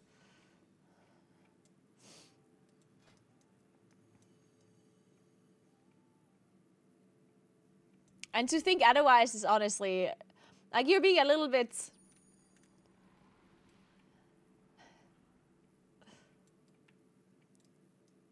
I don't know, I feel like so many people that play video games think they could just create that same game in like a much better way, which... Do you ever feel this way? I guess you do. I guess it's the same thing when people start getting into some subject a lot. Like, whenever people are very interested in something and they do a lot of research, but like Google research, then all of a sudden they feel like they're experts, you know? And don't get me wrong, some people actually become really like knowledgeable about it and very good about it, but the majority kind of does not. Like, it's not to say that doing research is bad by any means. Like, obviously that's good, but just because you started cooking a bunch of meals doesn't mean you're a Michelin star chef all of a sudden, you know what I mean? Because we're talking about World of Warcraft right here, which is literally the most successful MMORPG in the history of video gaming. And it has been working and raking in loads of money for 20 years. And to say that the devs don't know what the fuck they're doing is honestly like a very delusional take. To say that the devs do everything perfectly, absolutely not. Of course not. Like, there's loads of decisions where I'm scratching my head, like, what the hell? Like, why would you do this? Or decisions that they do that is wrong, or that, you know, could have done differently or whatever. Like, loads of stuff, of course, right? But to say that an average player would know how to make the game better than a dev, like, that's just a delusional take. Like, what do you mean? Like, come on now.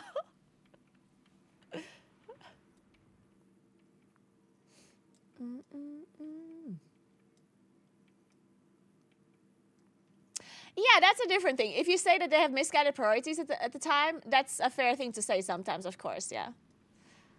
And it's maybe not the devs that have the misguided priorities. Well, sometimes they do as well.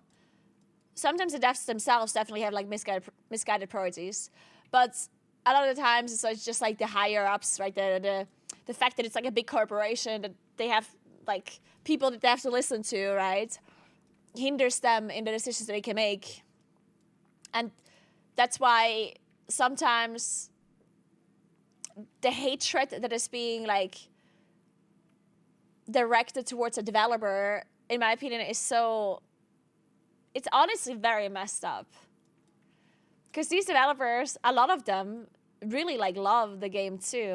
Like, it's not that they're these impassionate people that just go to work and clock in and they hate their players, so they just make the game as bad as possible. You know, like, obviously a lot of these devs, they are very passionate about the game and they're trying their very best. And a lot of the things that they do are really good, right? Like, I mean, to say that this whole game sucks and every decision to make and everything they do is bad is obviously wrong. They do a lot of like amazing stuff. So hating on the developers for no reason always bothers me.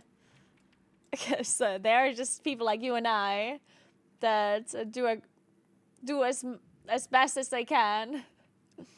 And sometimes they might have to make a decision, or they might have to do something in game that they don't like themselves because they're just being told to do it, right? And they have certain things they have to follow as well, certain rules.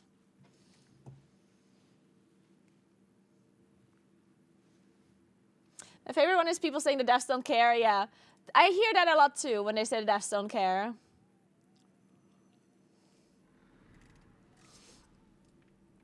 I hate that too when people say that. Like, there's just a lot of assumptions that people think that the developers of this game are some sort of like evil being, and they hate the players, they hate the game. All they care is money. Like, all they care about is money, and it's like no. Like, I think people are looking at the game as a whole, and their dislike towards something just gets like focused on developers for some reason, when it's like they're the ones that just code the game to make the game, right? Like, they're not, and they sometimes are usually very creative and come up with really cool ideas.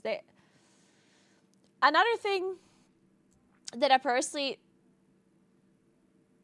think is, I don't want to say it's like a weird take, but it's like you're asking for too much sometimes. Because like sometimes players think that developers should love the game so much and should love what they're doing so much that they should like put the rest of their lives like as if it's like a hobby to them, you know? The one thing that people cannot distinguish from is work and your passion and your like free time. Because for a developer, it's their job, you know? And even though a lot of them probably love their job and they like what they do, it's still a job, you know? And they're not gonna like sacrifice their own values or their own like free time in, let's say, like be it with like spending more time with family or friends or whatever to code this game. And just because they don't do that, they're not bad developers, right? Some people expect a developer to be this like super passionate person that plays the game 24/7 themselves outside of their job, right? People think that you're only like a good developer if you go to work, develop for 10 hours a day, and then you go home and you spend all of your free time playing World of Warcraft. It's like,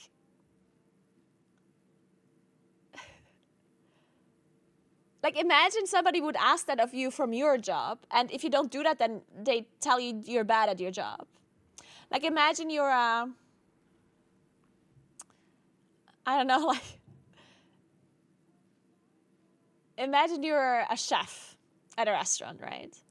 And you go to work, you cook, you do your thing, and let's say you go home and you make yourself a plate of pasta for dinner. Now, let's assume somebody would call you a bad chef because you didn't put hours into your own dinner at night.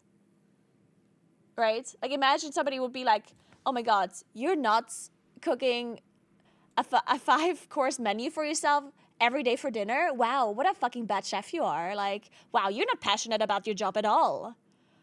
Wow, like, you're, you know what I mean? That is kind of what people expect from a developer nowadays that makes games. And I'm just like, what do you mean? Like, That's just, you know, that's a little bit, like, you're asking for a bit much here.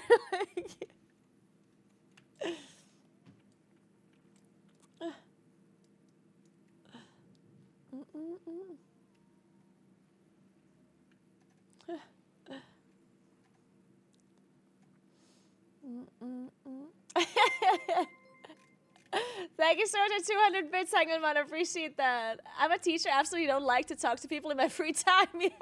I can imagine, Hang on, man. I can 100% imagine. Wait, so you're not streaming with the camera off when you're not streaming? I'd go further and say you don't have to be passionate about your job to be good at it. Even that is true. Yeah, I agree, Cookie. Like, okay, it depends, right? I do think that people that are passionate about what they do can do a better job, but it's not the necessity. Like, basically, in my opinion, you can have 4 people. 2 people are very passionate about the game that they develop, and 2 are not. And, okay, wait, I actually want to paint this. Yeah. I could explain this in like very simple words, but I don't know how to, so I'm painting it. So let's say this is like, these 2 people are the passionate people, and these 2 people are not passionate. So they're like grumpy people, yeah? And they're passionate.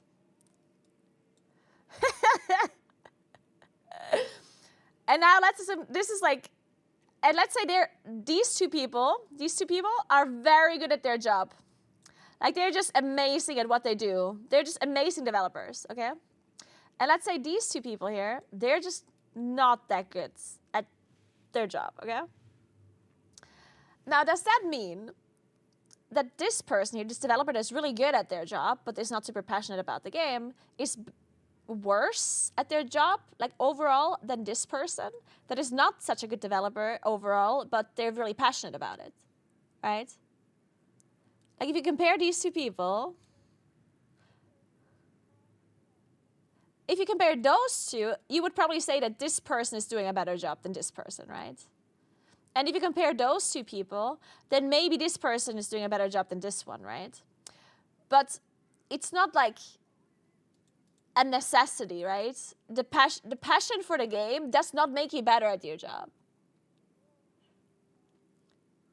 In a set, like, not, like, if you don't have the ideas and the creativity to be a good developer, then the passion for it is not gonna help you with it. You might be better than a person with your same skill set that is not as passionate, because maybe you spend more time thinking about it than the other person, for example, even outside of your working hours. But in the end, you're probably never going to be as good as this person over there that maybe isn't as passionate, but they're just, like, they have such an easy time coming up with ideas, and they have, like, better visions or whatever, right? So that, what I'm trying to say is that the passion for the game is not a necessity for you to be a good developer. Does it help in some cases? For sure, right? But it's certainly not something that you need to have to be good at a job. And also, passion itself is not going to carry you, right? A person might be super passionate about something, but just still be bad at it, you know? It happens.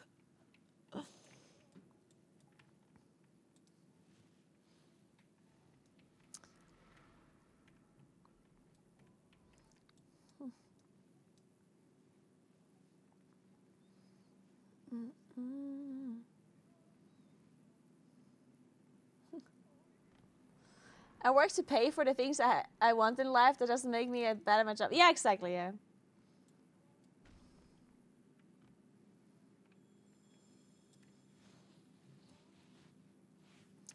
Pretty much every third person is a developer or in the IT sector at all, and all the companies decided to increase their needs of a person's qualifications. That's the main reason making...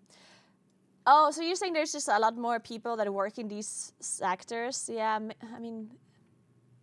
It's interesting because I think here where I live, it's still very much a job that is not very... like, people are still looking for programmers, software engineers everywhere, I think, here where I live. But we're also, like, really far behind in in everything, so... Are we having an existential crisis again? We always have an existential crisis, Durkin, of course. Good morning, Crazy Chase. Good job on your Sakvir's lair. Good job, good job. I love depression, actually. I hear about that.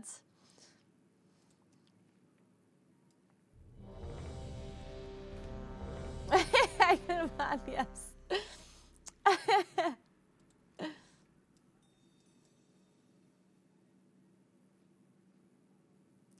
It's perfectly fine to be a developer for any software and treat it as your job and not live/breathe it. Yeah, exactly. Do we expect plumbers to just randomly overhaul their shower or sing for funsies on their off time? Yeah, that's what I mean, right? Like, obviously it's nice when people are super passionate about their job, but it's certainly not a requirement, and it certainly doesn't make you a bad developer. So the fact that people expect this from game designers and like developers and whatever, and everyone, like, they feel like everyone that works at Blizzard has to play WoW all day every day, and otherwise they're just bad at their job, you know. And I think that's just like a really unfair assumption, or a really unfair demand to make, right?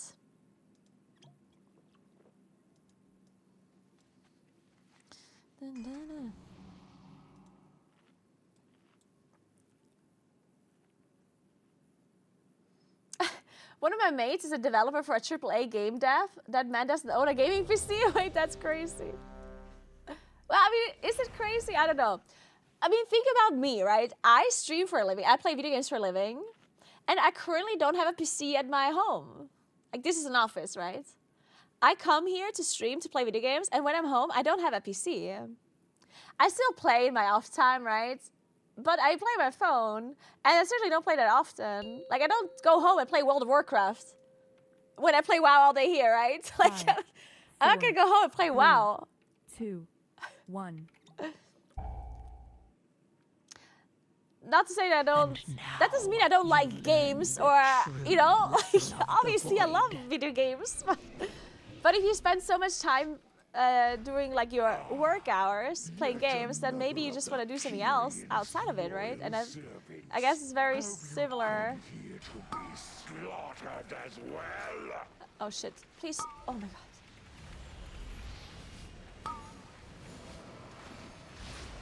This temple was merely the first to fall. Soon why am I last in damage? the bastion will burn. What is this?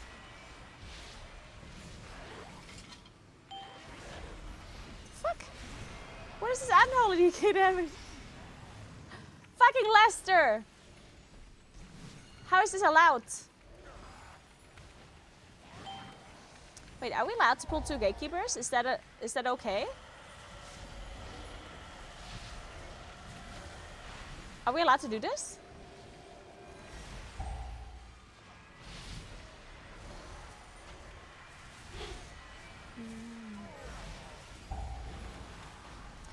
But yeah, I mean, I obviously love streaming, and I'm so incredibly grateful that I can do this for a living. Like, there's not a single thing in the world I would love to do more than this, right? As a job.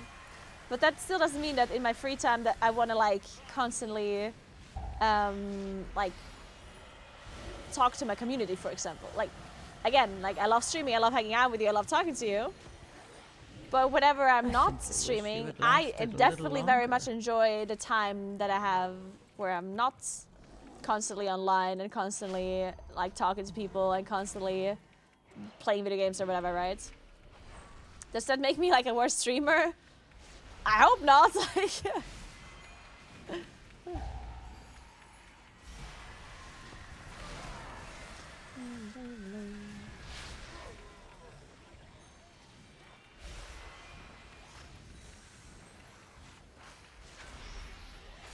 I would like to see them. See, that's the thing. People always say like for example, sometimes people say they should ask you. Like, people come to my stream and say, I have many lucky Blizzard should ask you, like me, to do Moonkin like class design, and they should listen to my ideas and stuff. And I personally am not confident that I would actually come up with a good idea for how the class should look. I have opinions on,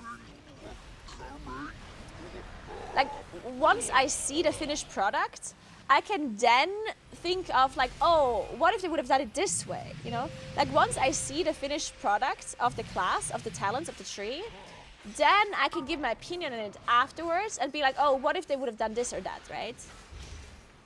But that's not how class design works. Like you have to initially come up with the initial idea, and I don't personally, like, I'm not confident that I could come up with like a good talent tree or a good class design, necessarily. Shit.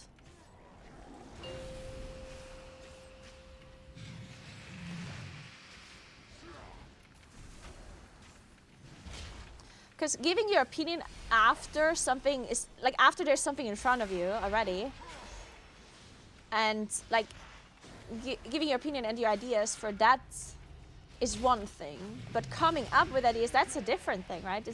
That's much harder.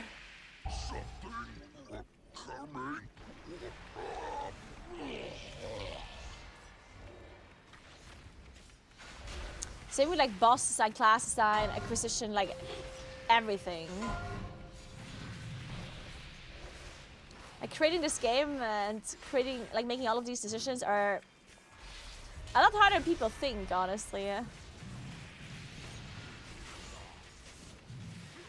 And another interesting thing is that Blizzard, in fact, used to listen to theory crafters and talk to them, and they still do to this day. Like Blizzard definitely sometimes listens to like my stream or to my YouTube videos. Oh my god, I almost just died through bear form. Like to say that Blizzard never like listens to their community or whatever, that's wrong. People they certainly listen and read some of the feedback that we give. But in the end, they're the ones that know and have to make these changes. So just because I say something doesn't mean that they're gonna do it. And in the past, they actually had certain theory crafters that like they were communicating with. Like they had like a forum or whatever with theory crafters of the classes that they would speak to. And they still hang out in some class discords, like more VIP class discords. Like for example, we had a developer or some developers, or not like class designers. We had some class designers hang out in the Moonkin discords. Not in the public one, but like the theory crafter discords. And they obviously wouldn't be reading everything, but they'd be just like, you know, once in a while read through some stuff. Stitch Flesh will be irked to know you destroyed his prize creation. I personally think the biggest problem with community feedback is just the sheer amount of it and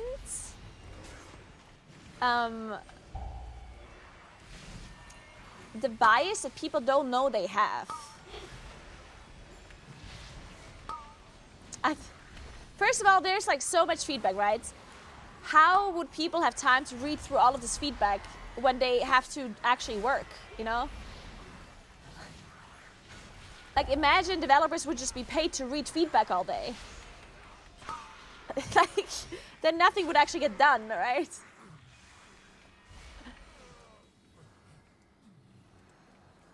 So the amount of feedback they can read and listen to is pretty limited. They could hire people to read feedback and then sift through it and filter it out and then give some of the more relevant feedback that they think is relevant to the developers or to like the game designers or to the class designers or whatever, right? Shit, that was my interrupt. Sorry, Ash, I needed to interrupt that. My bad, my bad.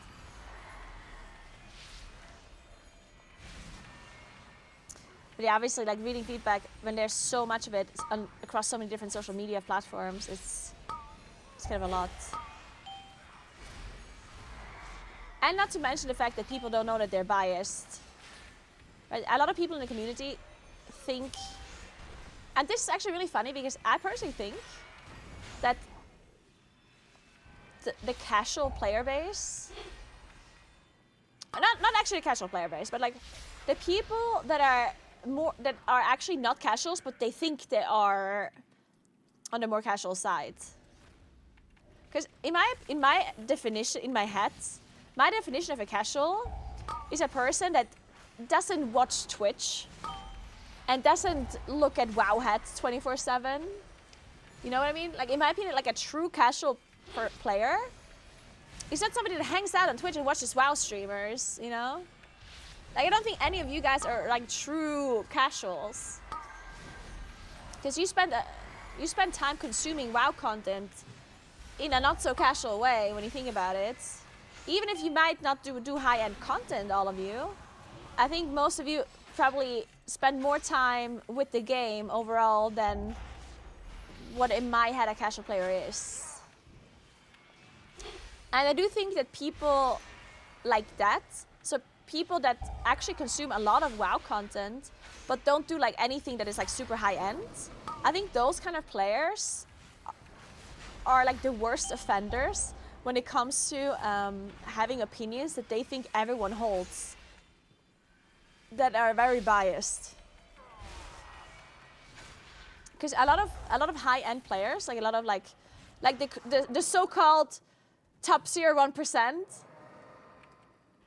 a lot of people think they are biased towards changes, Face me, which can be true, right? Thanatos will be But avenged. at least the top percent almost always is aware of the fact that they are actually not the norm. Almost every high-end player understands that they're not the normal player, right? But I think there's a lot of people that are these quote-unquote casual players, and they think they are the average player when they're not. And they think that opinions that they hold about the game, like changes that they're suggesting, are something that everyone wants. When sometimes that is not true at all. Sometimes it could be true, but many times it's also just not true. But they don't understand that. Like the amount of Twitch chatters or Asmongold watchers that think they know that, like, you know, they sometimes think, oh, my opinion is like what everyone wants, you know? And half the time, that's just not true.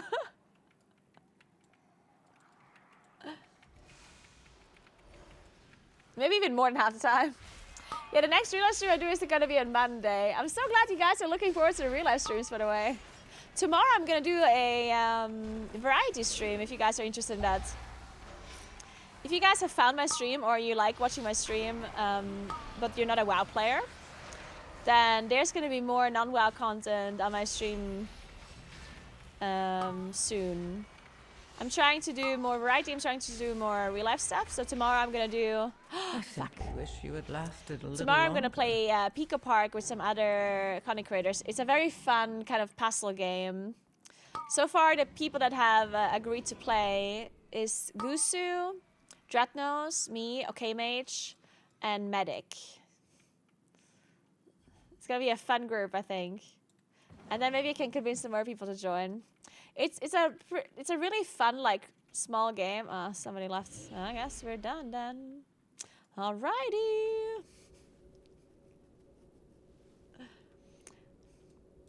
And it's a fun little game where you kind of I'll show you actually. It looks like a lot of fun. Oh, this is what it looks like. So basically, you need to interact with each other to like solve a puzzle, and that sounds like so much fucking fun to me. So I'm really excited to play this tomorrow.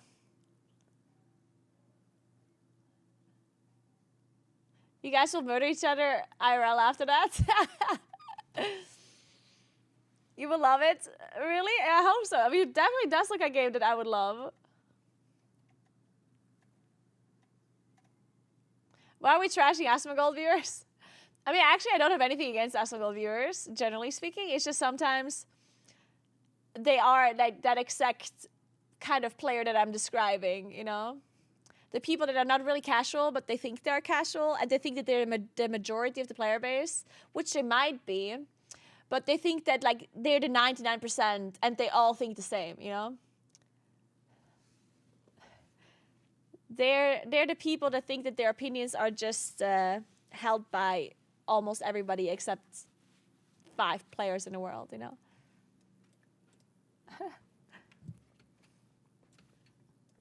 Not to say that all Asmongold's viewers are like that, but some of them certainly are. Okay, I play like one more to you. Hey, Shazam, thank you so much for 18 months. What's up? How are you doing? 18 months of fun, loving your WoW and IRL streams. Such a great community you have created, Cara. Thank you so much, Shazam. That is so nice of you. And I agree. Our community is pretty awesome. Not to brag or anything, but I think our community is pretty fucking great, yeah? And no other community on Twitch is as good as mine. Certainly not Asmongold. I'm just kidding. Hey, Toro, what's up? How are you doing? Hey, Gia, what's up? How are you? The least toxic community to each other? Yep, told you. Sometimes we have... It's funny because... Like, sometimes... I have discussions on my stream that are like very controversial discussions, like very like topics that can get very heated, right? And I swear people are as civil as possible in chat. Like sometimes, of course, people get like angry and whatever. Like, you know, it's normal, but I feel like it's very tame in comparison to what I've seen on other Twitch streams. No one bullies their streamer quite like we do. Yeah, I think that might be it, Sirkin. I think. The fact that you all like work together to bully me bonded you. You have this like really strong community bond because your ultimate goal is to bully me, and it just, you know, it just makes you like each other more. Eating donut after 20 kilometers of walking? Nice! Enjoy your donut. Damn, walk 20 kilometers? Not bad, not bad. Pretty sick though, pretty sick. Hey, Gastriel, thank you so much for 14 months. Thank you very, very much. I also like Naguura's community bondage. That should be the name of our Discord channel. Nothing like a common enemy to unite people. You're wrong. We are a support group because you keep bullying us. Oof. Man, this music is so chill, isn't it? I'm vibing to this music today. Speaking of walking, I could continue walking for a little while. Yeah, Sirkin, yeah.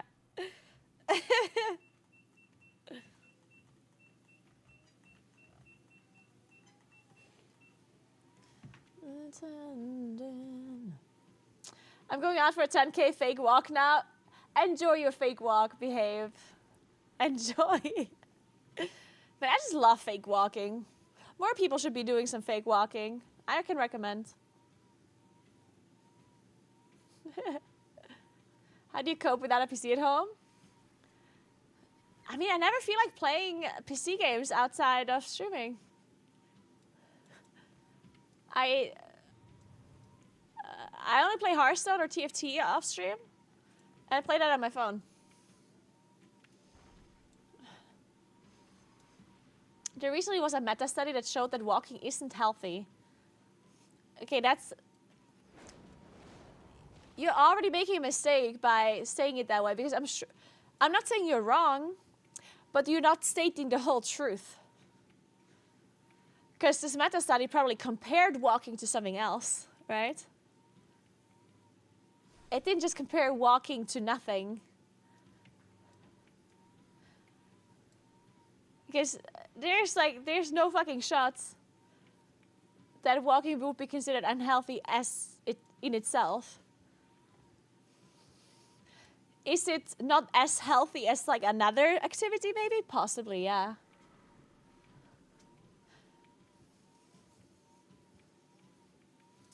But you definitely need to link that meta study, whatever it is. Breaking news, burning calories is bad? More at 11.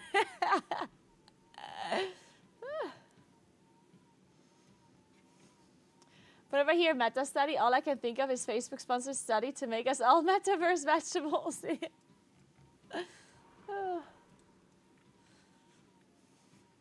Then we're gonna hear that drinking water is actually bad for you.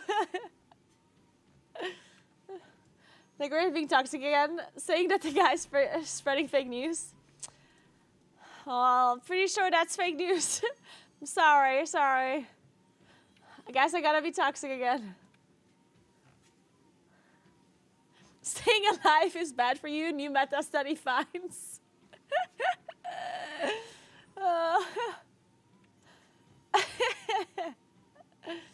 Oh man.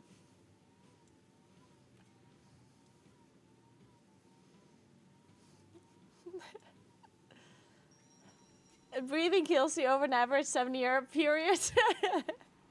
I don't have to leave at 2. Oh yeah, I do have to leave it like around 2. It doesn't have to be 2. But thank you for watching out for me because I'm horrible at time management. I can certainly do another tangent though. Me up.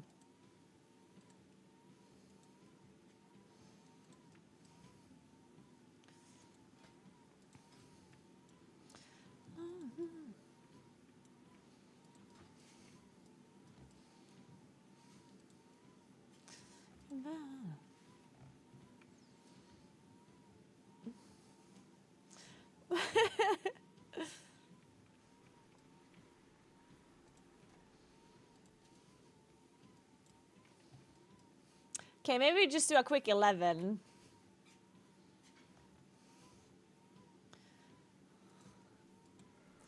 Quick 11, because then we maybe even get invited. And we get some Valor Stones for it as well, possibly.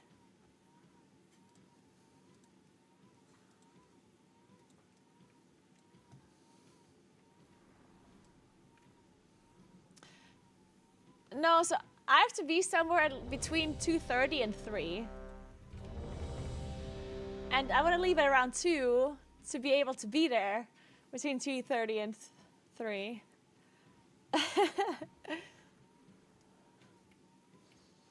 So I do have to leave around 2, just not exactly 2. Oh wait, where are we going? Was this Stone Vault?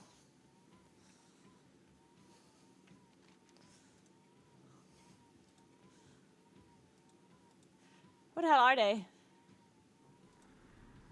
This song is so nice, I love it. Where are these people? They're in nowhere land.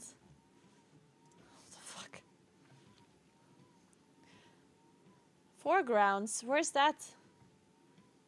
Where are the foregrounds? Hey Burning Wish, what's up? Around.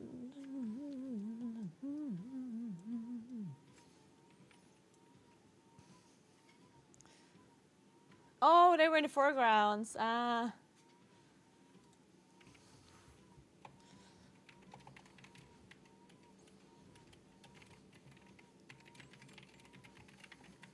It was Stonewalled. Okay. I think I don't have a portal. No.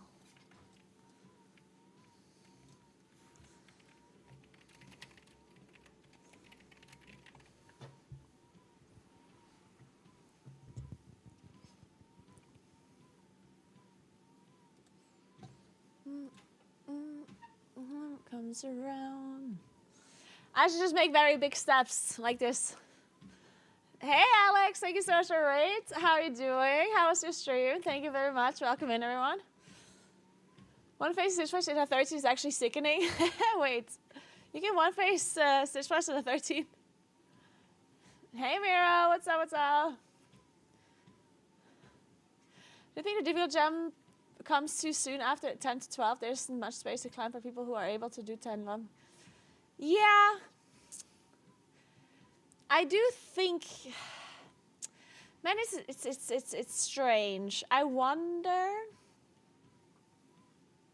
It is certainly a bit weird. Like the fact that the progression curve is not like a line. Like the fact that the progression curve is not a straight line. The fact that it's like a ragged line. I feel like it's causing some issues.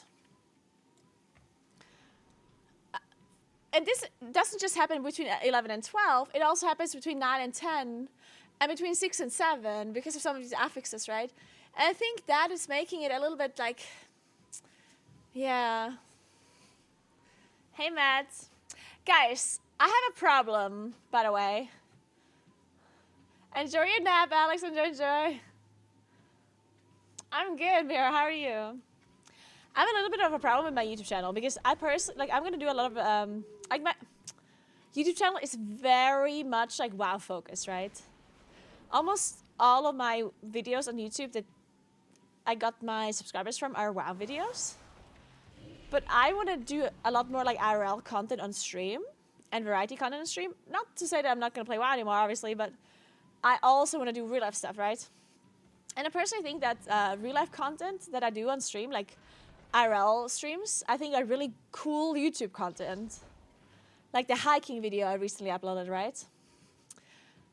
But the problem is, like, the way the YouTube algorithm works, like, whenever I upload a video, it pushes it to, like, my subscribers on YouTube, but also to, like, similar people. So it pushes them towards WoW players. And if they don't like it, if they don't click on it, then it hurts the algorithm of my video. Basically, if I upload a video that is not WoW related, then a lot of my WoW subscribers are not going to click on it because they subscribe because of World of Warcraft and other stuff, right? And then that creates a scenario where my video as a whole is not being recommended as much because the YouTube algorithm thinks that I uploaded like a bad video. So here we are. Hi, Speaker Irish. Or is it just Irish? And now I don't know He's fled from the Hall of Awakening how to change my YouTube algorithm to not like push down non-WoW videos, you know what I mean? Because I don't want to make a separate channel. I technically could do a second channel, right? But I don't think I want to do that. Because building up a second channel is like, I don't want to do that. I do want to use my main channel just because I don't want to continue. Like, technically, a second channel would make sense if I would intend on continuing to put up as much WoW content on my main channel as I used to. But I'm not actually intending on doing that. Like, I still want to post WoW videos on my YouTube, but not that many, and not guides and stuff. Because I'm, the fact that I'm doing a lot more variety and a lot more real life content automatically also means that I have less time to actually make guides and do in-depth WoW videos, you know? Again, I'm still gonna do WoW videos, but maybe like not super in-depth stuff and not as many WoW videos, right? So that's why I want to continue using my main channel. But maybe I just need to give it some time. Yeah, my real life videos get a little lost in the sauce, that's true. Maybe I just need to like upload some more real life videos and let the algorithm like fix itself. What's this? Is that Gollum? Hey Apex, thank you so much for the prime. I appreciate that. Thank you, thank you, thank you. My treadmill stopped. I'm gonna have to start watching it. I'm not watching a video, I'm playing. Is complete. I am playing the game.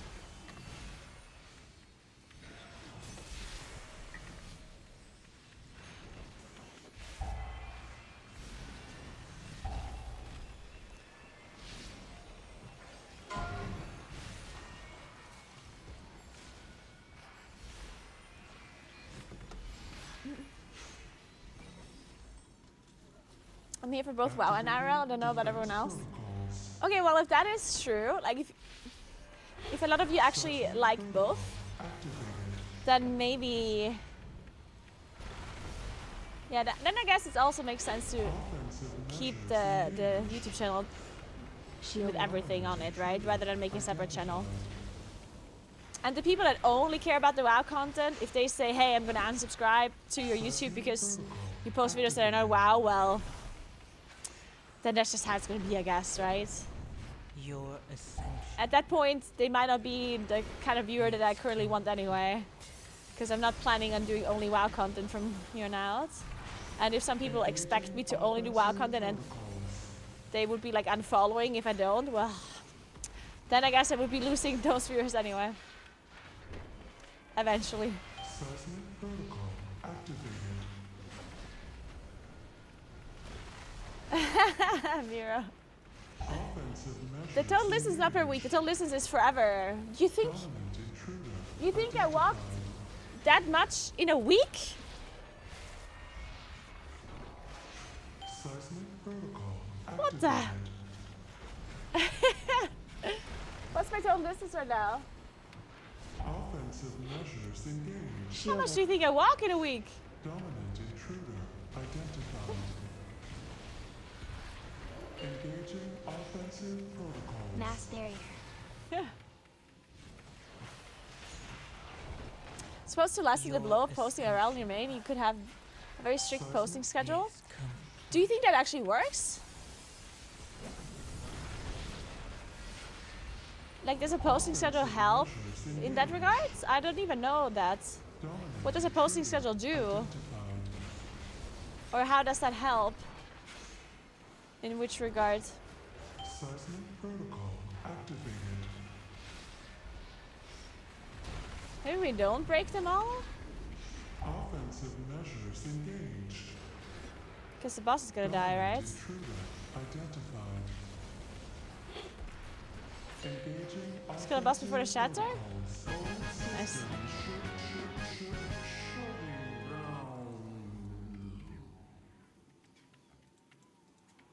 Looks like the main door is locked. Shielded. Either one of these paths should lead us to an access console.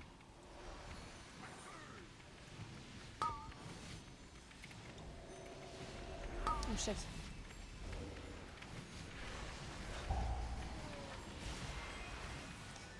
Also has been super interesting to watch, especially hikes, since I haven't been able to hike due to hill problems. Oh, I'm so sorry to hear that. I hope you're gonna be able to hike again in the future.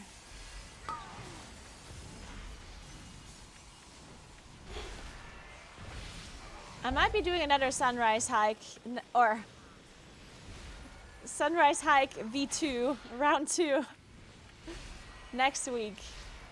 So I'm definitely doing another, like as I said, tomorrow I'm doing a variety stream where I play Pico Park 2.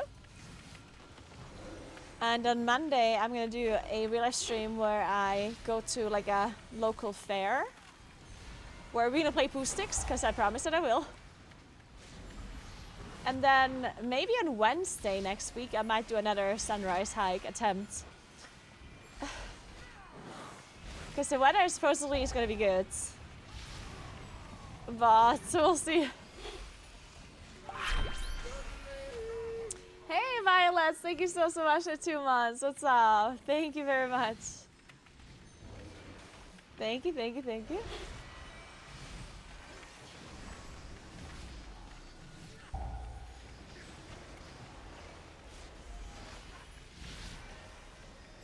Okay, that's cool to hear, Crunchy. That is super, super nice. Your ascension is coming. Let's say your video goes up on X day of the week every week. It will be recommended to WoW content viewers most often on that day, and same with RL.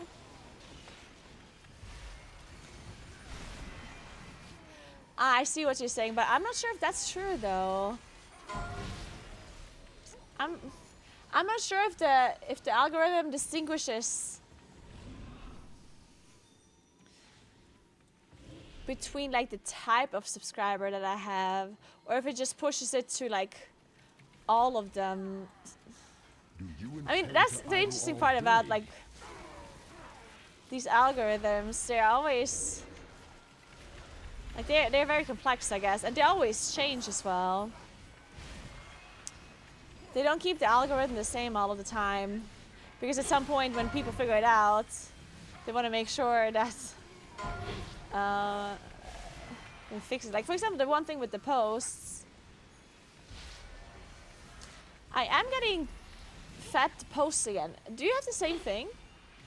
You know, on YouTube, you can do posts like upload pictures and text and stuff like that. Your ascension. So literal posts, kind of like a Twitter post. Complete. And when they were new, they got pushed to the viewers a lot. And then I was posting too, because I was thinking, oh my god, this is working really well. But then people got really annoyed by them being pushed so much to them. And then I think they changed the algorithm to not be pushed so much. And I think they now went back on pushing posts. So maybe I have to start posting again on YouTube. Because I recently got some posts that I saw. I'm not sure if it's only for me. Like, did you also feel the same when you watch YouTube? Like, are you also getting these kind of posts where people like update you with, I don't know, random information?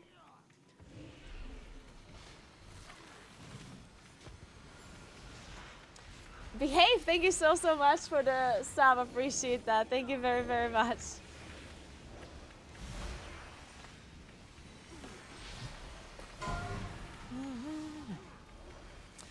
You have 1,800 viewers at the moment. You had about this many on IRL streams.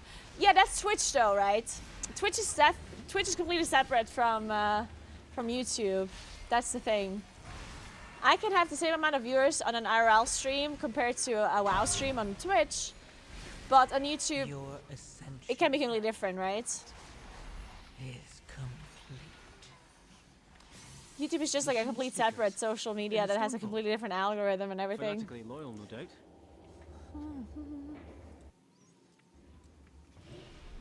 Okay, the last time we wiped on this boss. Let's see if we can do it this time.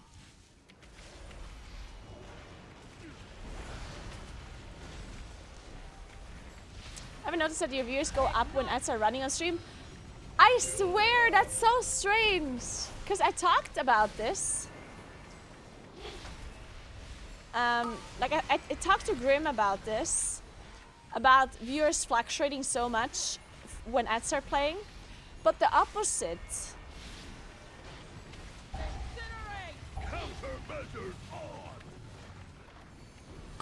So something that apparently happens on Twitch is when you have embedded viewers, which like almost everyone has, you know, like for example, if my stream is being recommended on Radar.io, if you go to Radar.io, there's streams that rotate through on their website, right? And that's an embedded stream. And those people count as viewers. But when you play an ad,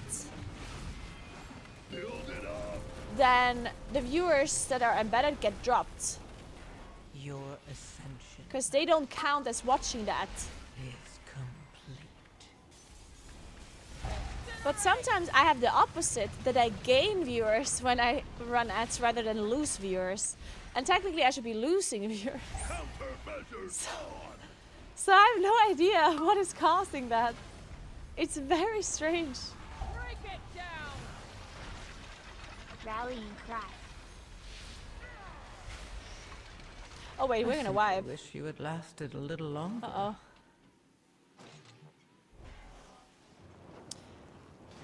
The gain is for the first. Yeah, somehow like I gain viewers at the start and then I lose. I don't know, like it's super, super strange. I don't understand. I had this like tinfoil hat theory at one point. If it's here, So I was thinking, you know how Twitch changed their ads kind of policy? Because at the start on Twitch, people were allowed to play ads whenever they wanted to, like streamers. But you also could just play 0 ads. So most streamers actually played absolutely no ads at all because you barely got any money for them and it's just annoying to viewers, right? So a lot of streamers wouldn't play any ads. And then Twitch pushed this like ad incentive program where they said, hey guys, if you play a certain amount of ads, then you're gonna get this much money. And they also basically told you that if you're not running ads manually, then they're gonna force us to run ads. Twitch was like, you better fucking run ads or we're gonna do it for you, right? So whenever that happened, whenever they added this ad incentive program, they encouraged streamers to run more ads, and a lot of streamers are actually doing that now. And I had this tinfoil hat theory because I noticed, or I didn't actually notice, but Kuros noticed that I'm sometimes gaining viewers when I run ads. So I was thinking, what if Twitch kind of like purposefully fakes viewers whenever you run ads to like create an illusion for the streamer that they would not be losing viewers when they run ads, you know what I mean? Because it's pretty normal to lose viewers when you run ads. And a lot of streamers were hesitant on running more ads because of that, right? But Twitch wants us to run ads because Twitch makes money if we run ads, right, as streamers.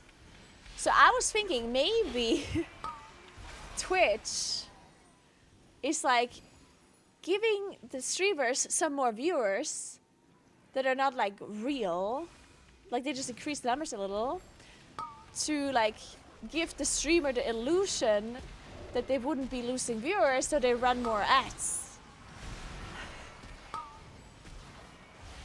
I'm not so sure. I mean, it would be messed up if they do that. So I don't know if this is just like a random idea that I had that would make sense, I guess, a little.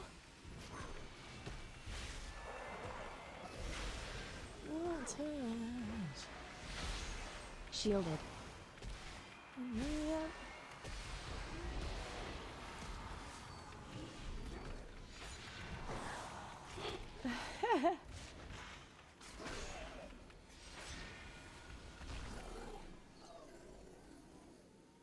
Your ascension It could also be to counteract the embedded is complete. viewer loss maybe as well. Because as I said, if your stream is embedded somewhere and you run an ad, you lose those embedded views.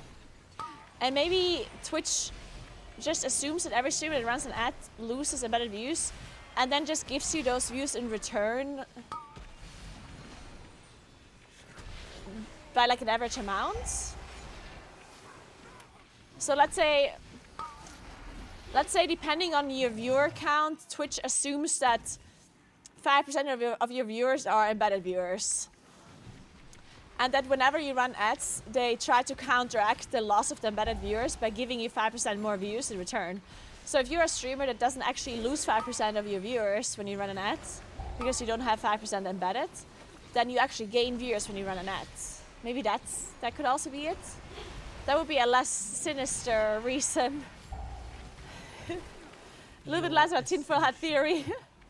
At least less cynical.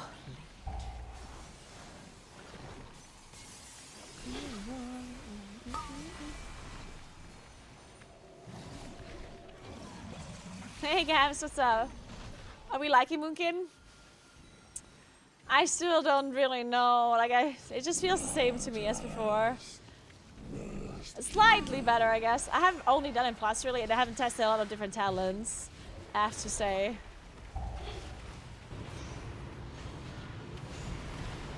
I literally only like logged on, set up a certain talent thing that I saw that somebody recommended in a Moonkin Discord, and I ran with it.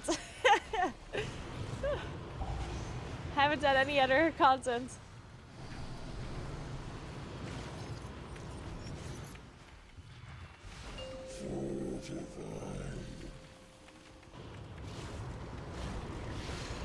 Shielded. But yeah, I don't hate it. I don't necessarily like. I'm super thrilled about Moonkin gameplay or anything, but it could be worse. Hey Magic Tree, thank you so much for Prime. What's up?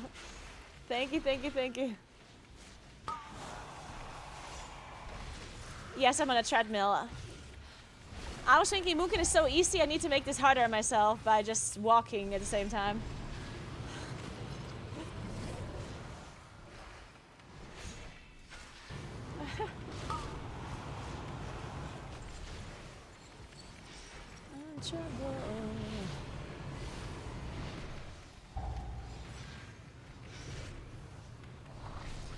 Is it a triple? Oh my god! Rallying cry. Oh, we don't have a rest. Shielded.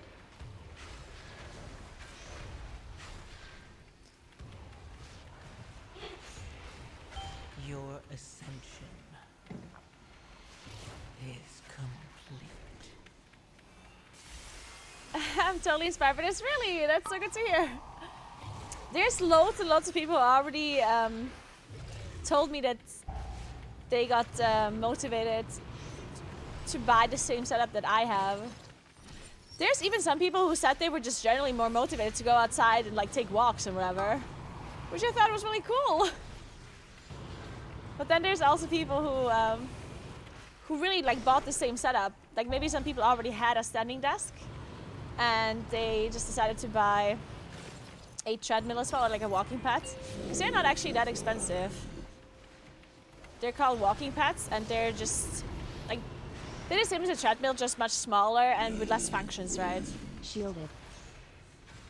You can only walk on them, like you can't run or anything. There's some walking pads that have an incline though, or a little bit of an incline. They're slightly more expensive though. Is complete.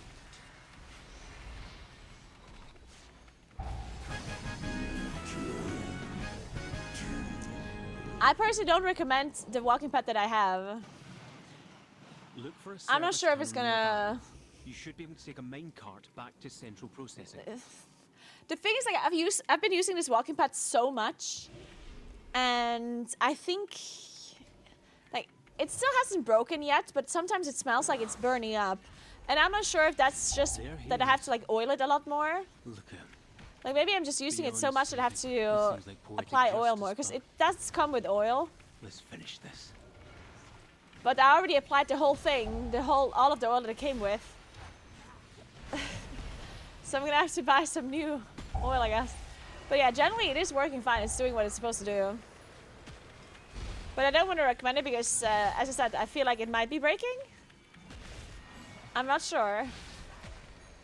Outside of that part that I feel like it might be breaking, it works fine. But the fact that I think it might be breaking is a bad sign, right? So I don't want to recommend it in case it does actually break for other people. Your ascension Just use some olive oil, yeah. is complete. I asked David about it. He said he might have some.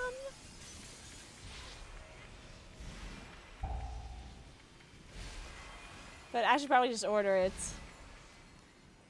before it's too late. Oh no, obviously you can't go 20 kilometers per hour. That is not walking. 20 kilometers per hour. Can people even run 20 kilometers per hour? Is that a thing? What's the fastest people can run, actually? I don't even know.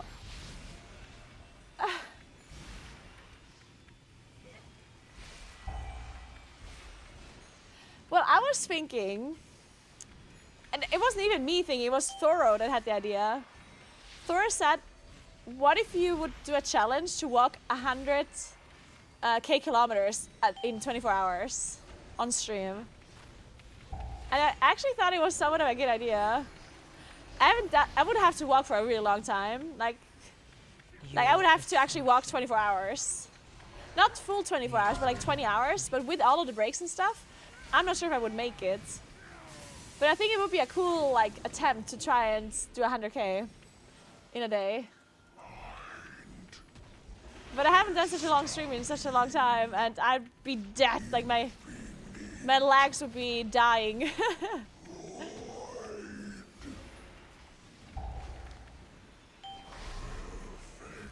Shielded. I would kind of love to attempt it though, I think. Put a stack up on that oil, yeah.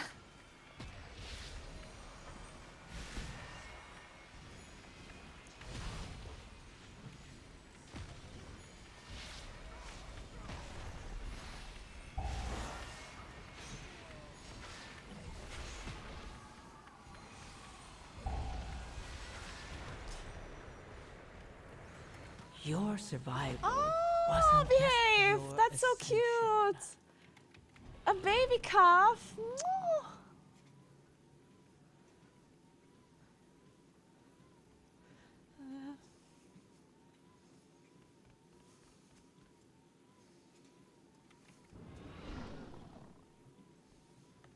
Maybe if you're fast walking or jogging, but for 24 hours. Well, I'm currently walking 4.8 kilometers per hour. Rallying cry. And if I walk that speed, then I would need like 20 hours, I think. A bit more than 20 hours of non-stop walking. Which, of course, 20 hours non-stop walking doesn't really work. Like I, of course, have to take breaks to go to the toilet and to get food, or whatever. At some point, maybe I need a break so I don't die. I don't know. But it seems doable. Your ascension.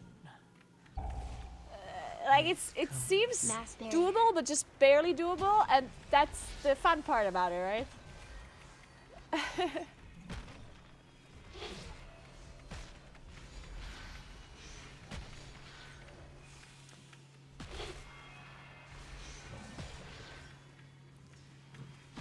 Well, the good thing is, yeah, people were saying about the shaving, right? Because if you walk, then your like thighs are like rubbing against each other. But the really good thing about having very wide hips is that my thighs don't actually touch each other when I walk. Even though my thighs are not actually that skinny. A lot of people are like, oh my god, it's so nice to like not have your thighs touch, but my thighs are actually not that skinny, right? Like I'm not like super skinny or anything. But my hips are pretty wide, which just by default makes my thighs further apart, right? It's just, it's a genetic thing, right?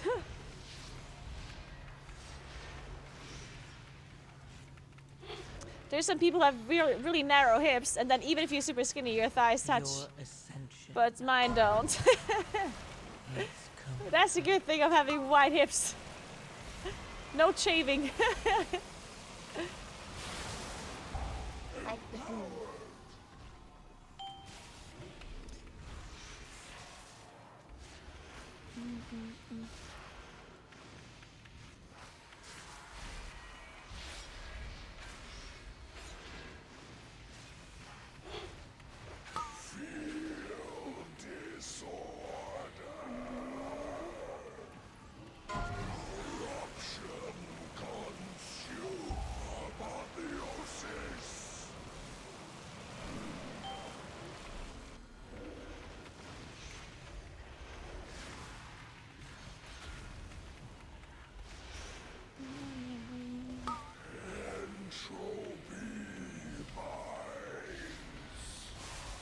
Your ascension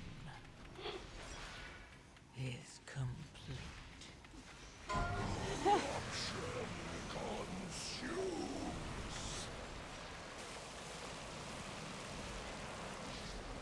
Convenient spawn. I like it.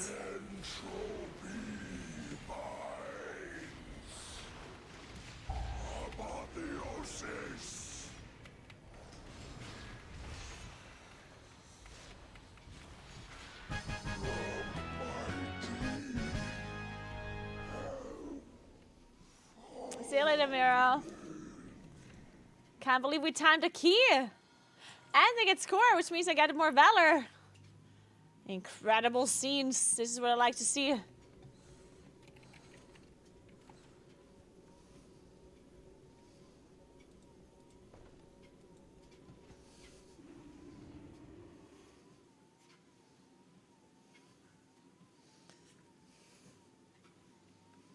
How can you play and walk at the same time? I just do it.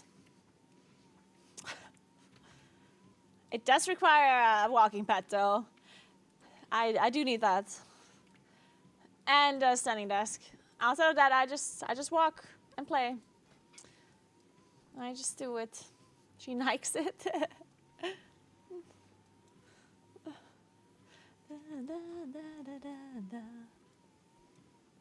It's nice to walk and not have to worry about. It's actually so strange, right? Because when you're walking, because before I had this walking pad, I never, like, I'm not a treadmill person. I'm not a runner. So I was thinking that I will get disoriented if I don't look at, like, if I don't see the walking pad, right? So I was thinking that I need my walking pad. Like, I was thinking that I maybe need, like, an L-shaped desk so I can kind of, like, see where the line, like, where I am. And then I also bought a walking pad that has, like, orange stripes on the left and the right. So this walking pad that I have here, I could either get it in full black, or on the left and the right, there's, like, an orange kind of stripe down there. And I was thinking, oh my god, I should buy the one with the stripe, because then in my peripheral vision, I can see, like, the left and the right of the pad to make sure that I'm not walking off. But it's completely useless. I never walk too far left or right. Of course not, because if you think about it, like, I'm kind of standing in place. Like, I'm not moving left or right or front or, like, I'm moving in place. So I never, like, I would never, like, go too far left or go too far right. It's just, like, a very natural kind of thing, I guess. It's just, like, very easy coordination. I guess people are just used to walking in a straight line.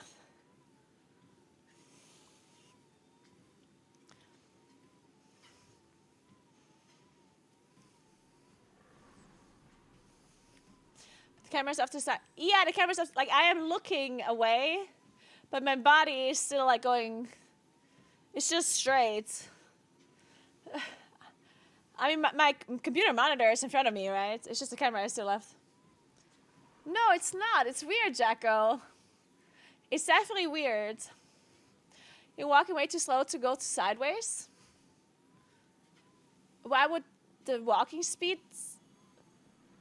Also, I'm actually kind of walking. I'm not walking that slow. I'm walking 3 miles per hour, which is actually not... I mean, it's not that slow. I don't know what the average walking speed is. Average walking speed.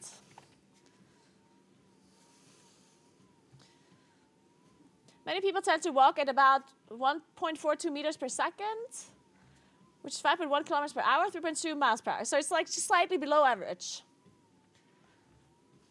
Yeah, 3.2 miles per hour would be average. 5.1 kilometers per hour would be normal, yeah. So I'm not, like I'm walking slower than a normal person would walk outside, but I'm not, like, walking snail speed or anything.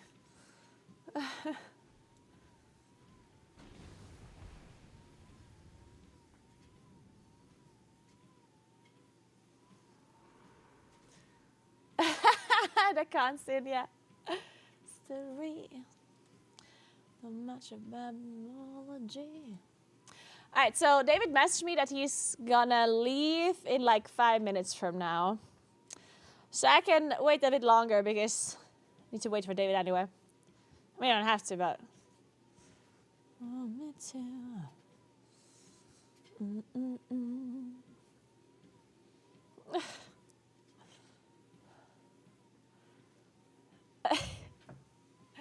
So...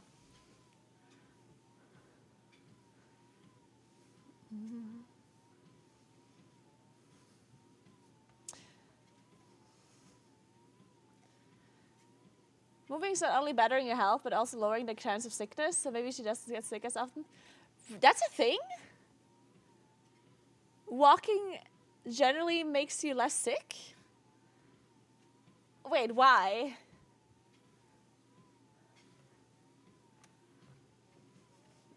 What's the correlation there? The wiki article is very interesting. T walking speed is positively correlated with the country's per capita GDP and purchasing power parity, as well as with a measure of individualism in a country's society. What? Really? That's so interesting. What?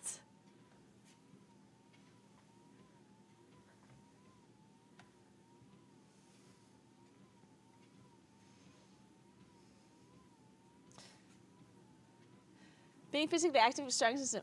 Oh, okay, well, but then that's not the walking, okay. I guess that's what you mean then. So it's not the walking that makes you less sick, but it's being physically active that makes you less sick.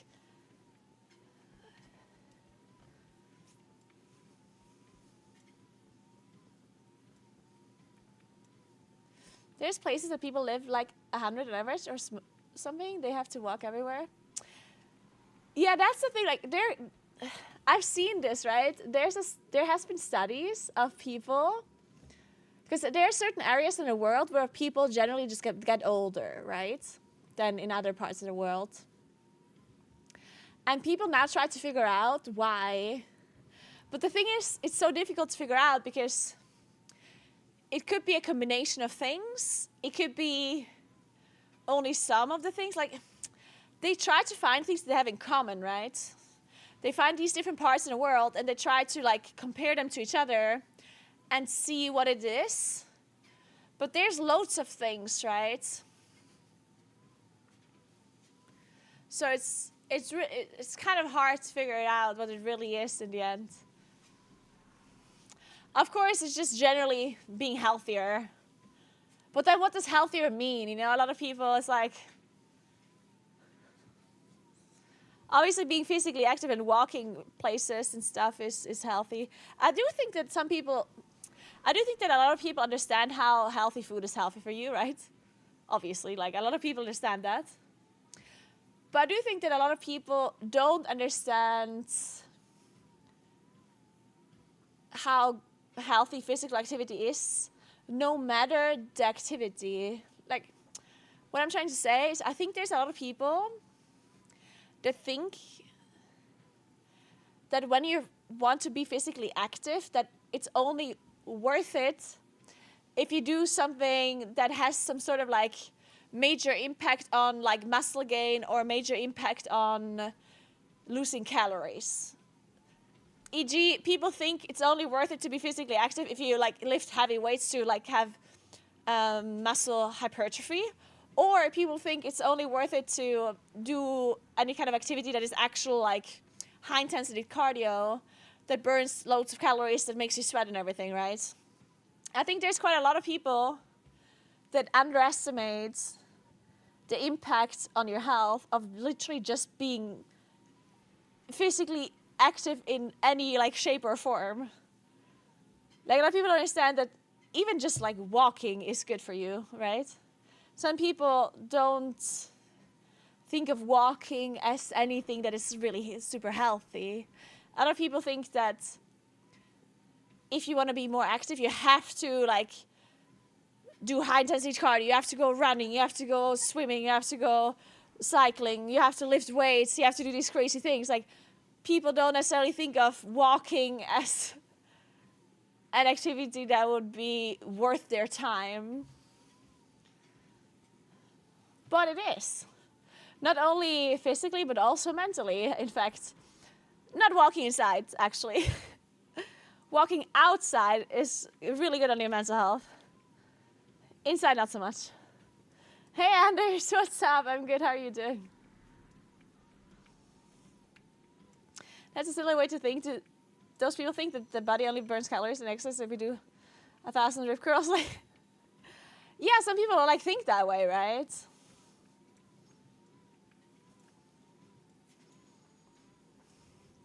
I guess partially the reason that they think this way is as well that, I guess a lot of people's motivation to be physically active is to look better and not their health. And I guess that's why a lot of people don't think of lesser physical activity as useful. Because something like walking, of course, is gonna, I don't want to say of course, but something like walking is going to have less of a fast impact than like higher intensity cardio or like lifting weights would have, right? I personally do think that obviously walking does burn calories, and it's a very good way of burning calories in my opinion, and it like helps to not necessarily slow down your metabolism if you're on a diet as well, which a lot of people do. Like a lot of people go on diets where they restrict calories and they add like loads of cardio or whatever, which then causes your metabolism to adapt and to get a lot slower. Well, walking on the hand does burn calories, but it's not as extreme and it doesn't make your metabolism adapt as quickly, right? So walking can sometimes actually be better than super, super high intensity cardio, right? In the regard of like losing fat, body fat. But some people don't know that, right? Some people think that, oh, I only care about my body looking better, therefore I only care about doing super high intensity cardio to lose fat and only lifting weights to gain muscle. That's it, you know? Because they don't necessarily care about their health, they care about, you know, looking better, which, to be fair, it's like a good motivation to have, right? It's better than having no motivation at all. A lot of people just don't take their own health that seriously. Understandably, right?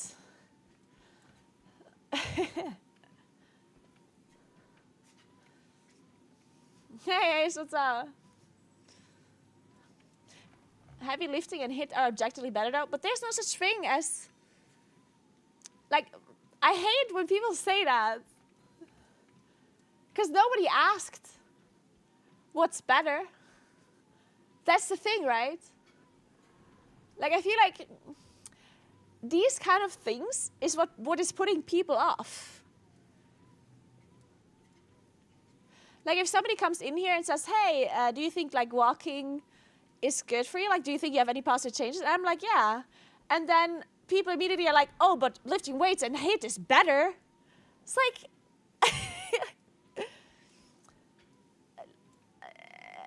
better for what? Like, you know?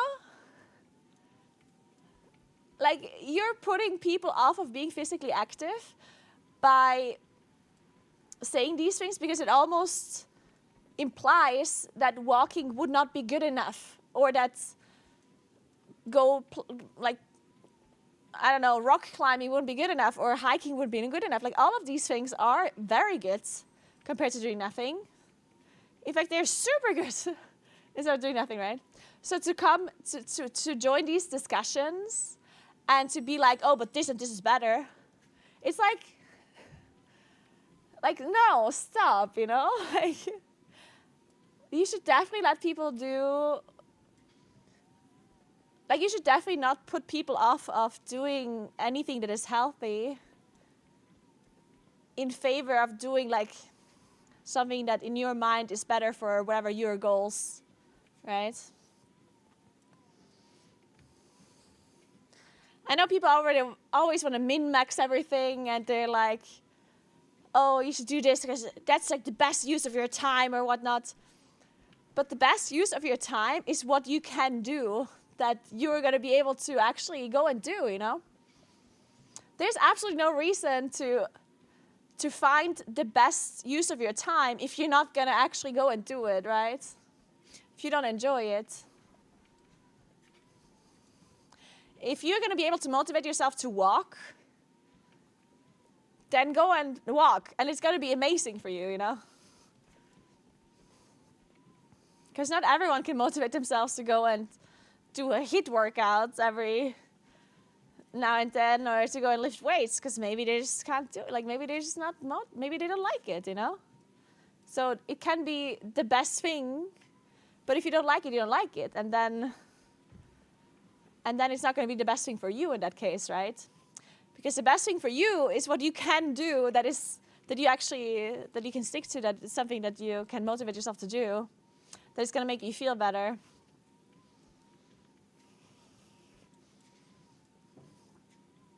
And gym is the most overrated thing. I mean, I don't necessarily think the gym is overrated either. I do think that going to the gym and lifting weights and whatever can be incredibly healthy, right? But only to such an extent. Like, if you really just don't enjoy it and you hate going, then it's just not what you should be doing, right? Anyway, I'm gonna have to leave.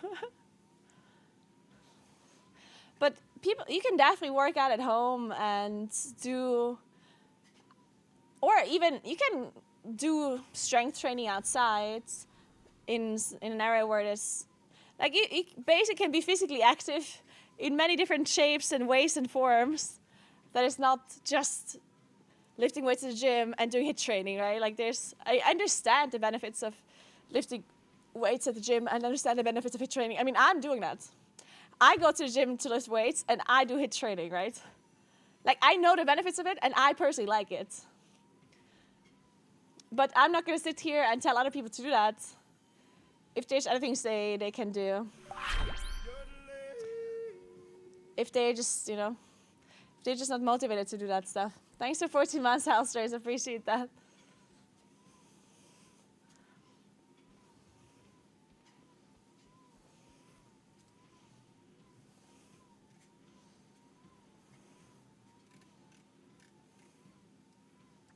Now, don't get me wrong, like, to the person that said that lifting weights and HIIT is better, like, as I said, I know that.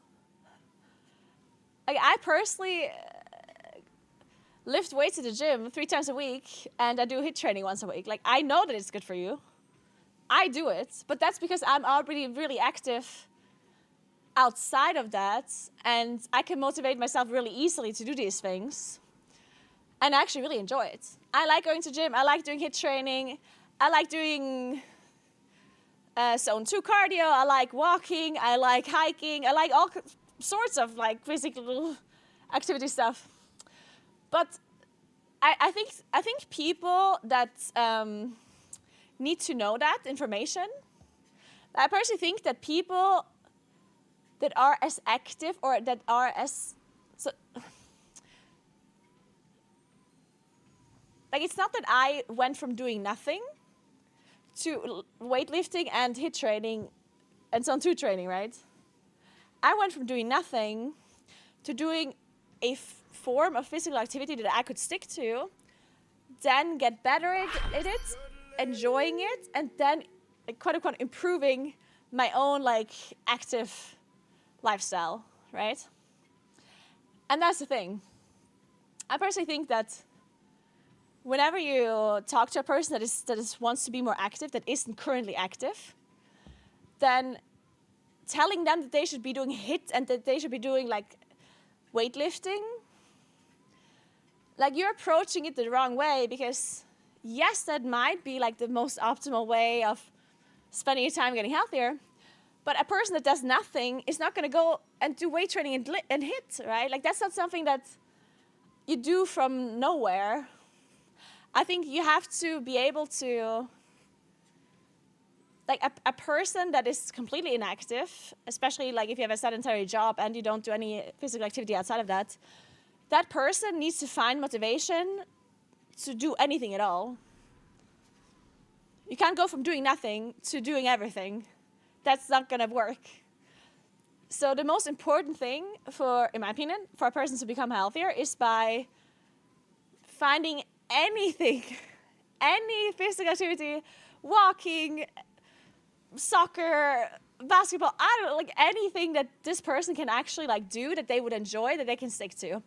And then everything else, I feel like, happens naturally, because a person that gets more active will get healthier, and by becoming healthier, you automatically get more motivated to continue to do more healthy stuff. But it has to come slowly from the person and not from outside people telling you, like, the immediate best way of doing things, right? Because I think most people's, like, activity levels didn't go from 0 to working out every day. It just, like, establishes itself slowly. And that's just, like, the best way of doing it, right? People will do their research as they get more interested in it. People will get more motivated to do things, because the more active you are, the more endurance you have, the more, like, joy for it you can find, and the stronger you get, the more motivated you are to continue lifting, because You know, like it's like this gradual kind of thing that happens within a person that's important. So to tell people that they should immediately do something that is already like a perfect kind of like week is not opinion wrong. Anyway, I really have to go now. So thank you so much for watching, guys. Remember to follow my stream if you haven't yet. I will be streaming some WoW tomorrow. And then later on, I'm going to be playing Pico Park 2 with some other content creators and some other streamers. That should be a lot of fun. It's going to be a great Friday. So I'll see you guys tomorrow for the best day of the week, which is, of course, Friday. Check out my YouTube channel. I posted a hiking video there about the IRL stream that I did with the sunrise hike. I will be posting more IRL videos there soon as well. So if you're interested in IRL content, definitely check out my YouTube channel. I post on Instagram as well, and on Twitter and TikTok. So check that out. And we're going to go and give Fendi a host. I asked Fendi if she wants to join for Pico Park, but it's very cursed hours for her, I think, since she's an A. I like Brian Johnson's don't die philosophy of balancing all health and aspects to live as comfortably as possible, but reducing things that cause injury risk or increase your physical age to the detachment. That's interesting, Jacob. I haven't heard of that. I'm gonna look into that, maybe. That sounds pretty interesting.